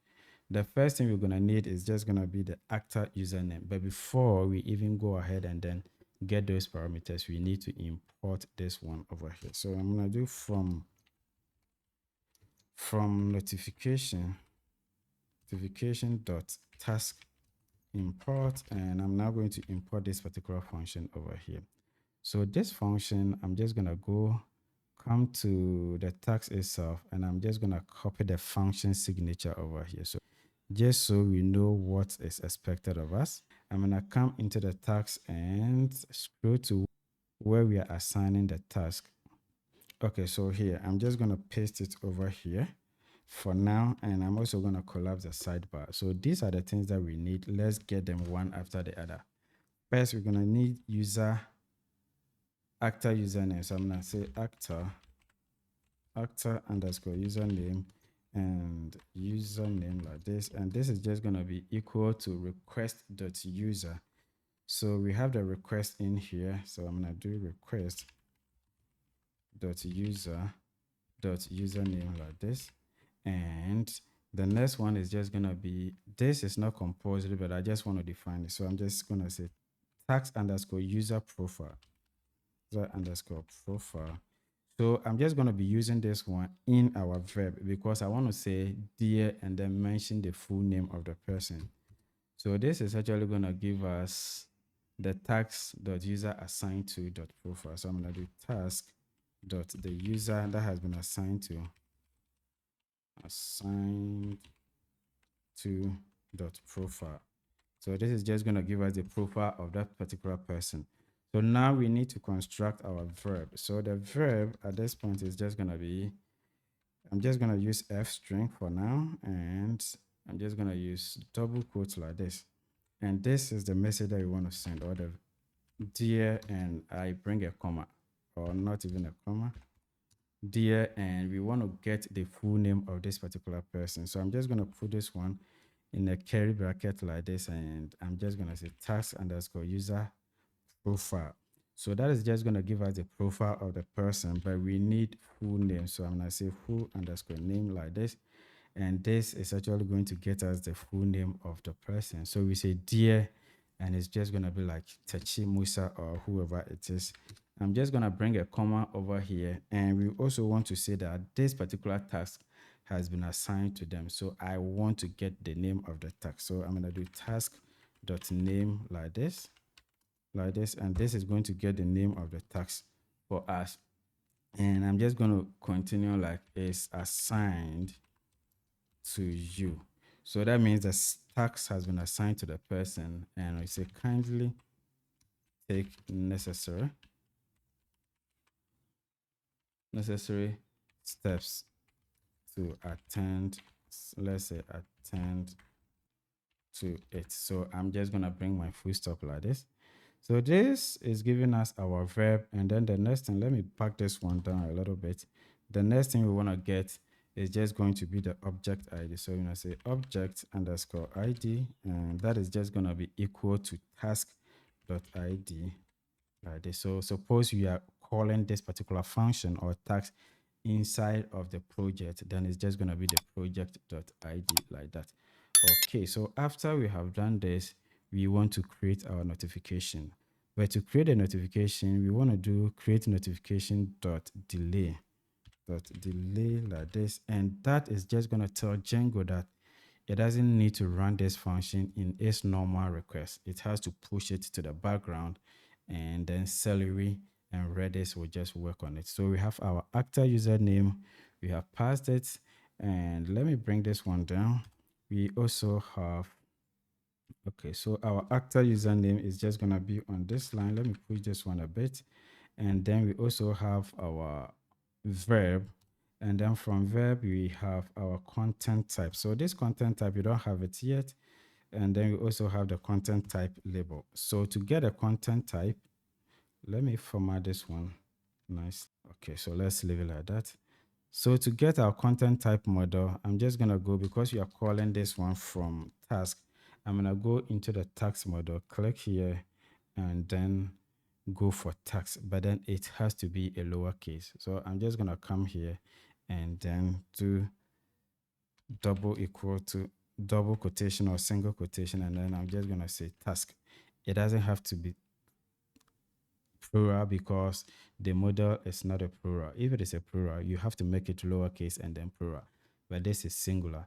And then the next thing is just gonna be equal to, and I'll bring my double quotes, and what I want is just gonna be the content type app label. So I'm gonna click on app for tax, and it says tax. So let me copy that and then paste it over here. So I'm just gonna paste it like this and bring this one down a bit.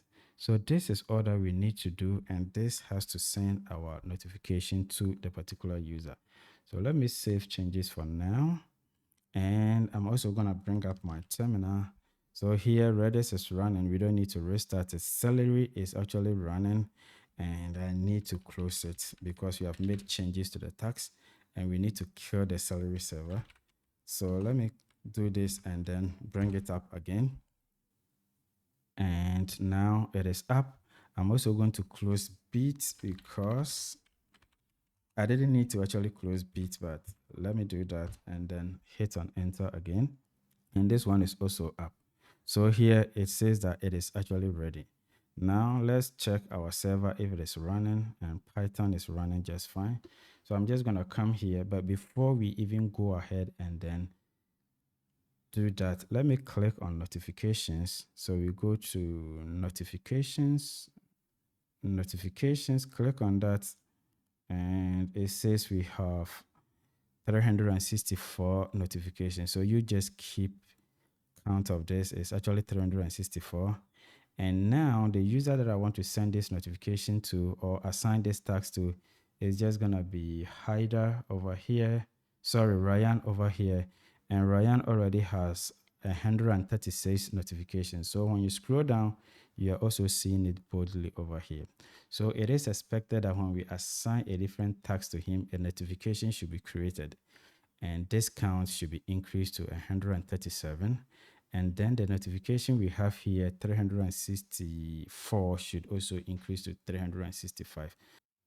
All right, so let's do that real quick. I'm just gonna click on this. This was actually assigned to Gentech. I'm just gonna click on it, look for Ryan, and then I'm just gonna click on assign.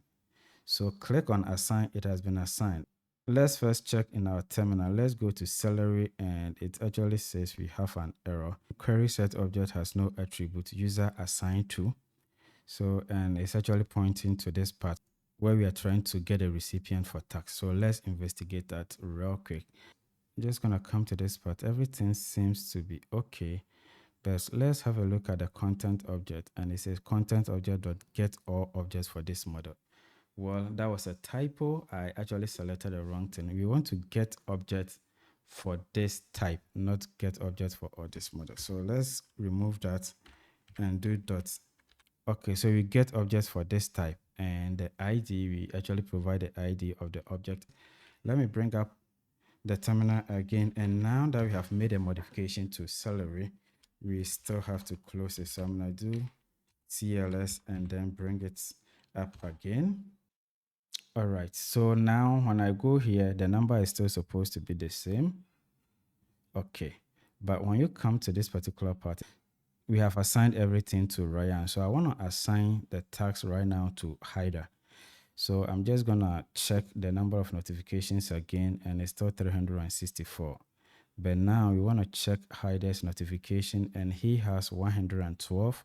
I'm also gonna scroll down, and we have 112.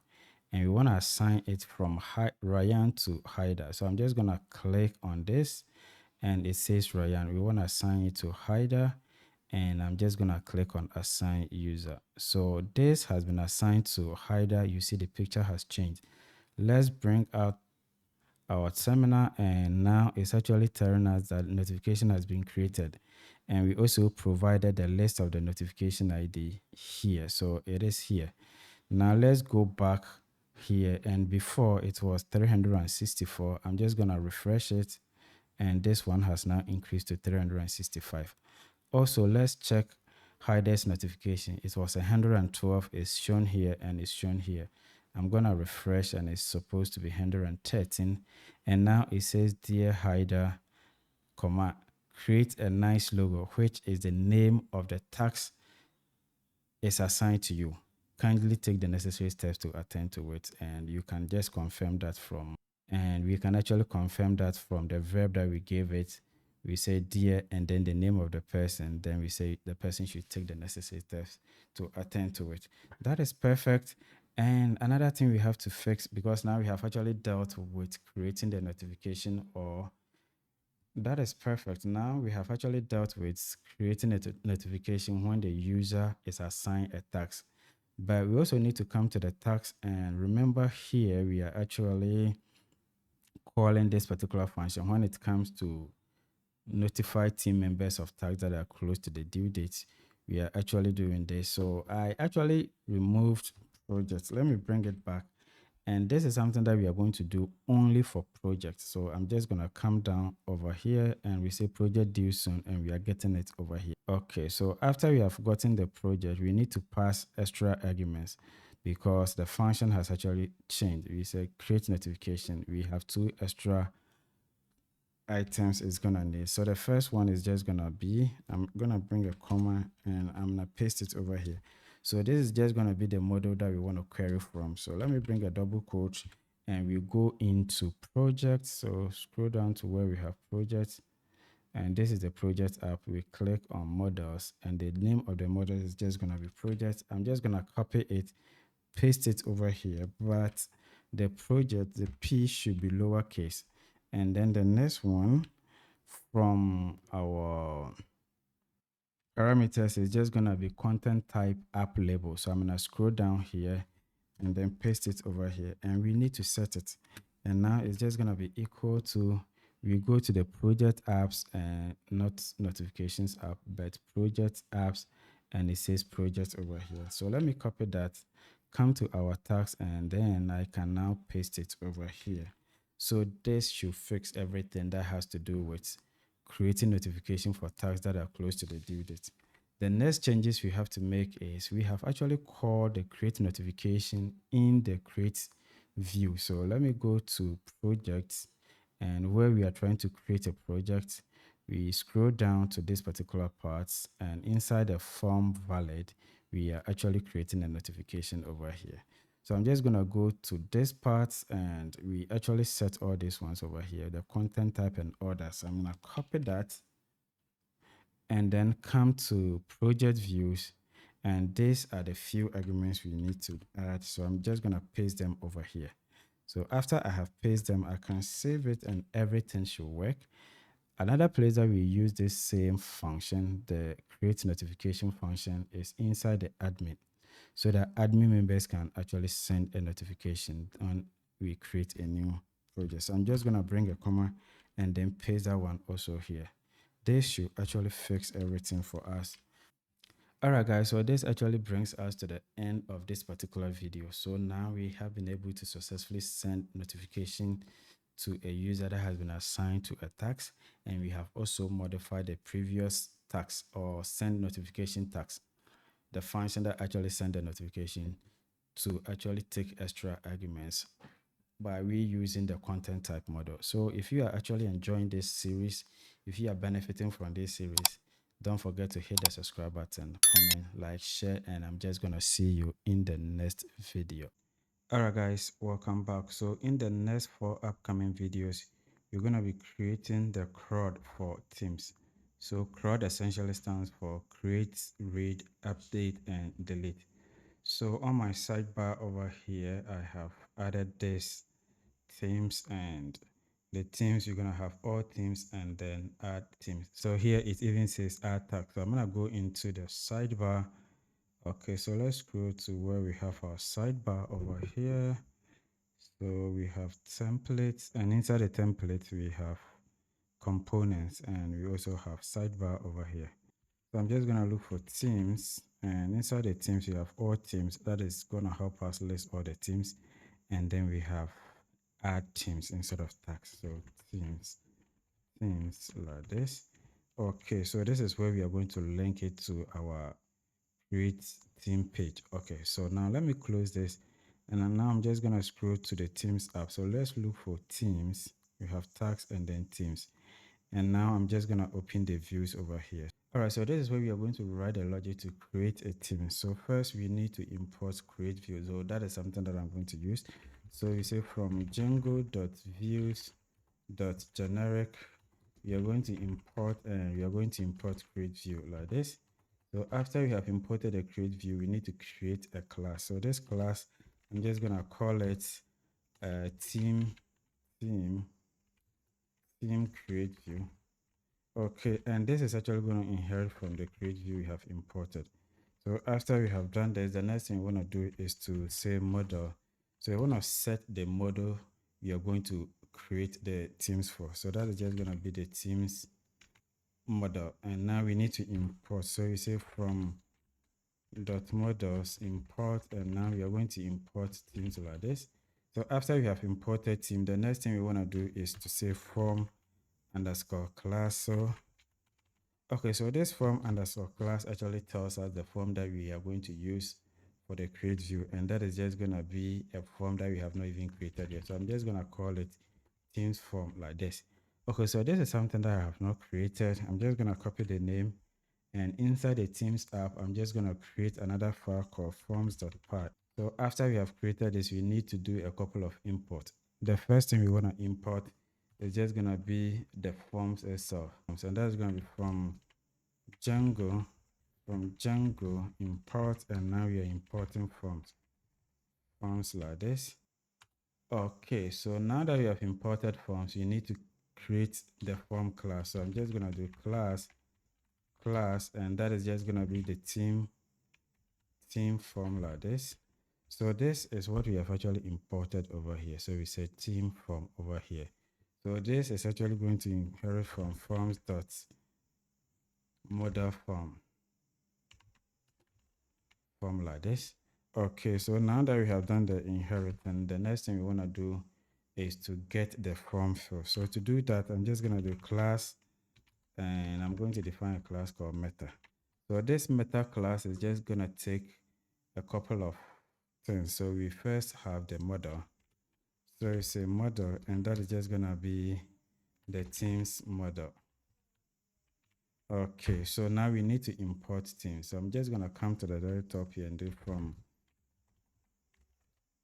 dot models. We are going to import, and now we are importing theme like this. So after we have imported theme, the next thing we want to do is to specify the fields that we want to show in this particular form. So we say fields like this, and this fields is just going to be a list of fields that we want to show. So this is mostly coming from our model. So inside the model, you have to take a look at the fields that you want to show on your form. So we have name, description, team lead, and then members. They created that, and then the created by is something that we are not going to show as of now. So I'm just going to come into the forms, and the first one is just going to be the name of the team. So we want them to type the name of the team. The next one is also going to be the description like this, and we also want to have the team lead underscore lead like this, and then finally we want to have the members like this. All right, so this is all that we need to show, because when it comes to the created by, is something that is going to be the logged in user. So in our form valid method, something that we'll be doing very soon, that is where we can set the created by, that is logged in user, the person who have actually logged in. So after we have done this, we can just come back and then work on our view. So now we say from, you need to import it. So you say from dot forms, you are going to import, and what you are going to import is just going to be the theme form over here. So now Django is not complaining anymore. The next thing we want to do is to set the template. So which HTML template are you going to use? So you say template underscore name, and that is just going to be pointing to the path where we have the template stored. So I'm just going to come inside here and I'm just going to say teams, and inside the teams you're just going to have create underscore team dot html like this, html like this. Okay, so this template does not exist. I'm just going to copy the name, and now I'm just going to go into the teams app. So inside the teams app, I should create a template folder. So that's just going to be templates like this, and inside the template folder I should have another folder the same as the teams over here. So I'm just gonna click on this and I'm gonna say teams like that, and then inside the teams I'm just gonna create another file called create team.html. So I'm just gonna say create underscore team.html like that. Okay, so the template is having nothing as of now. Okay, so we also want to have a success URL. When we create team and it's a successful, we are supposed to be redirected to a success page. So that is just going to be the success URL. This success URL, as of now, we are just going to do reverse underscore lazy like this. And this is something that we have not imported. And we are just going to reverse to teams colon create. So this is not something that we have actually created already, but we are going to create it very soon. Now we need to import reverse lazy. So that's just going to be from Django dot, and we are just going to be in the URLs import, and we are going to import reverse lazy like this. So now that reverse lazy has imported, let's now deal with the URL. So I'm also going to create another file. This file is just going to be called URLs. So say URLs.py over here. I'm just going to go into one of the URLs that we have created already from maybe any of the apps. Let me go to task. Inside the task, let me borrow the URL over there. So I'm just going to copy everything from here, come into the newly created URL, and okay, so let me go to the teams, click on URL.py, and I'm just going to paste this one over here. So I'm just going to delete everything. Okay, so from .views import, and we are now going to import. Let me close this one, create this. So from .views import create view. So I'm just going to import create views from here, and we also need to change this one to teams. It actually has to match the app name over here. So here it says teams. Okay, so we also have it over here. And then the next thing we want to do is to actually create the URL. So I'm just going to delete most of these ones. Let me delete everything with the exception of this.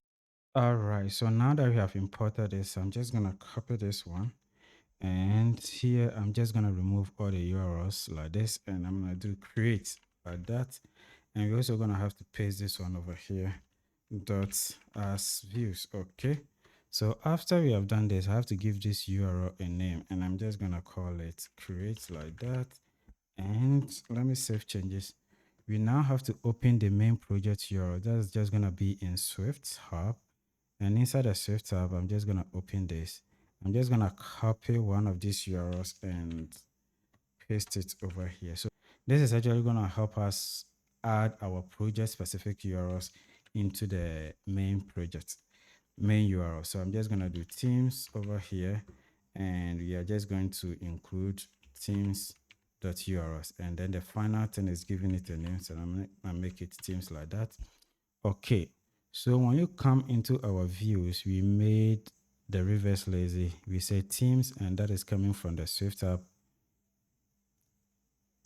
namespace over here, teams. And when you come into the project specific one, we have create, and now we are doing create. So this is just going to redirect us upon successful creation of a team to this particular URL. All right, so at this point, I can just go ahead and then open the sidebar. So this is a sidebar, and this is where we are adding a team. And I'm just going to remove all the URLs over here. And then I'm just going to do URL, and this URL is just going to be like this.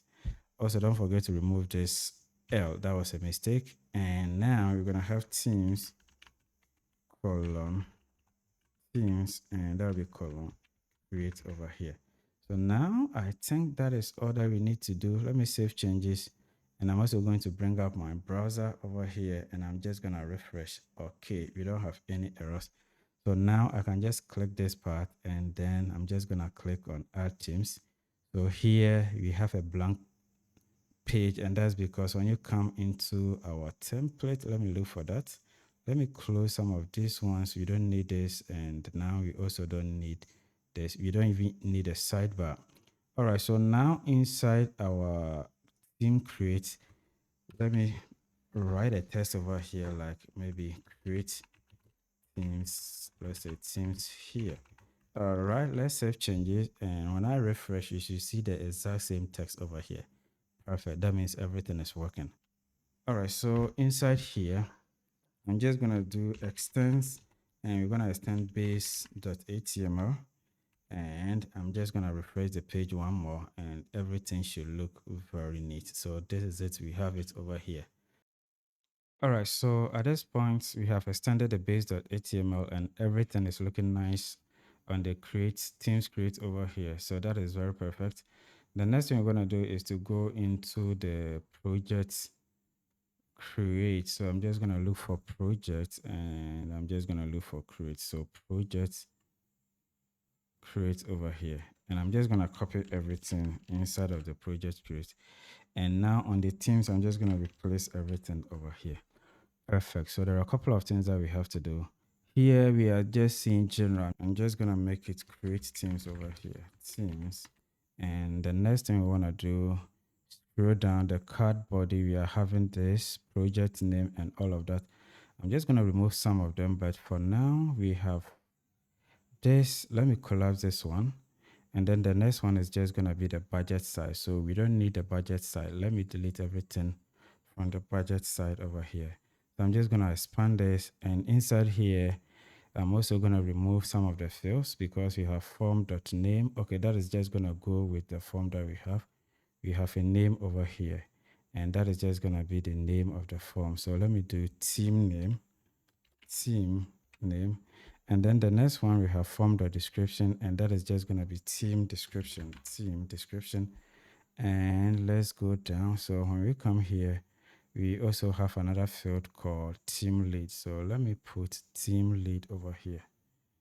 Okay, so team, let me do team lead. Let me put lead over here. Lead over here. And that is going to be form.team underscore lead over there. And we scroll down, that is just going to be the final field. That is going to be members. So we have members over here. And that is just going to be form dot. Let's do members over here. And the rest, I don't think we need them. So we don't need this one. And we also don't need the start date, end date. We don't even need the due date. So I'm just going to delete everything from here to this particular part. So let's clear them. And the final one is just going to be the cancel and then the submit. So the submit is just going to be maybe create team. So let's say create team like this. Okay, so now I think we can just save changes and then test our application. So I'm going to come here and then refresh the page. And hopefully, so it's saying that Crispy got passed in. So that means you're actually trying to access a field that is not on the form. So I'm going to go back and then look for that particular field. Even here, let's see what field is talking about client company. So that means we left client company somewhere here. So let me search for client company. Client company. Yeah, it's here. So let's remove client company. I'm going to remove it like this. And I'm going to save changes. We're going to go back onto our page and hopefully everything should be working now. So now we have team, create teams, and then the name and some of these things, the team description. In fact, the labels are coming double, and that's because we have to do a little bit of modification on our forms. So here we can even go ahead and then expand this one to maybe 8. And when I do 8, it's just gonna take a longer wait. And that is just taking everything like this. So if I should do 12, let's check 12 and see. So 12, I'm gonna save changes, and that is just gonna expand everything. And now we have it like this, but I'm just gonna leave it at 6. I think 6 is pretty good. Save changes. Oh, okay, so 6, and I'm now going to save changes. All right, so let's have a look at this. We have create teams, and when you come here, we are seeing that the fields are just appearing double. So we have to come here and then do a little bit of modification. So the first thing we want to do is to go back to the forms and then override some of these things. And I think in our teams, in our project forms, we have done most of these things. So I'm just going to click on the forms, and we have description over here. We also have a name. So I'm just going to copy these ones and then bring them to my form over here. So let me paste them. And now we have description, and we also have name. So the description is just gonna be enter team description, or describe your team here. So let me do team, or let's say capital T in here.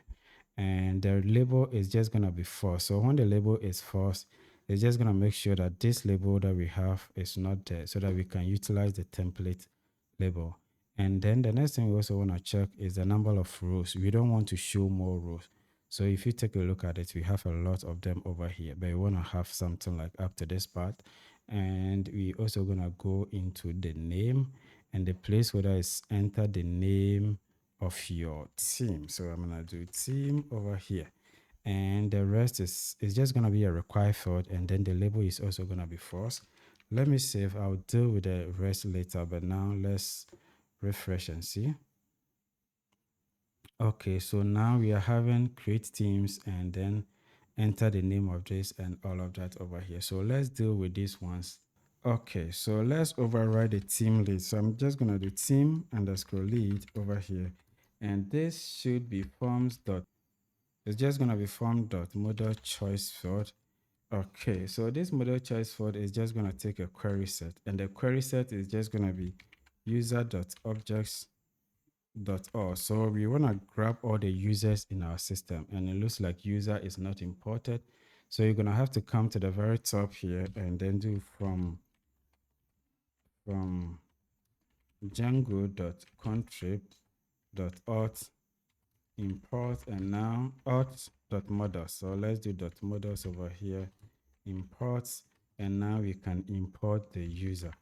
All right, so the next thing we want to do at this point is to provide a widget. So the widgets is just gonna be equal to, so forms dot select, and it's just gonna be a select field like this. And inside this select field, we're gonna have the attributes.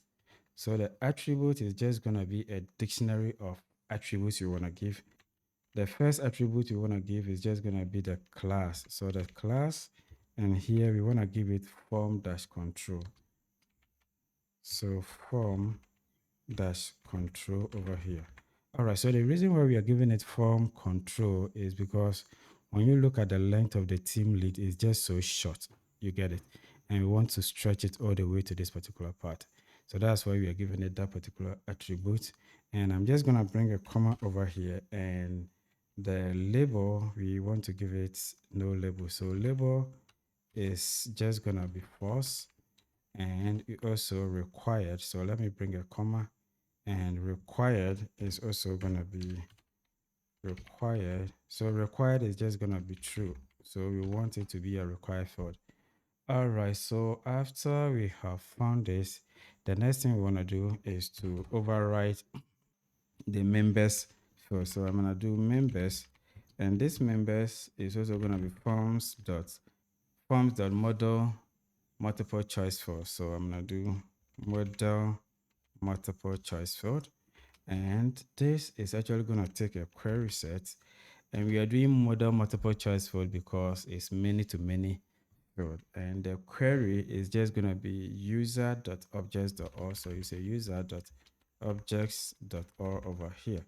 Okay, so here we are also going to grab all the users in the system and then just present them over here.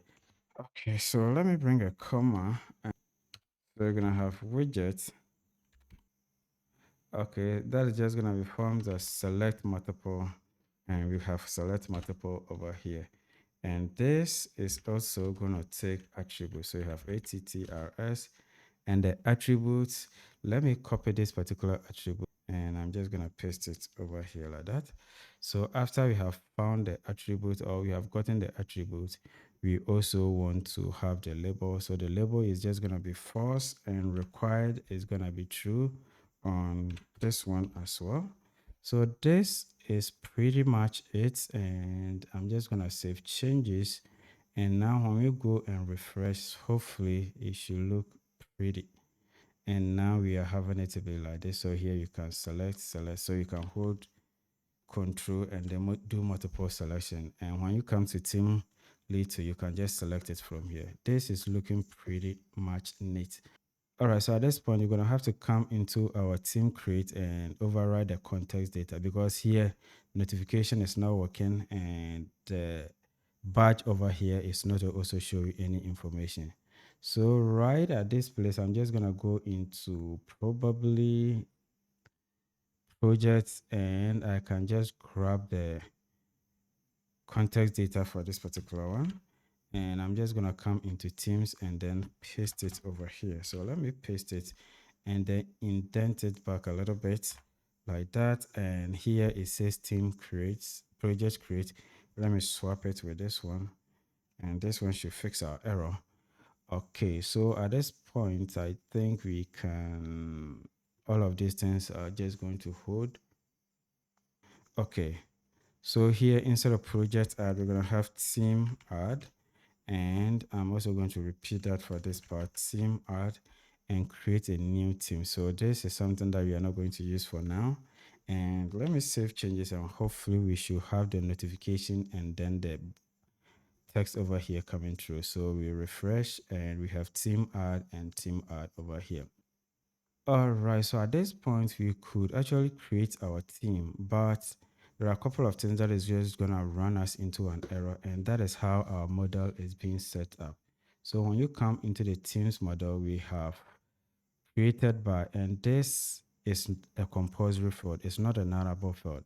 And when you come into our forms, we don't have created by because the created by is obviously the person who has logged in and created it. So we have to override the form valid method to set this particular field over here. So I'm just going to come down and define another function. So I'm going to do def, and that is just going to be form underscore valid like this. Okay, so inside the form valid, we're going to pass self, and we also want to pass form over here. Okay, so let me make a comment and say set creator. So creator over here. And the way we are going to set the creator is just going to form dot instance dot, and we're going to do created underscore by like this. So created by is actually coming from the model. So we say form created by.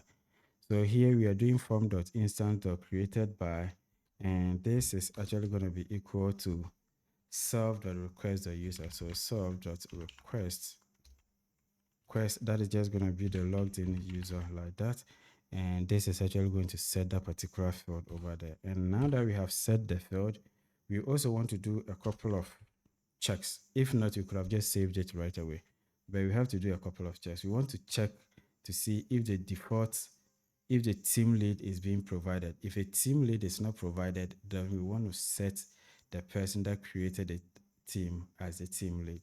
So we say if, okay, set team lead if not provided. So if the team lead is not provided, we want to set it. So I'm going to do if not form dot, and we want to get the clean data. So cleaned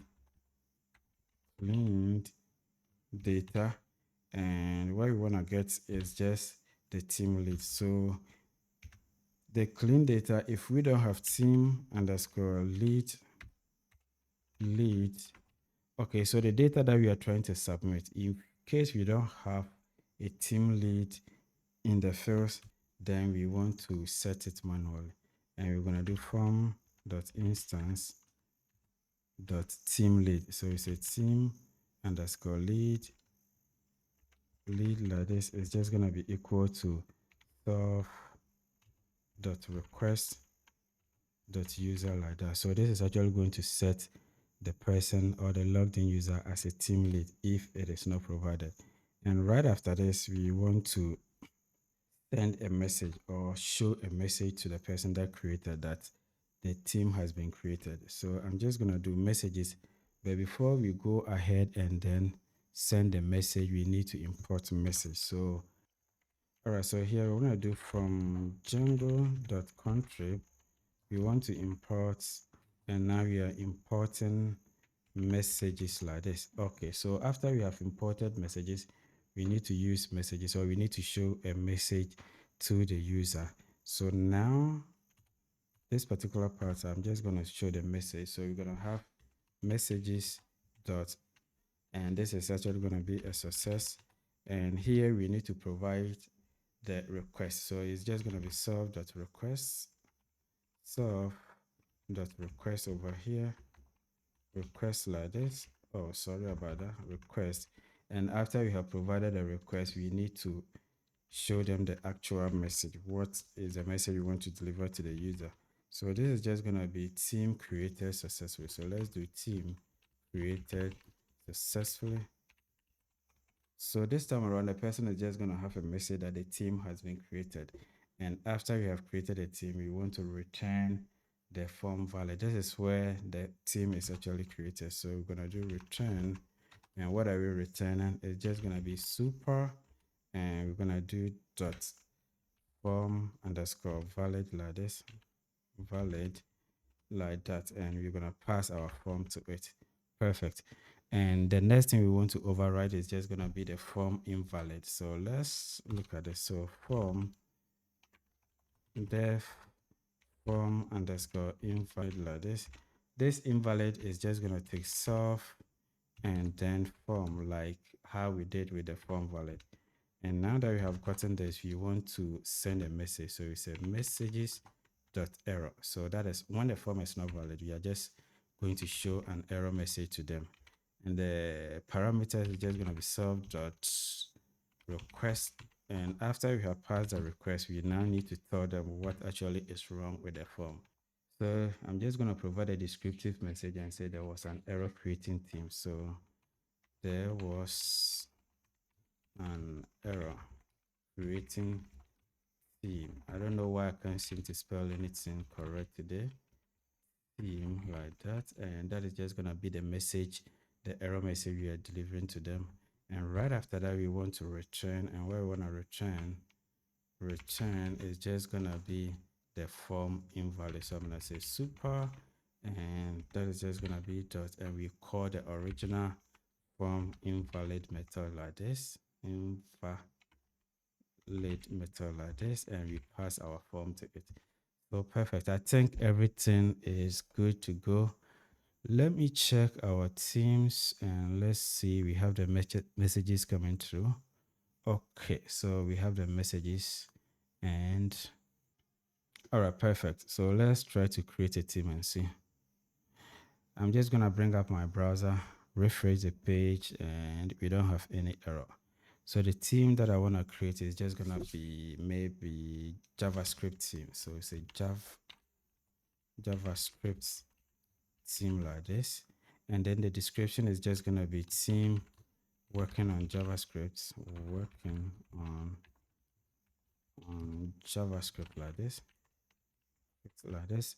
And the team lead, if I don't set it, we have actually provided a mechanism for that. If I don't select a team lead, it's actually going to select a default one for me. But I'm just going to set it as Ryan over here. And then the team members is just going to be Fadila. And okay, so let me set it like this. I'm just going to have Haida, Fadila, and a couple of people like Candicat. And I think I have filled all the compulsory fields. So when I click on create teams, let's first of all go into the backend and look at the team members that we have. We have 5 team members. We don't have a JavaScript team here. We only have a Java team over here. And I'm just going to click on create. And so we have an error.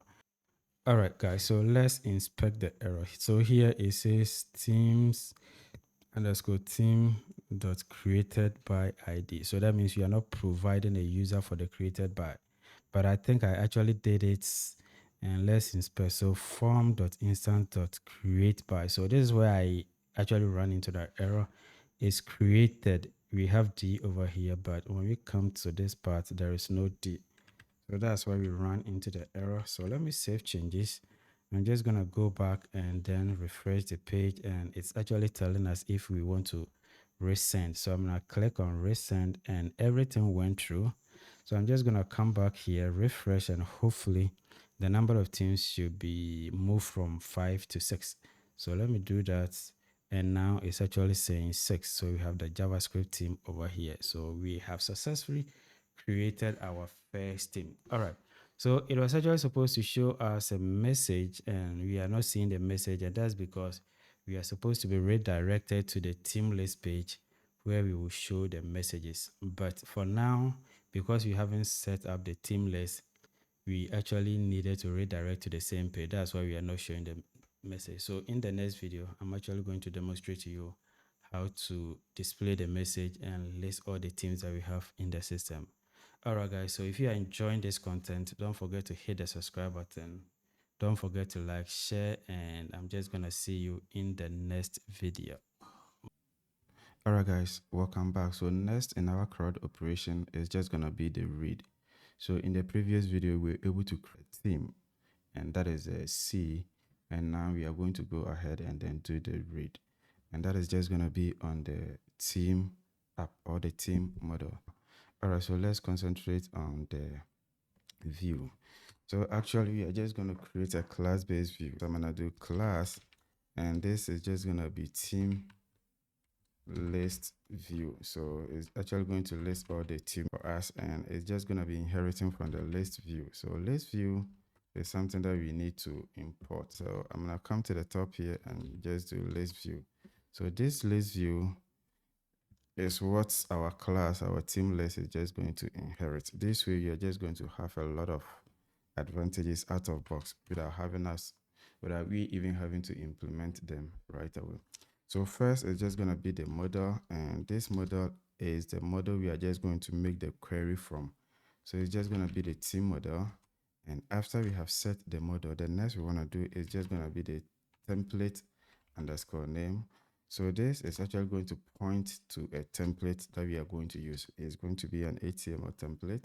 So here the template doesn't exist, but I need to create it. So I'm going to come into the teams template over here, this folder, and I'm just going to create a template.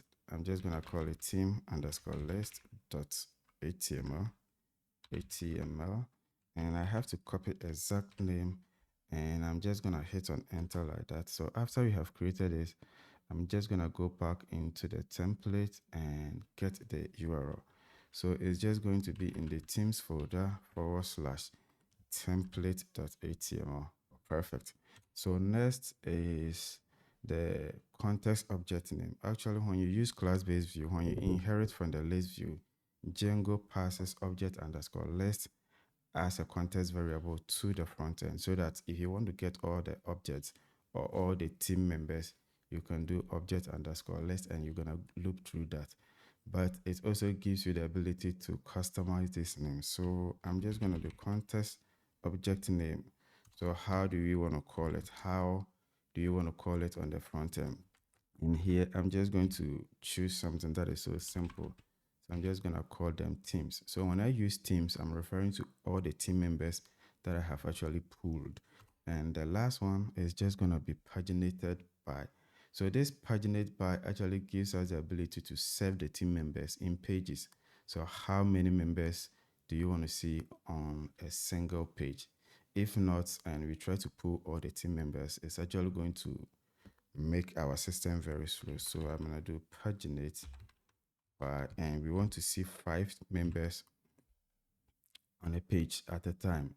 Okay, so now that we have done this, we can actually go ahead and then import this into our URL. So I'm just going to go here into the teams URLs.py, and I'm just going to import it like this. So right after this, I'm just going to copy one of these and then paste it at the very top. So on the team list, I don't want to have any extra URL. It's just going to be empty. All right, so when we do this, it's just gonna be on the team URL. And now we need to swap the team list. So I'm just gonna copy this and then paste it over here. And I also need to change the name. I'm just gonna do it list like this. Okay, this is perfect. All right, perfect. So this is enough for us to be able to display the team members. So I'm gonna go into the team list, and here I'm just gonna do themes. So that is just gonna be the context variable we are passing from the front end, from the back end to the front end. So it's either I use teams or object underscore list, and that is just gonna list all the team members for us. Okay, so we also need to bind this URL to the sidebar. So let me scroll down to where we have our sidebar, and we have all teams over here. So this is where we want to link it up. So I'm gonna clear this one very quick, and I'm gonna do URL, and this URL is just gonna be teams. So I'm using teams because when you go into the Swift app main URL, so let me click on this one, we are calling it teams. Perfect. And then when you come into the URLs for the team itself, we are doing list. So that is just gonna be teams and column list. So I'm gonna do column list over here. So I can now save changes, and we're gonna refresh our page. So let me refresh the page like this, and we don't have any error. But when I come to teams and click on all teams, now it's listing all the team members we have over here. We can even loop through the team members. So if I want to loop through the team members, I'm just gonna do for, and I'm just gonna do team in teams. So for team in teams, let me do teams like this. And now we want to maybe get a team name. So I can just do H1 like this, and that is just going to be very big. I'll have to put it in this team dot name like this, and I can just close it like that. Okay, so now let's save changes, refresh the page, and this is what we are going to see. Now it is actually listing all the team members for us. Okay, perfect. So what I want to do is to go into the project list, because we have done this some time ago. Project list, I'm gonna click on it like this and copy everything right from this place, and I'm just gonna replace it with this one like that. And after I have done this, I don't need this one. And the URLs, let me see, I don't need this URL as of now. The sidebar too, we don't need it, so that we only have this one over here. All right, so let's make a couple of changes. So the first is just gonna be the title over here, and this isn't project, it's actually teams. So you're gonna do teams over here, and after we have done that, you're gonna scroll down.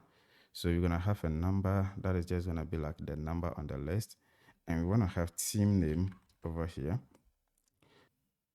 All right, then we're gonna have team members. We don't need the priority and all that because project doesn't have priority. So let me take out the priority for projects, and even in progress. You don't need in progress. Let me delete that one. We also don't need priority. So let me take out that one too. All right, so I'm just gonna leave this one because that is actually going to control the edit and then the delete for us. So now we have this 1, 2, and then 3. So that is just gonna be all that we need for that.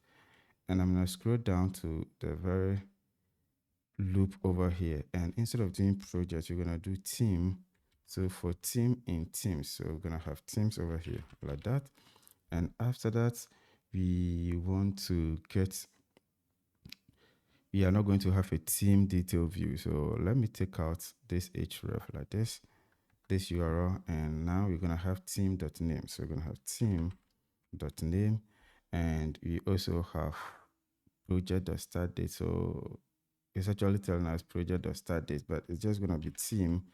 But team model doesn't have a start date, so we're gonna go back into the teams model and look at what we did. So created at, so copy, and we're gonna paste it over here. Right after that, we are also gonna encounter the team member list. We want to get all the team members for each of the teams. So here we are just saying for member in, instead of project.team, we have access to the team right away. So we say team.members.all.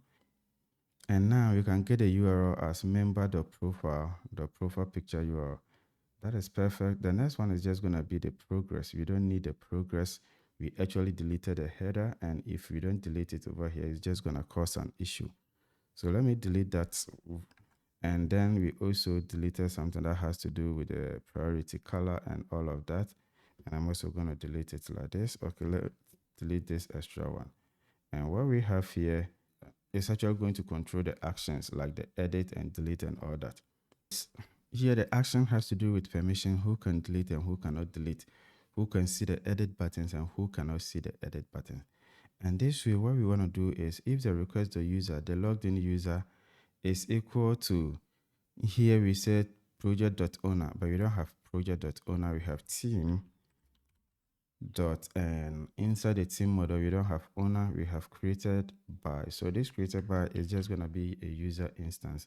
So we do created by. If the logged in user is the same as the person that created it, then we can go ahead and then show them the edit and then the delete button. We haven't set up the edit and we have not also set up the delete. So now we have to remove all these ones. So let's remove all these ones over here. So let me delete this one as well. We will come back to it in the subsequent video. Also, we have set up pagination. Since it's a list view, we are actually showing paginate by, we are saying 5. So this pagination should work just fine.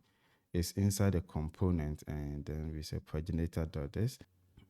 All right, so here is the messages, and these messages is what is just going to be shown or displayed when someone creates a team. Remember, we created a team and we didn't have any message, and that's because we didn't redirect to this particular page. The aim is to be redirected to the team list page, and then we're going to have the message. So in this video, we are even going to test that to see if the messages are going to come through. So like we kept it here. So quickly, we're going to have to go back into our views and then scroll up to where we redirected when we created the team. We redirected to the teams create. Now we want to be redirected to the team dash list over here. So every creation, upon successful creation of a team, is going to redirect us to the team list. And also on the team creates, remember that when you come, let me go back to where we are creating the team, click on add team. And here you see the button for the create team is very far apart. I just want to make it align with the form over here. And to do that, I'm also going to go here. And this is what is actually controlling it. We say column -12, but the form itself is column MD-6. So let me copy this one and then bring it down over here. So I'm going to come and then paste it over here. And once we do that, we can save changes to all the files. And now I'm going to go onto the team list and then click on all teams. All right, good. So now we actually see all the team members and the pagination is actually working over here. So the next thing we want to do is to create another team. So I'm just going to go back, click on teams and come to this part. So I'm just going to input a name, maybe machine learning team. It looks like I've already created something like that. Let's say Android team. So Android team like this. And the team description is going to be team working on maybe Android projects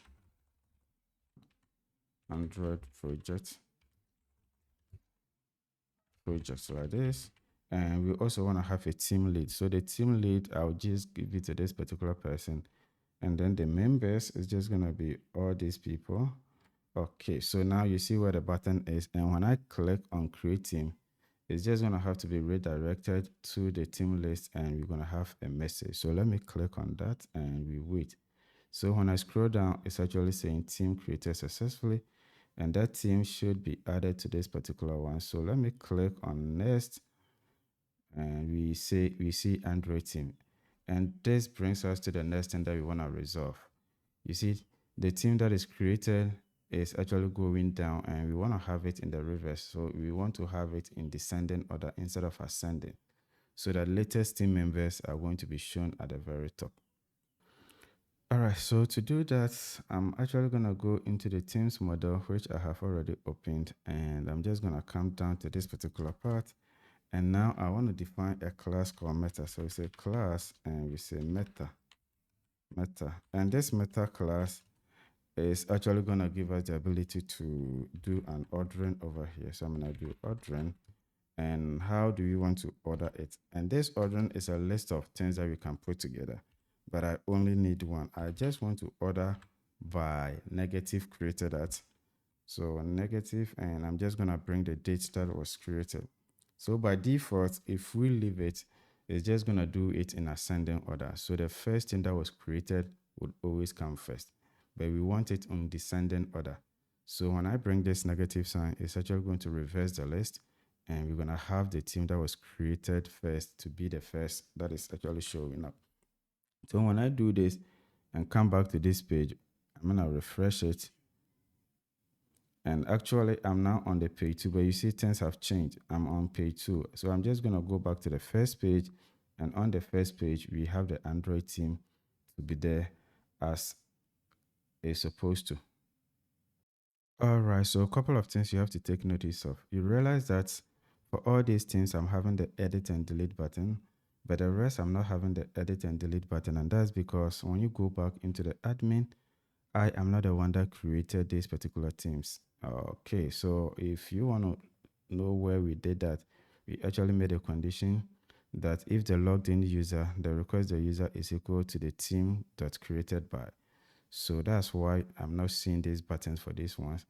Quickly, let's take a look at one of those and say machine learning team. I'm going to come to the machine learning team, click on that, and let's look for the folder that says created by. Here is 35, but my username is Gentech. So I'm going to come to one of them that I have the edit button. That's the Android team. I'm going to come to Android team, and Android team, you look at it and it says Gentech. When you even go to the next one, that is JavaScript team. Let me click on JavaScript, scroll down, and it says Gentech. All right, so if I have the ability to delete it, it's just going to be that I was the one that created it. And remember that in our form, the form for creating the teams, there wasn't anywhere that we actually set the created by, but in our logic, we actually set it by saying that form.instance.created by is going to be equal to the request.user. Perfect. One thing we also want to solve is when we come to all list, we are not seeing the notification. We are not seeing any banner here, nothing. And that's because we are not providing a context. So I'm just going to come to the team create and copy the context over here. After I have copied it, I'm just going to scroll down to this particular part, and I'm also going to paste it over here like this. And I'm going to save changes. So now, before I even go ahead and then save changes, I also have to replace this team created with this and a couple of information. So first is just going to be the team created, the team add. So I'm just going to do team list like this. And then the next one is just going to be team list as well. And now we can save changes, and hopefully when we come here, we should see the notification and the banner over here. So let me click refresh, and now we are seeing team list and the notification coming through. This is good. Okay, so let me pull up one of the users over here. Now you're going to realize that when I come to team and then team list. Okay, so this page I have to refresh. All right, so we're going to go to team and then team list.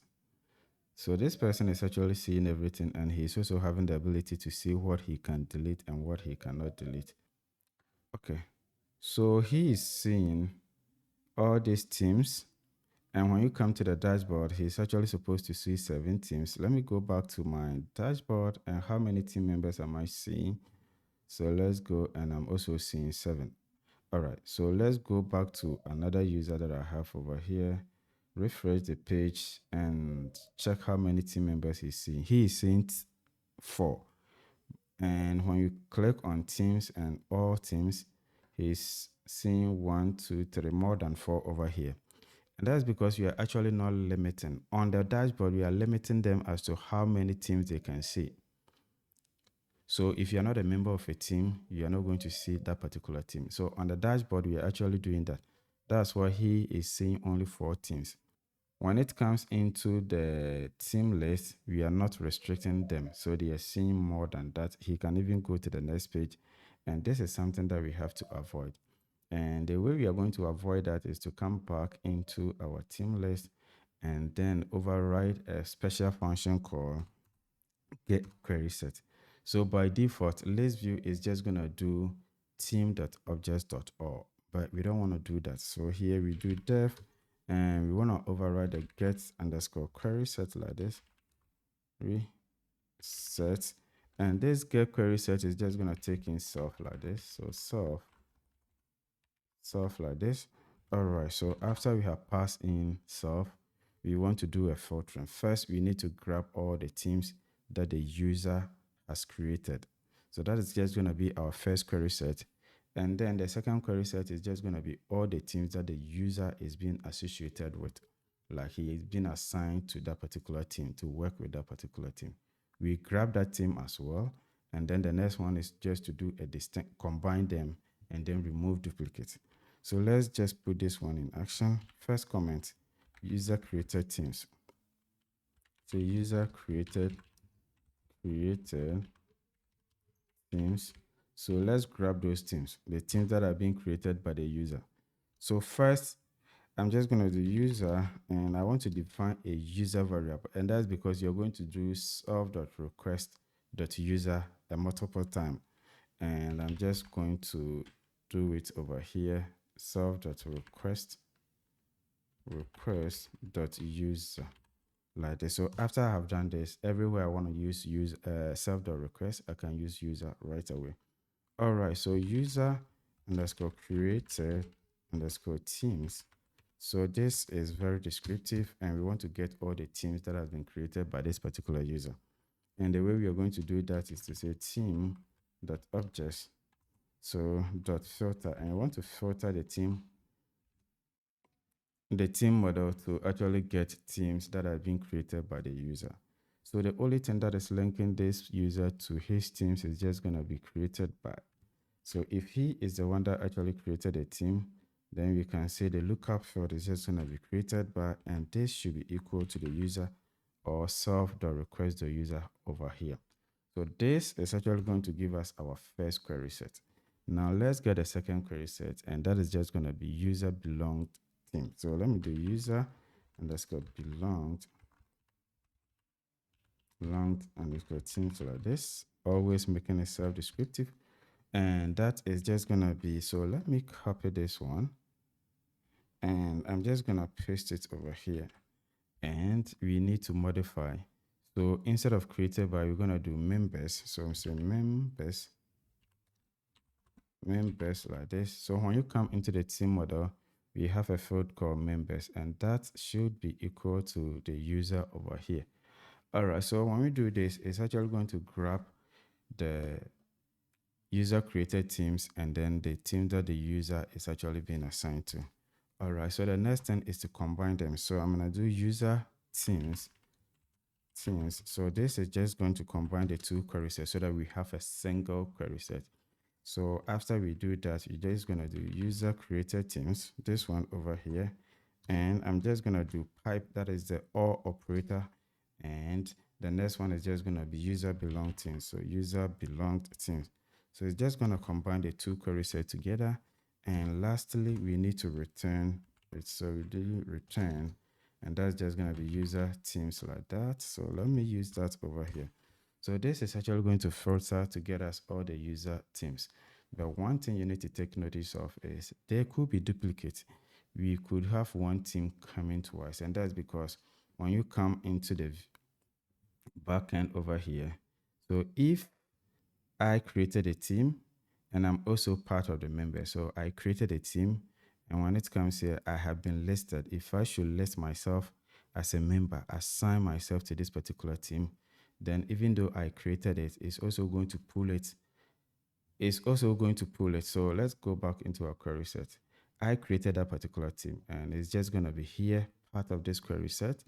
And because I also belong to that particular team, it's also going to be here. So this is actually going to cause a lot of issues. And the way we are going to deal with that is to do the distinct. And distinct is just going to make sure that each team appears once and it doesn't have to be duplicated over there. So once we do this, that is all that we need to do. It's actually going to filter this query set. So I'm just going to come back to the dashboard over here. So let me go back to Teams. When I click, because, okay, so it's saying that we have a misspelling over here. Request is actually spelled wrong. So let's go back to the team list where we are doing, okay, so it's just here, request. So let me use this one, save it and check to see if my server is running. Okay, so let's give it a time to load. It has now loaded successfully, and I'm just going to bring this one back, refresh, and hopefully we shouldn't have any errors. So this one is just going to remain like this. Okay, so it has actually removed the teams that I'm not part of. And when we come to this particular one, so let's just see this one, and I'm just gonna go to teams and then click on all teams over here. And this one is actually giving us this number of teams. I'm just gonna go to the next one. So that is just gonna be this particular person, and I'm just gonna refresh it. So here it's actually saying page not found. And that's because since the person is actually having only 4 projects at the beginning, and we are also paginating by 5. So let me go back. Paginate is 5. We are actually paginating by 5. So if it is 5 and he is having 4 projects, he shouldn't be on the next page. And that's why we are having the error. But previously, before we even overridden the query set, he was able to come to this page. So I'm just going to come to here and then refresh. And now he's having only 4 projects. All right, so this actually looks perfect, but I just want to bring your attention to something over here. This is my part. I'm the admin over here, and now it says I'm only seeing 5 projects. But when we go back to the dashboard, I'm also seeing 7. And that's because on the dashboard, we actually made a condition that if you are an admin user, you are supposed to see all the teams, regardless of your relationship with it, whether you are a team member or not. But looking at our current query set, that is not what we are doing. We are only trying to say that the team that you can belong to or the things that you can see should be the teams that you have created and the ones that you belong to, and we are combining it. So we didn't make any exception for super users. So to make that exception, I'm just going to come to this part and say if user dot is underscore super user like this. So you want to check if the user is a super user. Then this is what we are going to do. I'm just going to do user teams, user underscore teams over here. It's just going to be team.objects.all. So here we are going to get all the teams if the user is a super user. Okay. But if the user is not a super user, that's just going to be else. So else, what do? We are actually going to indent all this code over here. So this is only going to apply to non-super users. And I also want to say user teams. And these user teams, I just want to do a distinct. And this one, we don't need to do distinct on it. User team, and it's just going to be. Okay, so in order to do that, so that we do the distinct on this particular one, what I want to do is to first of all rename this particular variable. So I'm just going to leave it as teams over here. And when I do teams, it's just going to make it different from this part. And now I can do user teams. So user underscore teams over here is going to be equal to, and we say teams dot distinct, and we can get the distinct over here so that we can just take away distinct from this particular part. So when I do this, it's actually going to mean the same thing, except that if the person is a super user, we are going to allow them to see all. But if they are not a super user, they are not going to see all the teams. All right, so let's see if the server is running. Everything seems to be working just fine. I'm just going to bring up my browser over here, and I'm going to go back to teams. So click here and all teams, and hopefully I should see more than that. So now it's actually allowing me to go to the next page. So we have 5 here, and the next page is just going to be 2. That is actually 7 in total. So it's actually giving us 7. But let's go to the team member who was actually having just 4. And now when I refresh, they are still going to be remained at 4. We have successfully implemented all the permissions on this particular thing. All right, guys. So if you are finding this very useful, don't forget to hit the subscribe button, and I'm just going to see you in the next video. Bye bye. All right, guys, welcome back. So now we want to give users the ability to edit their own projects. So that is just going to be the U in the CRUD update. So now when I click on edit, it's not going to do anything. It's just going to refresh the page and come back to the same page. But we want to click on this, and it's just going to redirect us to a page where we have all the data of this particular project pre-populated in a form, and we can have the ability to make modifications and then save changes. So that is actually going to reflect in our database or in the table over here. So to implement that, we need to come into the team views, and we're going to have to come right under the team list. So let me create a class, and this class is just going to be called team update view. So I'm going to do class, and we say team update view like this. And this team update is just going to inherit from update view. So we need to import it. So I'm just going to bring a comma and do update view like this. So let me copy this, and I'm just going to inherit it in this one. Perfect. So now we can actually go ahead and then set the model. So model is going to be called to team like this. And right after we have set the model, we also want to get a form class, a form that we are going to do the updates. So we say form underscore class, and this form class is going to be equal to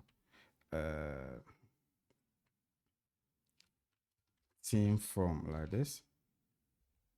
Okay, so it's just we are going to use the same form, the one that we used in creating the team. And the next one I want to do is just going to be the template, the HTML template. So we say template underscore name, and we are going to use the create team HTML, the one that we use. So when we scroll up, let me scroll up a little bit, and we are actually using everything from here. So template, let me copy this one, and we even use the form. So I'm just going to copy, and then I'm going to come to this place and then use it over here. You can of course create a separate HTML for that, but I don't want to repeat myself too much. So I'm just going to be using the same thing. And after we have done this, we can go ahead and then import this particular one inside of our URL. So I'm just going to go into the Teams URL, click, and I'm just going to import it over here. All right, so after I have imported it, let me copy one of the paths over here and then paste it like this. Okay, so this one is just going to be an update. And since you're doing an update, I just want to do team/update, or maybe the URL /update. Any of them will do. So I can just, if I want to do the URL /update, then it's just going to be first, we need to get the type of the URL. So I'm just going to bring the type of the URL. So here it's just going to be an int. The ID of the theme is an integer. So I'm just going to do column over here, and I'm just going to do PK like this. And then we are going to do /update like that, or edit. Any of them will do. So this is how I'm forming my URL. So it's just going to be teams. That is going to be the main teams coming from SwiftUp, /the PK, and /update. And now we need to swap the team create view to team update view. And finally, we're going to have to do update over here, update like this. And right after we have done this, we can now go back into our team list, and where it says update. So here we can do URL like this, and it's just going to be teams : update. So the updates actually is coming from this part. This is it. And now that we have done this, we also need to pass in the primary key. So the primary key is just going to be team.pk like this, because that's how we are passing the URL. Sorry, we are passing the primary key, which is this one, into our template. Perfect. So now I can save changes and we can just go ahead and then refresh the page to see what happens. So there are a couple of changes we are going to do though. So I'm just going to refresh and we don't have any error. I'm just going to click on edit and this is what comes with it. So here it's actually giving us the theme name, the description. We didn't do any of these things because we use update view. It's actually fetching all the information for us. Everything is just here and it looks so nice. But right away, we can just go ahead and then update this one. But there are a couple of things you want to do. So here, when you come, it says team, create teams, but we are not creating a team. And here it also create team. And it's because we are sharing the same template with the create view. So let's do a couple of things. And to do that, I'm just going to go here and then even copy for the get context data. I could have copied it from anywhere actually. Let me copy it. Okay, so let me even fix it from here. First, let's go to the team create. So let me go to add and you're going to see the same information, create and then create over here. Let's fix it from here first. All right. So here right underneath, I just want to copy this one and paste it over here. So we want to have two additional context variable. So the first context variable is just going to be the button text. So we do button underscore text. And that is just going to be the text that we want to show when it comes to this particular one. Because they are sharing, is always going to show the same text. But we want to provide a context that is going to have the title of the button here so that when you go to Teams, it's just going to display something different. So let's provide that context by saying create teams. So create team. So let me see how it is written. So create team. So team like this. And then the next one is just going to be the card title. So the title that we see at the top. So let me copy this one once again and then paste it over here. And it's just going to be card underscore title. So card underscore title. And this card underscore title is just going to update the title that we have kept at the top here, team, create teams. So here it says create teams, and we are going to have something different when it comes to update. So probably update or edit teams, things like this. So I'm just going to come back to the create template over here. And where we are saying create teams over here, we need to replace it. So I'm just going to do this and say, how did we call it? The context is button underscore test. So button underscore test, button underscore text over here. So it's actually going to get this string on the text button test create teams and then show it on the button. The next thing we want to do is to go back to the card title. So here is where we are showing the title, and I'm just going to wrap it like this and say card underscore title like this, and this is also coming from the view card title. So let's save changes to all of these things and come here and then save changes. All right, so when we come back to the teams and then create teams and refresh, nothing is happening. But let's check on the all teams and then click on update, because that's the only way we can read the update. And click on update, and there shouldn't be any text at the top. So there's no text here because the variable we have not set it. And then the button is also like this. There is no text. So we have to fix that. I have to come back here, copy the context variable for the create team over here because we have fixed everything over there. And I'm gonna scroll to where we are doing the updates and then come down here and then paste it over here like this.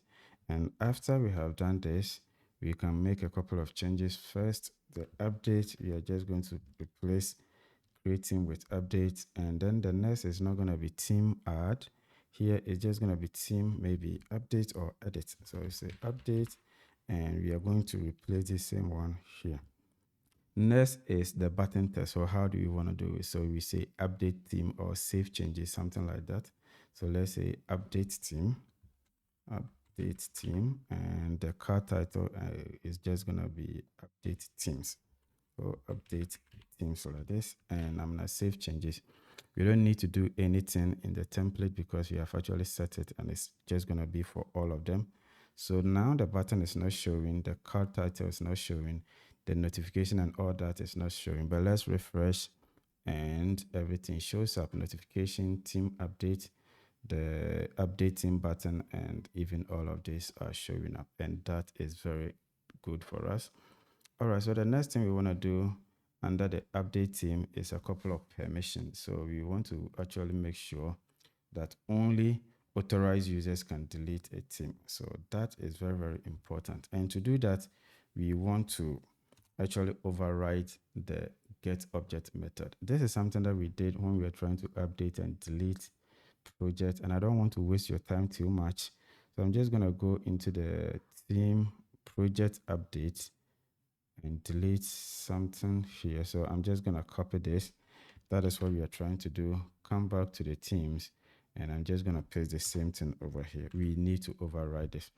All right, so now this is going to get us the team object.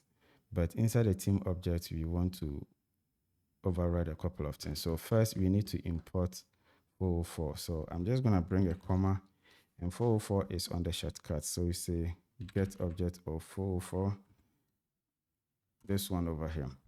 And now we are not supposed to have errors. So when you come here, we are saying project, but now we are not dealing with a project, we are dealing with team. So I'm just going to do team like this. And the variable, I'm no longer going to call it a team. I'm actually going to call it, so I'm not going to call it project. I'm just going to call it team like that. And the next one we want to do is, it's not team.owner, but team.created by. So team.created by, so we can even look at it from the model. So here it says created by. So let me copy that, and then I'm just going to bring it over here. So the team.created by should be, if it is not equal to the request.user, then we are actually going to raise 404, else we are going to show what the team over here. But 404 is not imported, and we need to actually import it. So let's go to the top and then import 404. So I'm just going to come here and do from Django.attp, from Django.attp, we want to import, and what we are importing is just going to be HTTP 404 like this. And I think this is pretty much what you need to do. So this is actually going to make sure that we are the authorized people or owners, or the ones that created it. So here, instead of saying project, I'm just going to do team not found, and all instances of team over here, all instances of project, I'm just going to replace it with team, even in the comment section and all of that. And this actually gets the job done. Before we even go ahead and then test it, let me also overwrite other methods. So the first we want to override is just going to be the form update. So I'm just going to do form valid, and form underscore valid like this. So this form valid actually is just going to take a self and then form. So we say form like that. So I think this one is even done in the project. So let me click on the views and go to update project. So team project and then update project. So let's see. Okay, so we have done all of that here. So let me copy them real quick. Copy it, come back here, and then I'm just going to paste them over here so that we do a couple of tweaks. So right after this, I have to indent this one to get a correct indentation. And first of all, we have the form valid. So it's just going to take in self and then the form. And we want to show a message. So message the success, and we say project updated successfully. But this one is just going to be team updated successfully. So make sure you make these changes. And then the form.invalid, or the invalid, is just going to be please correct these errors, and we don't have to change anything over here. And then the last one is just going to be the success URL. So if it is successful, we want to redirect them to a particular page. This time around, we are only going to be redirecting them onto the team list page. So let me clear this, bring my single quote, and I'm just going to do team column list like this. That is just going to be redirecting them to the team list page. But reverse lazy, let's see if it is imported. So I'm just going to go to the top, and reverse lazy is actually imported over here. So this is all that we need to do. Let me save changes, and I'm just going to go to one of the projects that I have access to update. So I'm just going to click on all projects, all teams, sorry. And then I'm just going to click on edit, and this is just going to bring us the edit. So instead of Android team, I'm just going to bring Kotlin too. So Android and Kotlin, like this team. And the description is going to be the team working on Android projects. Okay, so let's click on update and let's see what happens. And it's actually telling us team is not registered namespace. Okay, so I think we did something wrong with the reversing it. So it's actually teams, not team. So let me save changes. But at this point, this has been updated. It was actually redirecting us to the page, but it wasn't successful. So let's go back into our admin and check. So I'm just going to come to teams and then refresh, and we should see changes. So teams, and it says Android and Kotlin team. It was actually updated, but it wasn't able to redirect or find the right URL. And now we are here, team updated successfully, and it says Android and Kotlin team. All right, so I'm just gonna click on that once again. And now let's take a look at graphic design. I don't have the permission to delete it, but I'm just gonna go into graphic design, and because I'm not the one that created it, you can just look at it from here. And then the number is 4, the ID is 4. So let's try to see if we can delete it with all the permissions that we have set. Let me click on this just to form the URL, but instead of 7, which matches to the Kotlin, I'm just going to replace it with 4. And like I showed you, 4 is not a project that I have access to delete. Let me hit on enter to see what actually happens. So we hit, and it's actually telling us team not found, 404, team not found.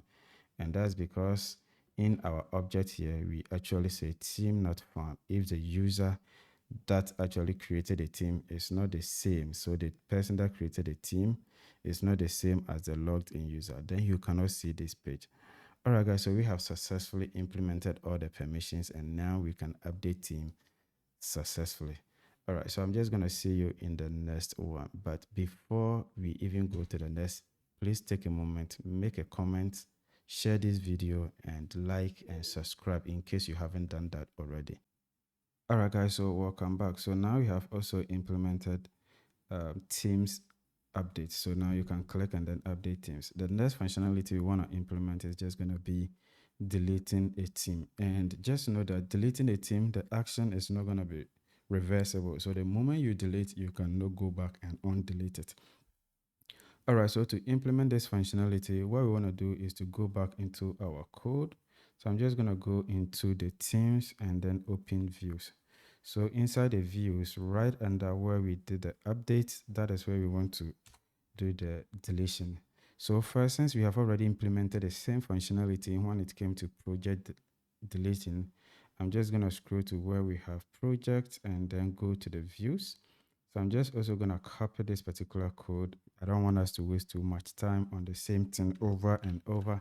So after I have copied it, I'm just going to come to this part and I'm going to paste it over here. All right, so this says project delete. So you want to change it from project to team delete. So I'm going to do team delete, and that is just going to be in the delete view. So here I'm just going to do delete, and we have the delete view. So we have actually imported the delete view over here. That's perfect.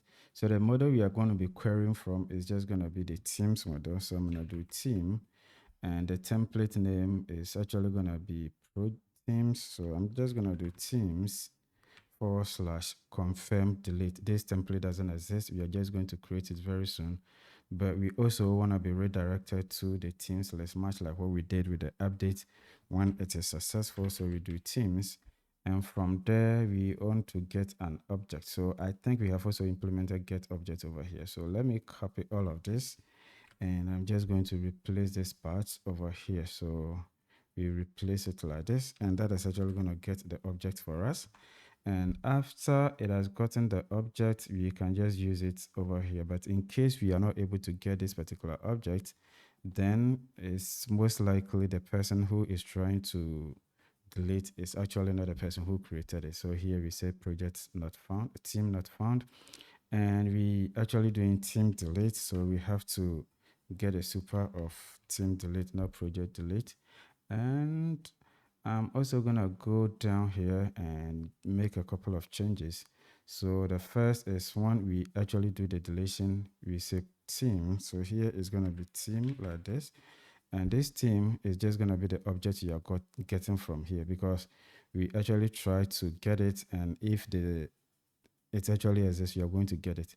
But then you check if it's not the team, the logged in user is actually not the person who created it, then we are going to return an error. But if it is the same person, then we are going to return the team. So after we have returned the team, we can get it in the post. So we say team is actually equal to self.get object. So let me change this part to team over here. And once we get a team object, we can go ahead and then after a successful deletion, we can send a success message that the team, so here team, and then we are just going to provide the name of the team is deleted successfully, and we are just going to do the actual deletion by calling the super, the post method that we have just overwritten over here. So this is all that we need to do. But one thing, we also have to get the confirm delete. So I'm just going to go into projects again, because we did that same thing inside of the project. And inside the project, we have confirm underscore delete. I'm just going to copy all of that. And I'm just going to scroll to where we have teams and then create that particular. So that is just going to be confirm. Okay, so let me check the name that we are giving to it. So it says confirm delete, team confirm delete. So inside teams, let me do the confirm delete over here. So that's just going to be confirm underscore delete dot html like this. So the name has to be exact. And after that, I'm just going to paste this particular code. So here we are just going to extend base.html. That is just going to be the blueprint of our application. And here we have block content. So inside the block content, this is what is just going to be shown. First, it's just going to be a text, bold text saying confirm deletion. And then we're going to have a paragraph that asks your question. Do you want to delete? And here is just going to be a team. Do you want to delete a team? And this team is just going to be project.name. So it's just going to be team.name like this. So after we have done this, we could now come back to this place, and the submit button is just going to say delete. And if it is successful, you just want to go to teams colon list. So you want to show them the team list over there. So let me save changes. Let me go back into our views, and here I think everything is okay. That is what we are returning, and it's actually perfect. So right after that, I can just go ahead and then close this. So it's time for us to, okay, so here it says delete. No, it's not gonna be delete. Team delete, yes, and here delete team. So if you're doing copying and pasting, you have to do it well. So I'm just going to come here and then do team. And right after that, I think we are good to go. Okay, so let's go ahead and let's link it to the team list. So I'm just going to come to the team list, and where it says delete, I'm just going to do URL. So I could actually copy this particular one. So copy this one like this, and then I'm just going to paste it inside of this. And after I've pasted it, I'm just going to do teams, and we're going to have delete over here. We actually haven't formed the URL yet, delete, and we have not also formed the URL yet. So I'm just going to come into URLs, and we need to import team delete. So I'm just going to do team delete over here. And now that we have imported it, I'm just going to copy this one because it looks similar. And I'm just going to come and then paste it right here. So this is just going to pick the ID, and here is just going to say delete. So I'm going to do delete like this, and I'm just gonna copy it one more time and then use it as the name over here. So after we have done this, we are just gonna go and then copy and use the team delete over here. So this actually looks okay. So we are okay with this part, and let me save changes. All right, so let me go back and refresh the page over here, and these are the projects that I have the permission to delete. We have the Kotlin and then the Java team. I'm just gonna click on delete, and it actually sends us to this particular page. It actually says delete team and then confirm deletion. So here is asking us a question: do you want to delete the team, Android and Kotlin team? I can just click on cancel, and cancel is just gonna bring us to the page, and I could also click on delete, and this action is not gonna be reversible. So I'm just gonna do that. Click, and it brings us to the page, and it says Android, the team Android and Kotlin team is actually deleted successfully. We could also come back here and refresh, and this one should be gone, and the number should be 6 instead of 7. Refresh, and now we have 6. Like I told you, this action is not reversible, so you cannot reverse it. If you want to have the ability to delete and restore at the same time, the only thing you can do is to come back to our model. So on the team model, you can have another Boolean field over here, and you can say it's deleted, and the default is just gonna be false. So that means any team that you create is not deleted by default. But if you want to delete it in your view, it's not going to be delete view anymore. It could be using the update view, and inside an update view, you can just turn it from false to true. That means it's deleted. So this isn't a deletion, it's actually turning the boolean to true. So in your query set, you filter to exclude all teams that is having the is deleted to be true. And if you want to bring it back, an administrator or anyone can just turn it on, and your team is actually restored. So this is it when it comes to deleting a team. One thing I want to do is to come back to the team create view, and inside the create view, we had a button that says cancel. So let's work on this particular cancel. So if you want to cancel a project, we are just going to use URL like this, and this URL, we want to only redirect them to the team list view. So I'm just going to do team list like this, and when I click on cancel, it's just going to bring me back to the team list. Perfect. So all right guys, welcome back. So what we want to do at this point is to mark this sidebar, the links here, active when we are on a specific URL. And here, even though we are on teams, but it's marking project as active. When you click, it's also marking all projects as active. And just look at something. When I come to teams, meanwhile I'm on teams, when I come to add teams, click on that, and now it's still marking projects as active, and then now add project as active. And the reason is, let me show you something. We're going to go to the sidebar over here. So where we have the sidebar, and I'm just going to walk you through it. So where we have the project, so let me scroll down to project.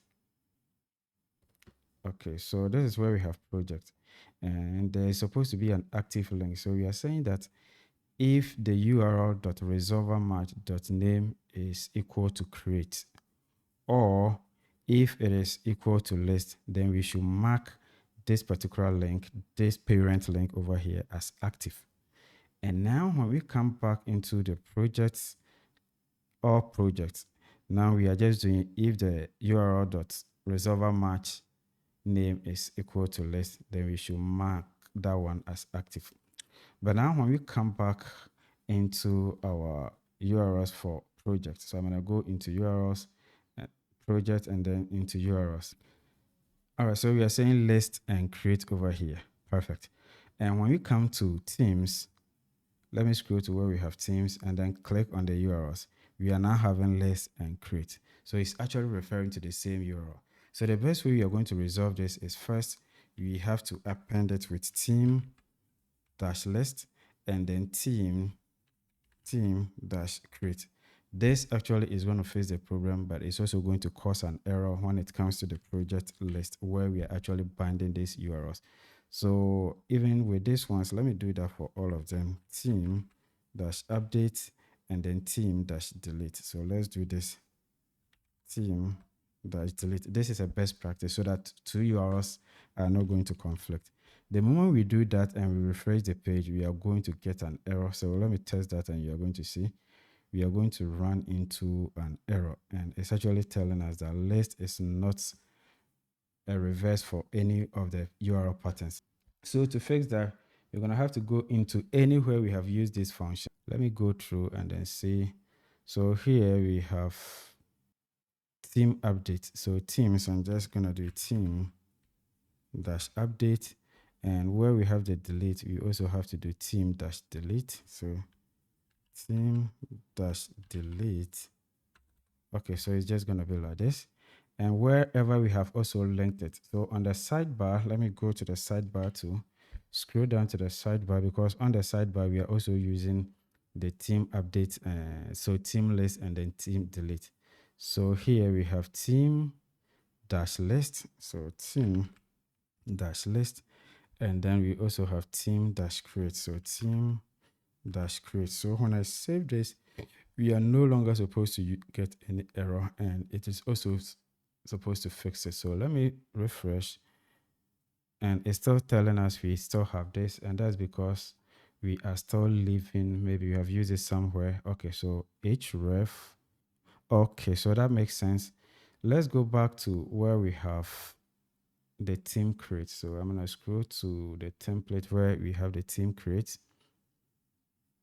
Theme create theme, and inside the create theme, we are also trying to reverse. When we do the cancel, we are also coming back to the theme list. So I'm just going to do theme underscore theme dash list. So you really have to make sure that wherever you have used a function that you have modified the name, you have to go and then fix the naming over there. So right after this, I'm just going to refresh the page and it should be good to go. All right, so now you're seeing that we are on the team and it's no longer showing the project. And it's no longer showing the project over here. But when we go back to project, click, and it's just going to show project just fine. But when we come to the team, it's not going to show that the project is actually highlighted. But we also need a way to make sure that we mark these ones as active as and when we click on any link that is related to the teams. So to do that, on the sidebar, we are just going to go to where we have the teams, where we have the project. So here in the project, we are actually making a condition before. So let me copy this and show you something real quick. So we are making a condition over here. Okay, so now let me scroll to where we have the teams, scroll down, and this is it. So here we just want to add an active. So suppose I add active right here, active like this, it's just gonna mark it as active. So let me refresh and you're going to see. So it's now marking it as active. But when I visit any other page, this one also gonna be marked as active, and that's not something that we want. So as and when we are on a specific link, we want to mark it as active. So I'm just going to put a condition here, and it's only going to show the active class as and when the URL matches. So let me paste what I copied and I'm just going to walk you through. Okay, so here we want to make a condition. This is the class, we have the nav-link, but before we bring the active class, we want to make sure that the request.resolver-match.url name, the name actually matches the name of our URL. So when you come into the team's URL, we have what? Team-create over here. So I will append this one with team-create.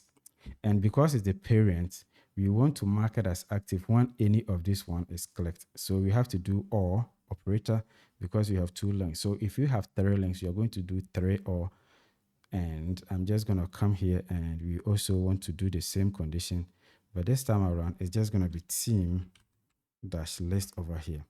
So this way, if it matches any of these conditions, we are going to show the active class, but in case it doesn't match, we are not going to show the active class. So let me save changes, then come back here, and now I'm just going to refresh and it's still going to stay active. You see, it's staying active. When I go on to any of these ones, the condition is not met and it's not going to be marked as active any longer. Now I can just click on this, and once any of those condition matches, it's just going to be active. We also want to have the ability to mark the specific URL. So here under the parent, you're going to see that the parent is marked as active, but when you click, you should see the actual link that is active, much like when you go here, click, and then when you expand it, you are seeing that all project is active. I click on add, click and add is active. That is what you have to resolve over here. And to do that, I'm just going to come back and I'm just going to copy this one for the create. And once I copied it, okay, so let me copy the entire thing over here, or we could actually do it from scratch. So let's go to let's do for all teams first. All right, so now that we have done this, you're going to have to come to this team, all teams. That's just going to be team list. And we have the nav link. So please, this is where we are doing it, not on this particular nav item. It's just going to be nav link. You want to make that nav link active. So now if I should pass active over here as a class, and when I refresh it, it's actually going to mark it as active. So let me refresh, click, and now it's saying it's active. So we don't want to hard code it. We want it to be dynamic. It should change as and when we are on the right one. So I'm just going to make a if condition over here. So inside the if condition, I'm just going to put active. So the active class is only going to be shown when our condition is true. And the condition we are going to make is we want to check if the request.resolver name.url is just equal to the actual URL we want to monitor. So I'm just going to do if request, and we have the resolver name URL, and that's just going to be double equal to, and we bring a single quote over here. So in this single quote, you have to copy the exact URLs. Here is just team list. But when we come into our URLs, it's just team list over here. So let me copy that, and I'm just going to paste it over here. So right after that, we can come back here, and then we're going to refresh. So when we refresh, it is still supposed to stay active. Now I'm just going to click on add teams, and it's not going to be active. But when we click on it back, it is just going to be active, and the parent is also active as well. So now let's do the same thing for the add teams. All right, so now that we are done with the team list, I'm just going to come back here and copy this entire thing. Copy, and I'm going to come to where we have the team create. So this is the or add teams, and here in the nav link, I'm just going to copy and then paste it over here. So after I have pasted it, I also should remember to change the list. So you're going to do it create. So you have to confirm how it is being called. Here we did team create and team create over here. So let's save changes. Now I could come back here. So we are still on the teams, and it actually says create, but it's not showing that this one is active. We can now refresh and click on it back, and now it is actually highlighting it. Click here, check, and it's also showing this one. All right, so that is very perfect. Let's go to project, and the issue I want to resolve with project has to do with how we code the URL. So let's go back into the project URL, and inside the project URL, let's go. I'm just gonna click on it, and here it says list and then create. It's actually not gonna cause any problem, especially now that we don't have any of the URLs actually just being list and then create. But the best thing is always try to make sure that you actually append the project name over there. So when you do that, it's actually not going to cause any conflicts in it. But as of now, I've actually resolved that one for team. So this is now available to be used only for project, but it is best to always add a project name. So if you should append the project name, then I should go back into the template where I have actually called this URL and then do that. And that is just going to make the video long, but it's just for you to understand that it is a best practice to do. It's not compulsory, but it is a best practice. All right, guys, welcome back. So if you take a look at our application, it's actually looking robust. And now we want to have the ability to change our password. In fact, we have implemented almost all the functionalities we can think of, but we want to be able to change our password. So to change our password, we want to have the link to changing the password to be here. So when I click on this particular link, we are seeing settings, and we are also seeing logout. So settings now is not doing anything. We can actually transform that into change password, or we can later think about maybe implementing other functionalities like the username, changing your name and all that. But I want to put another link under the settings that is just going to be change password. So to do that, we're going to have to bring up our navigation bar. In fact, let me close all these ones because we are done with them. So let me scroll down to template. So inside the template, we have the component, and then we have the navbar. So inside the navbar, let's look for, okay, so let me also hide the sidebar like this. And inside the navbar, this is where we have the settings, and there is a divider, and we also have the logout. So when you come here, you have the settings, and the divider is here, and we have a logout. So in between the settings and then the logout, I want to put the change password. So let me copy this one, and even the divider itself, copy it like this, and I'm just gonna paste it right here. So this is just gonna be the change password. So I'm gonna do change password like this. So after we have given it a name, I also want to make sure that this is having, so in fact, if we save this one right now, the icon is just going to be the gear icon. So let me refresh and click on this one. And now we are having change password. It's having the same icon as the settings. So we want to change that one. So to change it, you're going to use FA lock dash undo. So where we have this FA cog, we want to do lock dash undo like this. Let's save changes and see what icon we get. So I'm gonna come refresh, and hopefully we should have something. Okay, so we are not getting anything. So I'm just gonna go back and then take out the undo over here. So I'm gonna save it, come back here, and then refresh. And sorry about that. And we are having the lock over here. I actually wanted to get something that says that is about like changing, but since we are not getting, let me leave it as this. You can actually look for an icon that will suit you, but this is just a tutorial. We are just going to go and then do this. All right, so this is where we are actually going to bind it, and I'm just going to go back here, close this one, not even close because we are still going to need it. So let me open the sidebar, and inside the accounts app, that is where we are going to put our logic for changing password. Now I have opened the accounts views, and inside the accounts views, I just want to import the change password view that is coming from Django. So before our own import, our app imports, I'm just going to come here and then do. So that's just going to be from Django dot, and it's just going to be in the contrib dot auth dot views. So inside the views, we can just import. So I'm going to import change password view. Sorry, change password view.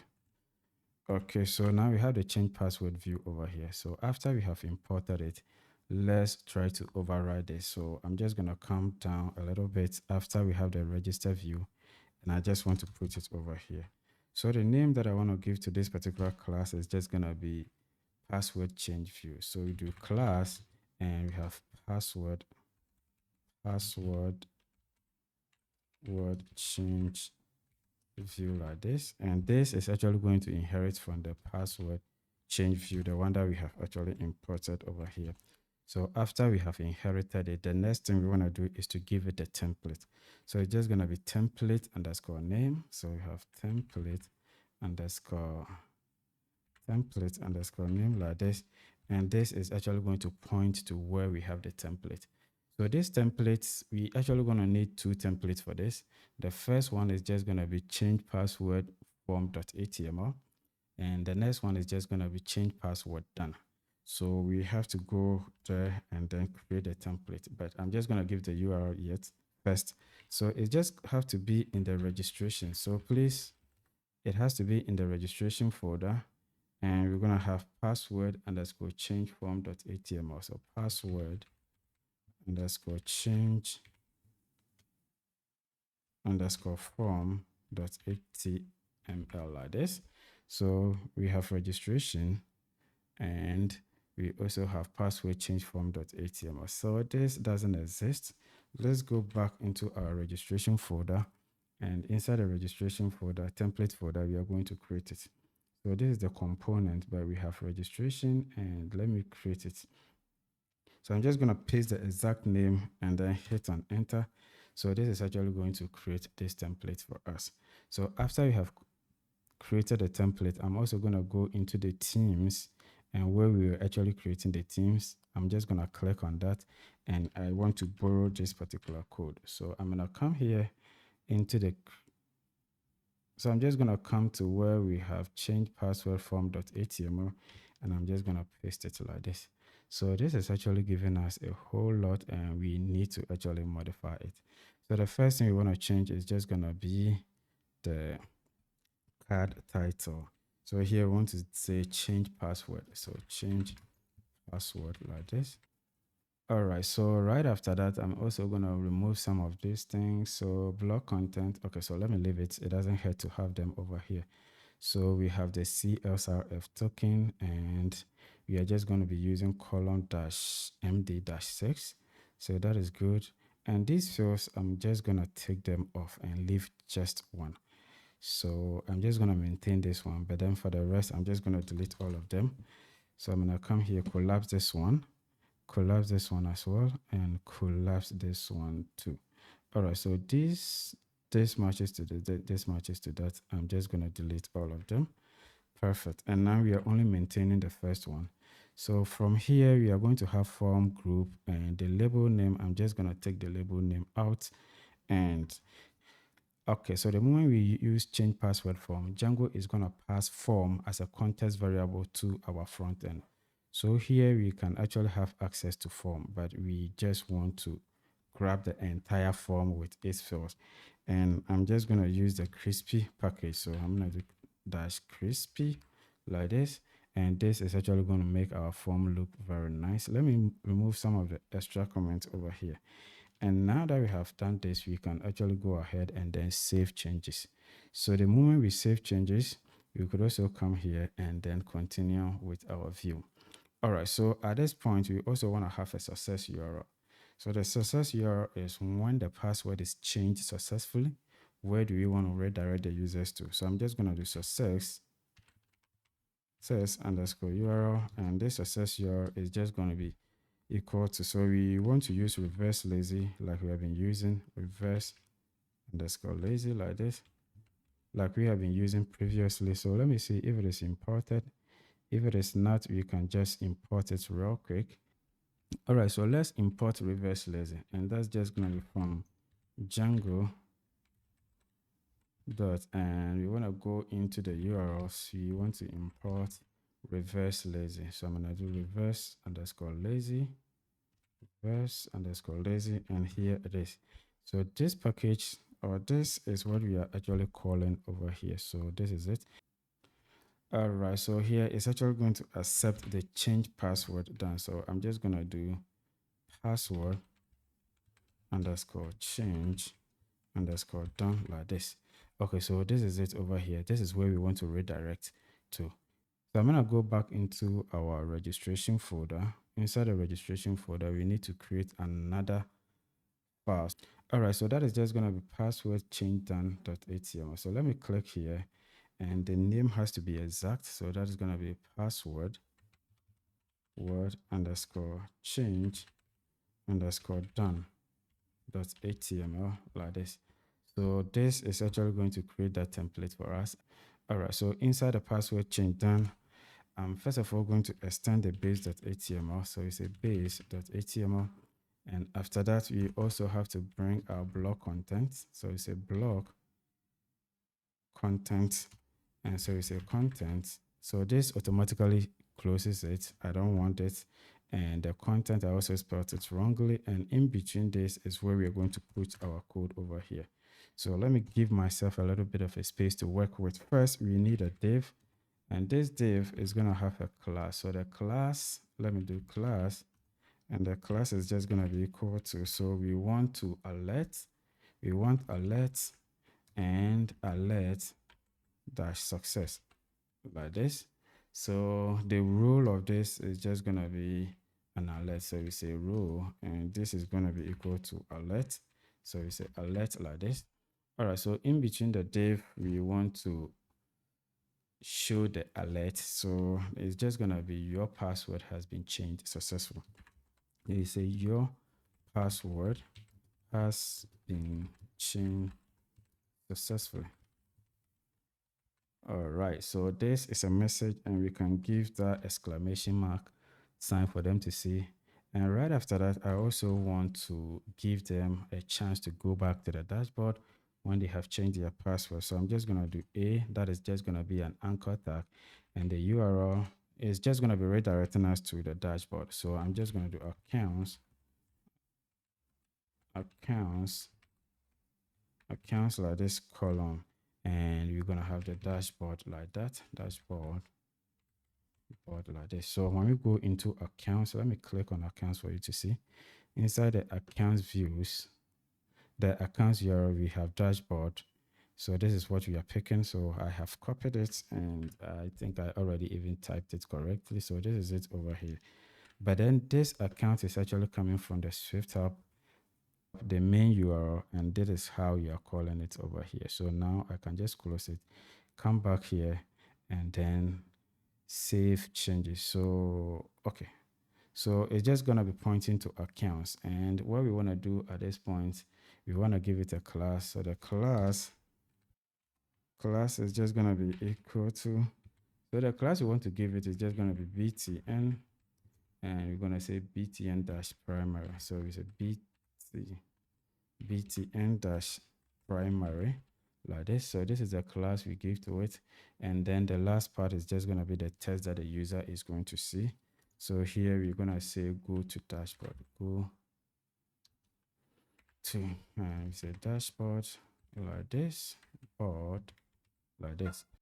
All right, so looks like I have double quotes over here, so let me remove one. And the moment I remove one, looks like we have an error over here, and that's because when you come into the href over here, you have double quote, but there is no closing. So let me do that. Let me close it over here, and that is just going to solve our problem. So this is it over here, and now we can save changes. So after we save changes, we're also going to have to go into our URLs because we have not imported the view. So I'm going to come into the view and then import the name over here. So copy it, and let's go back into our account URLs, and let's import it like this. So after we have imported it, we need to get the path or the URL. So here, I just want to separate it a little bit from this one, and then I'm just going to do change password like this. So we paste it over here, and the first thing we want to do is the URL. So the URL is just going to be password dash change. So let me do password dash change. You can give it any name you want, or any URL you want, and you want to import, or you want to be using our URL itself here. Sorry, paste it over here. All right, so we also want to give it a name, and then the name, I'm just going to use the same name as this one, copy it, and I'm just going to replace it with this one over here. So right now that we have done this, we're going to have to link it to the navbar. So let me save changes again, and inside the navbar, I have already copied this. It's actually on my clipboard, and I'm just going to go where we have the log. This is the href. So inside this href, I'm just going to do URL, and the URL is just going to be accounts column and the one that we copied. So that is actually going to point it to that particular URL. So let's save changes. In fact, we have done a lot, and I think it's good to check our server. So the server is running, and let me refresh the page. We don't have any error. I'm just going to click on this and click on change password. So when you click on change password, it actually brings us this particular form. All right, so it brings us this, but the text over here, the button, is not having any text, and that's because we actually copied the code from the create team. And you remember we were actually passing the button text as a context variable. So let me go back and then remove that part. So this, we scroll down, and this is where the issue is. Now we don't have any variable to do that. So let me clear this part, and after I have cleared this, I just want to add the value that is just going to be change password. So let me do password word like this. You can actually do it, save changes or something like that. All right, so now let's go ahead and then test our application. But before we even go ahead and test, so don't forget to remove this action over here. And this action is actually coming from the copy and paste. We actually copied the code or the HTML for the team create, so creation of the team. And that we had an action which was actually pointing to that particular URL. Don't forget to take it out. If not, you're just going to get an error. So I'm just going to come back here and then I'm going to refresh my page. So I'm just going to click on change password and it actually brings us to this particular page. It tells us to supply our old password and then we enter the new password and then confirm the new password. Before I go ahead and then change the password, I'm actually going to enter a wrong old password to see if Django is going to catch it. And then the new password, I'm just going to add. Okay, so I'm just going to repeat the same and then hit on change password. So we wait and it actually gives us an error. The old password was entered incorrectly. Please enter it again, and actually giving us this error. So this password is too short. And here I also intentionally added the password was very short and now we have an error over here. So this is very impressive. It's actually doing a whole lot of things. If we were to do this thing from scratch, that would have been a lot of work that we have to do. All right, so at this point, I just want to enter the correct credentials. So it's just, okay, so I have now entered my correct password correctly. And I also want to enter the new password that I want to change it to. So I'm just going to use, and I'm also going to make sure that I enter the password that matches what I have done. In case I don't, in case I don't add the correct one, it's actually going to catch it and it's not going to allow us to change the password. So I'm just going to come here and then do the same thing. Okay, so now I just want to click on say change password. So when I click, we wait and it's just going to go ahead and then create our password for us. So I'm just going to cancel this. And here it says your password has been changed successfully. So that was a message we gave that when the password. So let me show you where we did that. In fact, upon the successful creation of the password, we said the success URL should reverse us to the change password done. And the change password done was created and it was created inside the registration folder. So Django looked into the registration folder and then found the change password.html. And here it says your password has been changed successfully. And we're using alert-success. That's why it is green. And we also brought an additional button to actually help us go back to the dashboard. And now the button is here. It says go back to the dashboard. You could actually customize it the way you want, but for me, this is how I'm just going to leave it. So I'm just going to click on that and it's actually going to redirect us to the dashboard. So now I can just log out and try to log in with the old password. So let me try the old password, the one that we changed it. So the username is just going to be Gentech like this, and this has to be my old password. So let me click on that and it's supposed to give an error. It's actually saying the password is incorrect and it's not matching either the username or the password. But I know that the password is wrong, so I need to change it to the newly changed password. So I'm just gonna do, and I'm just gonna hit on login. We wait, and it actually logs us back in, and I have now updated my password. All right, guys, so this is how simple it is to actually implement a password change. And if you are finding this tutorial very helpful, don't forget to like, comment, share, and I'm just going to see you in the next video. Bye-bye. All right, guys, welcome back. So in the previous video, we implemented change password. This settings over here isn't doing anything, and we want to use that link to update our profile. So to update our profile, let's first of all open the navbar. So we want to change it from settings to update. So let me collapse this one and you're going to have the navbar here. So let me click on that, and where we have the settings, let's make it edit profile like this, save changes, and I'm just going to refresh. So here we are going to see edit profile like that. Perfect. So that is what we want. From here, I'm just going to go into the settings view. So from here, I'm just going to go into the account views and click on that. So in the account views, I'm just going to scroll down at the bottom. Okay, so underneath here is where I want to create that particular class. So we're gonna have class, and this class is just gonna be called profile update view. So I'm gonna do profile update view like this, and this is going to be inheriting from update view. So this I need to import. So I'm just gonna go to the very top and then import it. So when you come to where we have the detail view and all that, you're gonna do update view like this. Okay, so now that we have imported the update view, I'm gonna scroll down and we have to write a few things. So the first is just gonna be the model we want to query from, and this is just gonna be the profile model. So you're gonna have to make sure that profile model is actually imported. So at the top, we have profile over here. Okay, so right after we have imported it, we also need to get the form class. So it's a form underscore class, and this form is actually the form we're gonna use to update our profile. And I think we already have implemented profile create, so you're gonna have a form already. So let me scroll down to where we have the profile create. Okay, so we don't have profile create, but okay, so we don't have a profile create. That means we do not have the form prepared already. So I'm just gonna go into our forms here. So inside the form, I'm just gonna create another form over here. All right, so this form is just gonna be called profile update form like this. So this actually is just gonna be inheriting from forms.model form like that. So model form, this is it over here.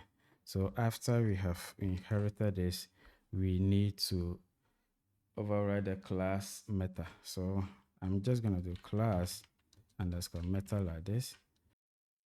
All right, so we now have the class meta, and inside the class meta, much like what we did in the views, we provided a model. So the model here is just gonna be, let me set the model like this, models, and it's actually gonna be equal to the profile model. So we should have the profile also imported. So I'm just gonna do from dot views, sorry, dot models.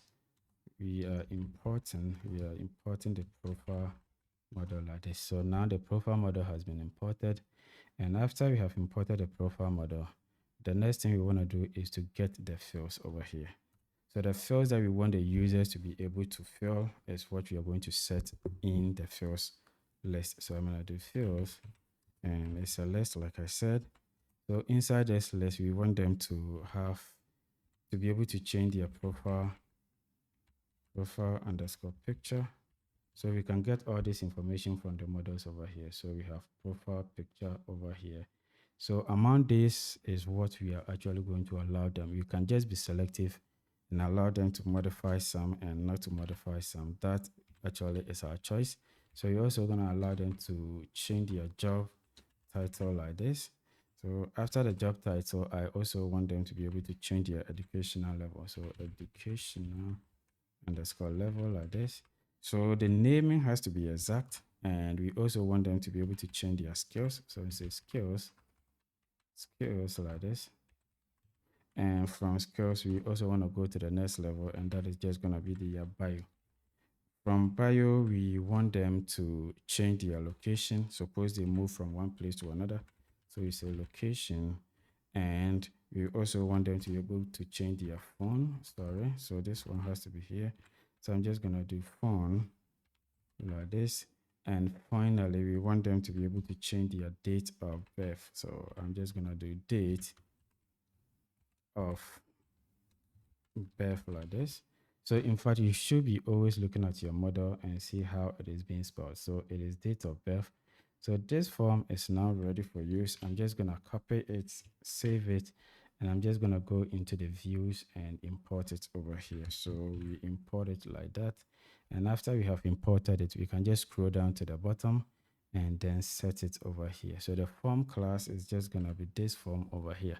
So now the error is gone.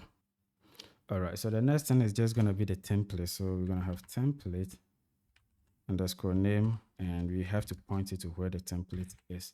So as of now, the template doesn't exist and I need to create it. But for now, let me give the URL. So it's just going to be in the accounts folder, much like what we have over here. And we're going to have profile underscore update .html like that. So let me copy all of that and then create it over here. So here we are going to paste this one and then hit on enter. So this actually creates the template. So inside the template, the things that I want to put over here is just going to be like what we have in the teams. So I'm just going to scroll down to where we're actually updating or creating a team and copy that particular code, HTML. So inside the team, we had team create. So teams, inside the team, template, and then create team.html. So I'm just going to copy that, come to profile update, and I'm just going to paste it over here. So here I'm just going to do updates profile or save changes like this, changes like this. And at the very top, we also had a title, card title. So here I'm just going to make it, let's say update profile. So you can just be descriptive actually. Update profile like this. And the next thing we want to do is just gonna be this information. So let's leave them as it is. So we have the team name and all of that, and now we can actually extract them from our form. So inside the form, instead of just getting the individual form fields, I'm just gonna just do it just once. So I'm just gonna collapse that, this one as well. So this one is matching to this is also matching to this, and this is matching to that. I'm just going to delete it like that, and from here I'm just also going to remove this comment. We don't need it. And right after the comment, I don't actually need this name over here. And right after that, I'm just going to do form. So this, we are actually getting a form back when we do update view. Django passes a form for us, so we can just use it. And now instead of a field, we are just going to use crispy like this.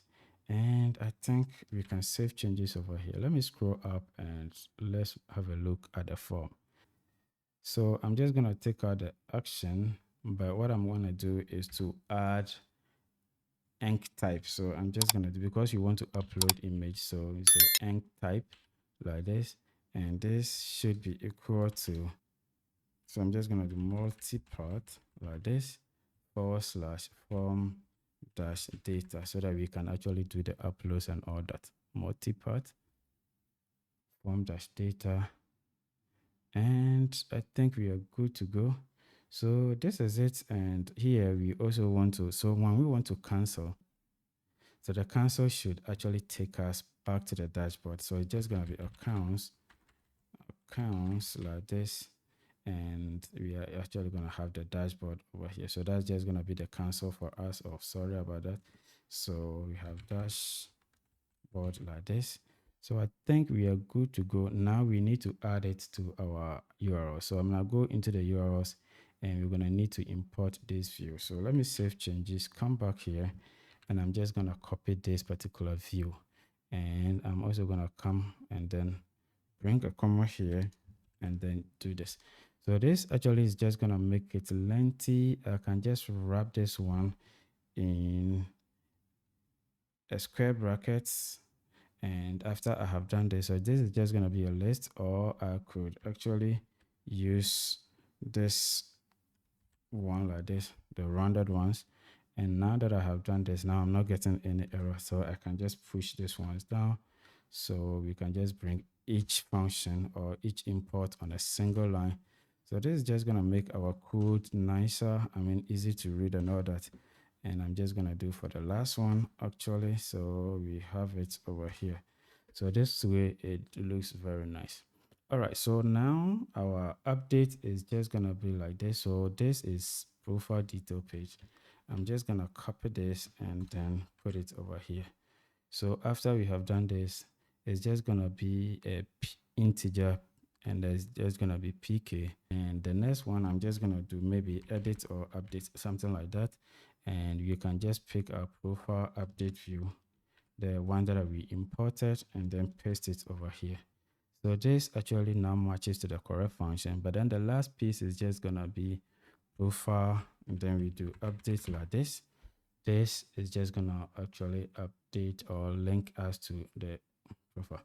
So after we have done this, we're gonna have to go back into our navigation. So the nav bar, I don't have it opened. Let's scroll down to the template, and we're gonna go into templates, and now let's go into components, and inside the components we have the nav bar. So the edit actually is here, and now we're gonna need to link it. So I'm just gonna do URL, and the URL is just gonna be accounts : and we're gonna have profile dash update, something like that. So it says profile update. So I'm just gonna copy it, come back to our backend front end over here, and I have to paste it over here like this. I'm just gonna save changes, and I think it is time for us to test. But before that, let me check if my server is running. So I'm just gonna bring the server up over here, and it's actually running. So let's go back, and I'm just gonna refresh the page, and it says we have an error. So let's go and check where the error is coming from. All right, so let's read a message, and it says reverse for update with no arguments found. So that is true, because when you come into our views, we are actually providing a PK, primary key. And when you come into the navbar where we are calling this particular view or URL, and here we are supposed to provide a key, a primary key. So it's just going to be the request.user.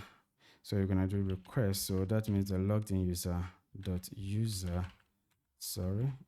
user dot, and we're going to go into the profile. So we say profile dot, and now we're going to get the PK or the primary key.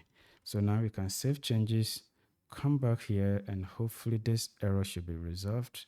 And it's not resolved yet. It's a reverse for update with no. So let's check where it is actually happening. Or is it like I didn't save the changes? Oh, see, we did it at the wrong place. We actually kept it on the change password. The change password doesn't need that. So let me cut it from here. Sorry about that, my bad. And I'm just gonna bring it to the edit. So here we can just put that particular thing over here. And now let's save changes. Let me check my server over here. And the server is, let me check if it is running. All right, so let me close it. All right, so now I need to run my server again. So we'll wait for the server to be run. Okay, so we have no issues. And now I'm just gonna come back here, refresh, and the error should be gone this time. Okay, so now we don't have the error. I'm just gonna click on this and then go to edit profile. So edit profile is actually telling us model form has no model specified really. So we're gonna go back into our form, and inside the form we say models. Okay, so it makes sense.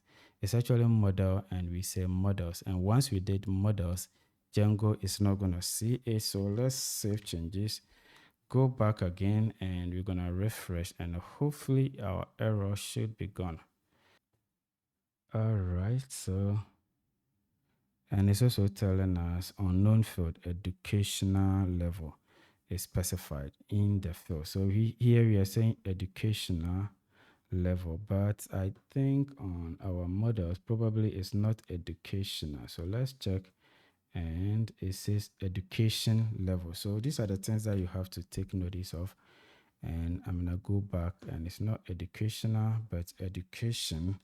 Save changes, bring up my terminal. Okay, so let me bring up the terminal again, and also need to close it again, close it and run it again.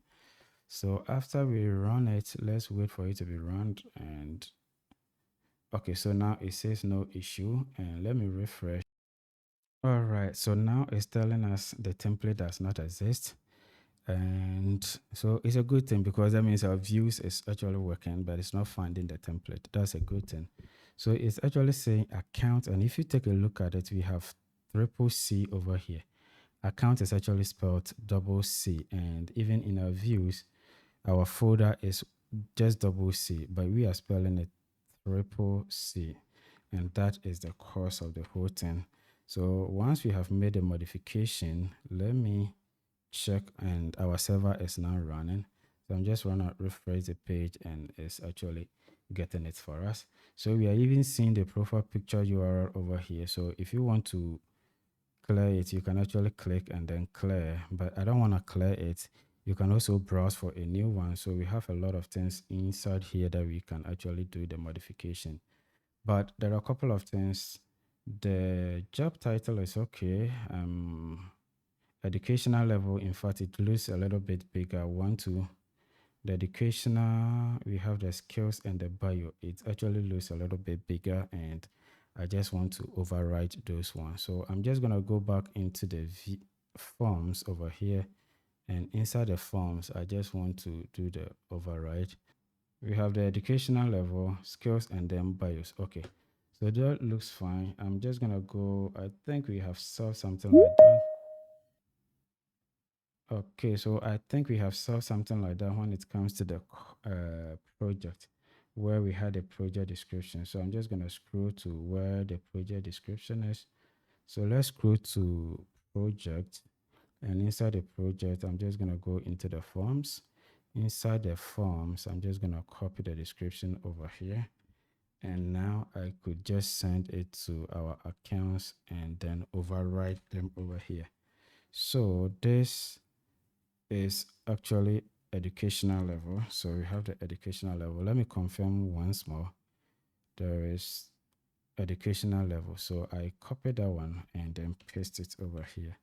So we can say maybe enter your educational, describe your educational level or something like that. So describe your educational level like this here. And the next one I just want to overwrite is just gonna be, so here we are actually giving it the number of rows is just gonna be 3. So if you take a look at it, it's very huge, and I just want to make it shorter. The next one actually is just gonna be the skills. So I also want to override the skills, and that is just gonna be this one. I'm just gonna copy that, paste it over here, and we say describe your skills here. So I'm just going to remove the level, and then finally I'm just going to come back here, and that is just going to be the bio. So the bio also, we have to override it, copy and paste it over here, and we say bio. So bio like this, and after you have done that, we can say describe your bio over here. So let's save changes, and we can go back and then look at what we have. And now everything is looking nice. So we have educational level, it looks shorter. We have the, okay, so we also gonna need the label. So instead of label being false, I'm just gonna remove it. And here too, I'm just gonna remove it. And then the last one, I'm just gonna remove it. Sorry. The last one too, I want to remove it like this.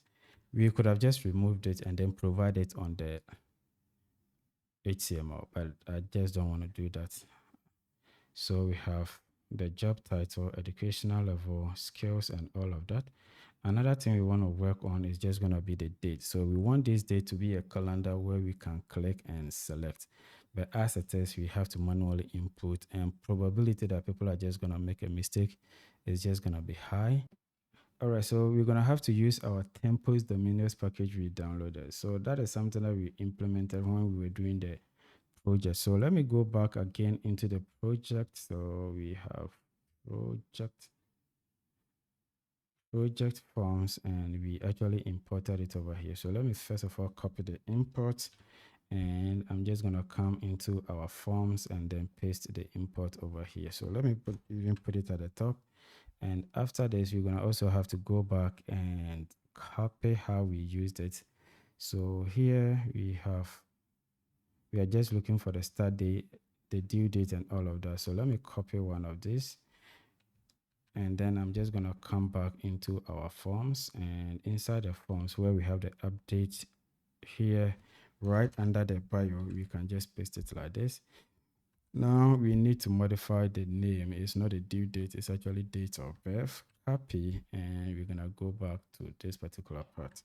So it's just going to be a required fraud. And now we can close our forms for project, and we can even go ahead and then close this one like that. And let me bring up my browser, and hopefully this one should be changed. So now when I refresh, we are now seeing this. You can click and then actually set the date.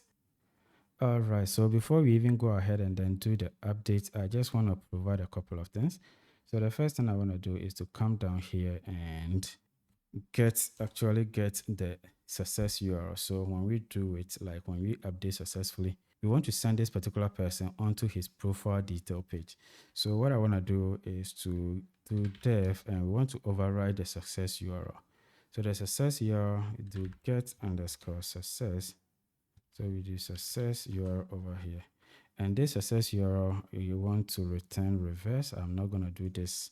I just want to return, and it's just going to be reverse like this, reverse. And we also have to provide this. So what we're going to be providing is just going to be the URL that we want to send the user who updated his profile to. So it's just going to be accounts column, and it's just going to be the profile detail. So we say profile dash detail like this. So let's confirm whether it's profile detail. So we say profile detail like that. All right, so the next thing we want to provide is just going to be the primary key, because when you come into this, it's actually expecting the ID, and the ID can only be provided here by using the PK. So to do that, I'm just going to do keyword ask like this, keyword ask like this, and this is going to be a dictionary. So inside, it's just going to be a dictionary, and inside this dictionary we want to get the key. So the key is just going to be PK, and then the value is just going to be self.request. We do request dot, and we're going to get the user dot profile dot PK. So self.request the user, that is just going to give us the logged in user, but this is just going to be a user instance. But we are now dealing with what profile, and we're going to do the profile.pk. That is actually going to give us the user, and it's just going to be passed to this particular view or URL, and it's actually going to redirect us to the correct place.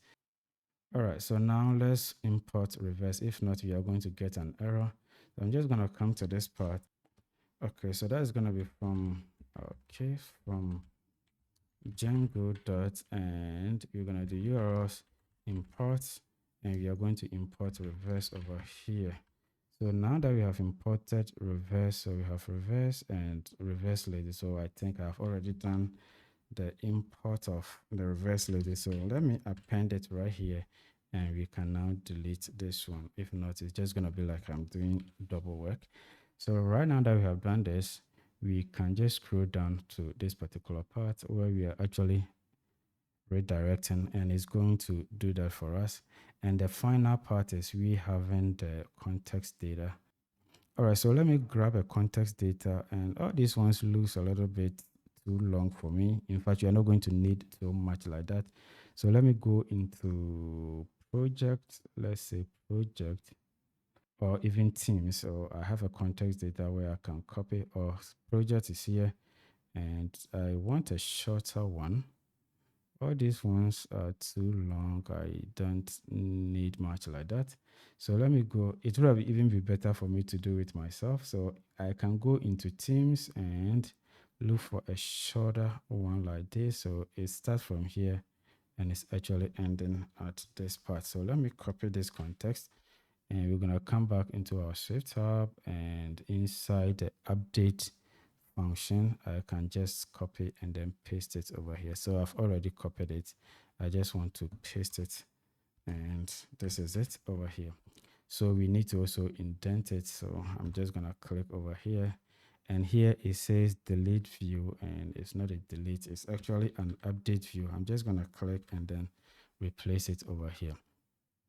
All right, so a couple of things that we want to do. First is just going to be, we don't have a header title, so I don't need a header.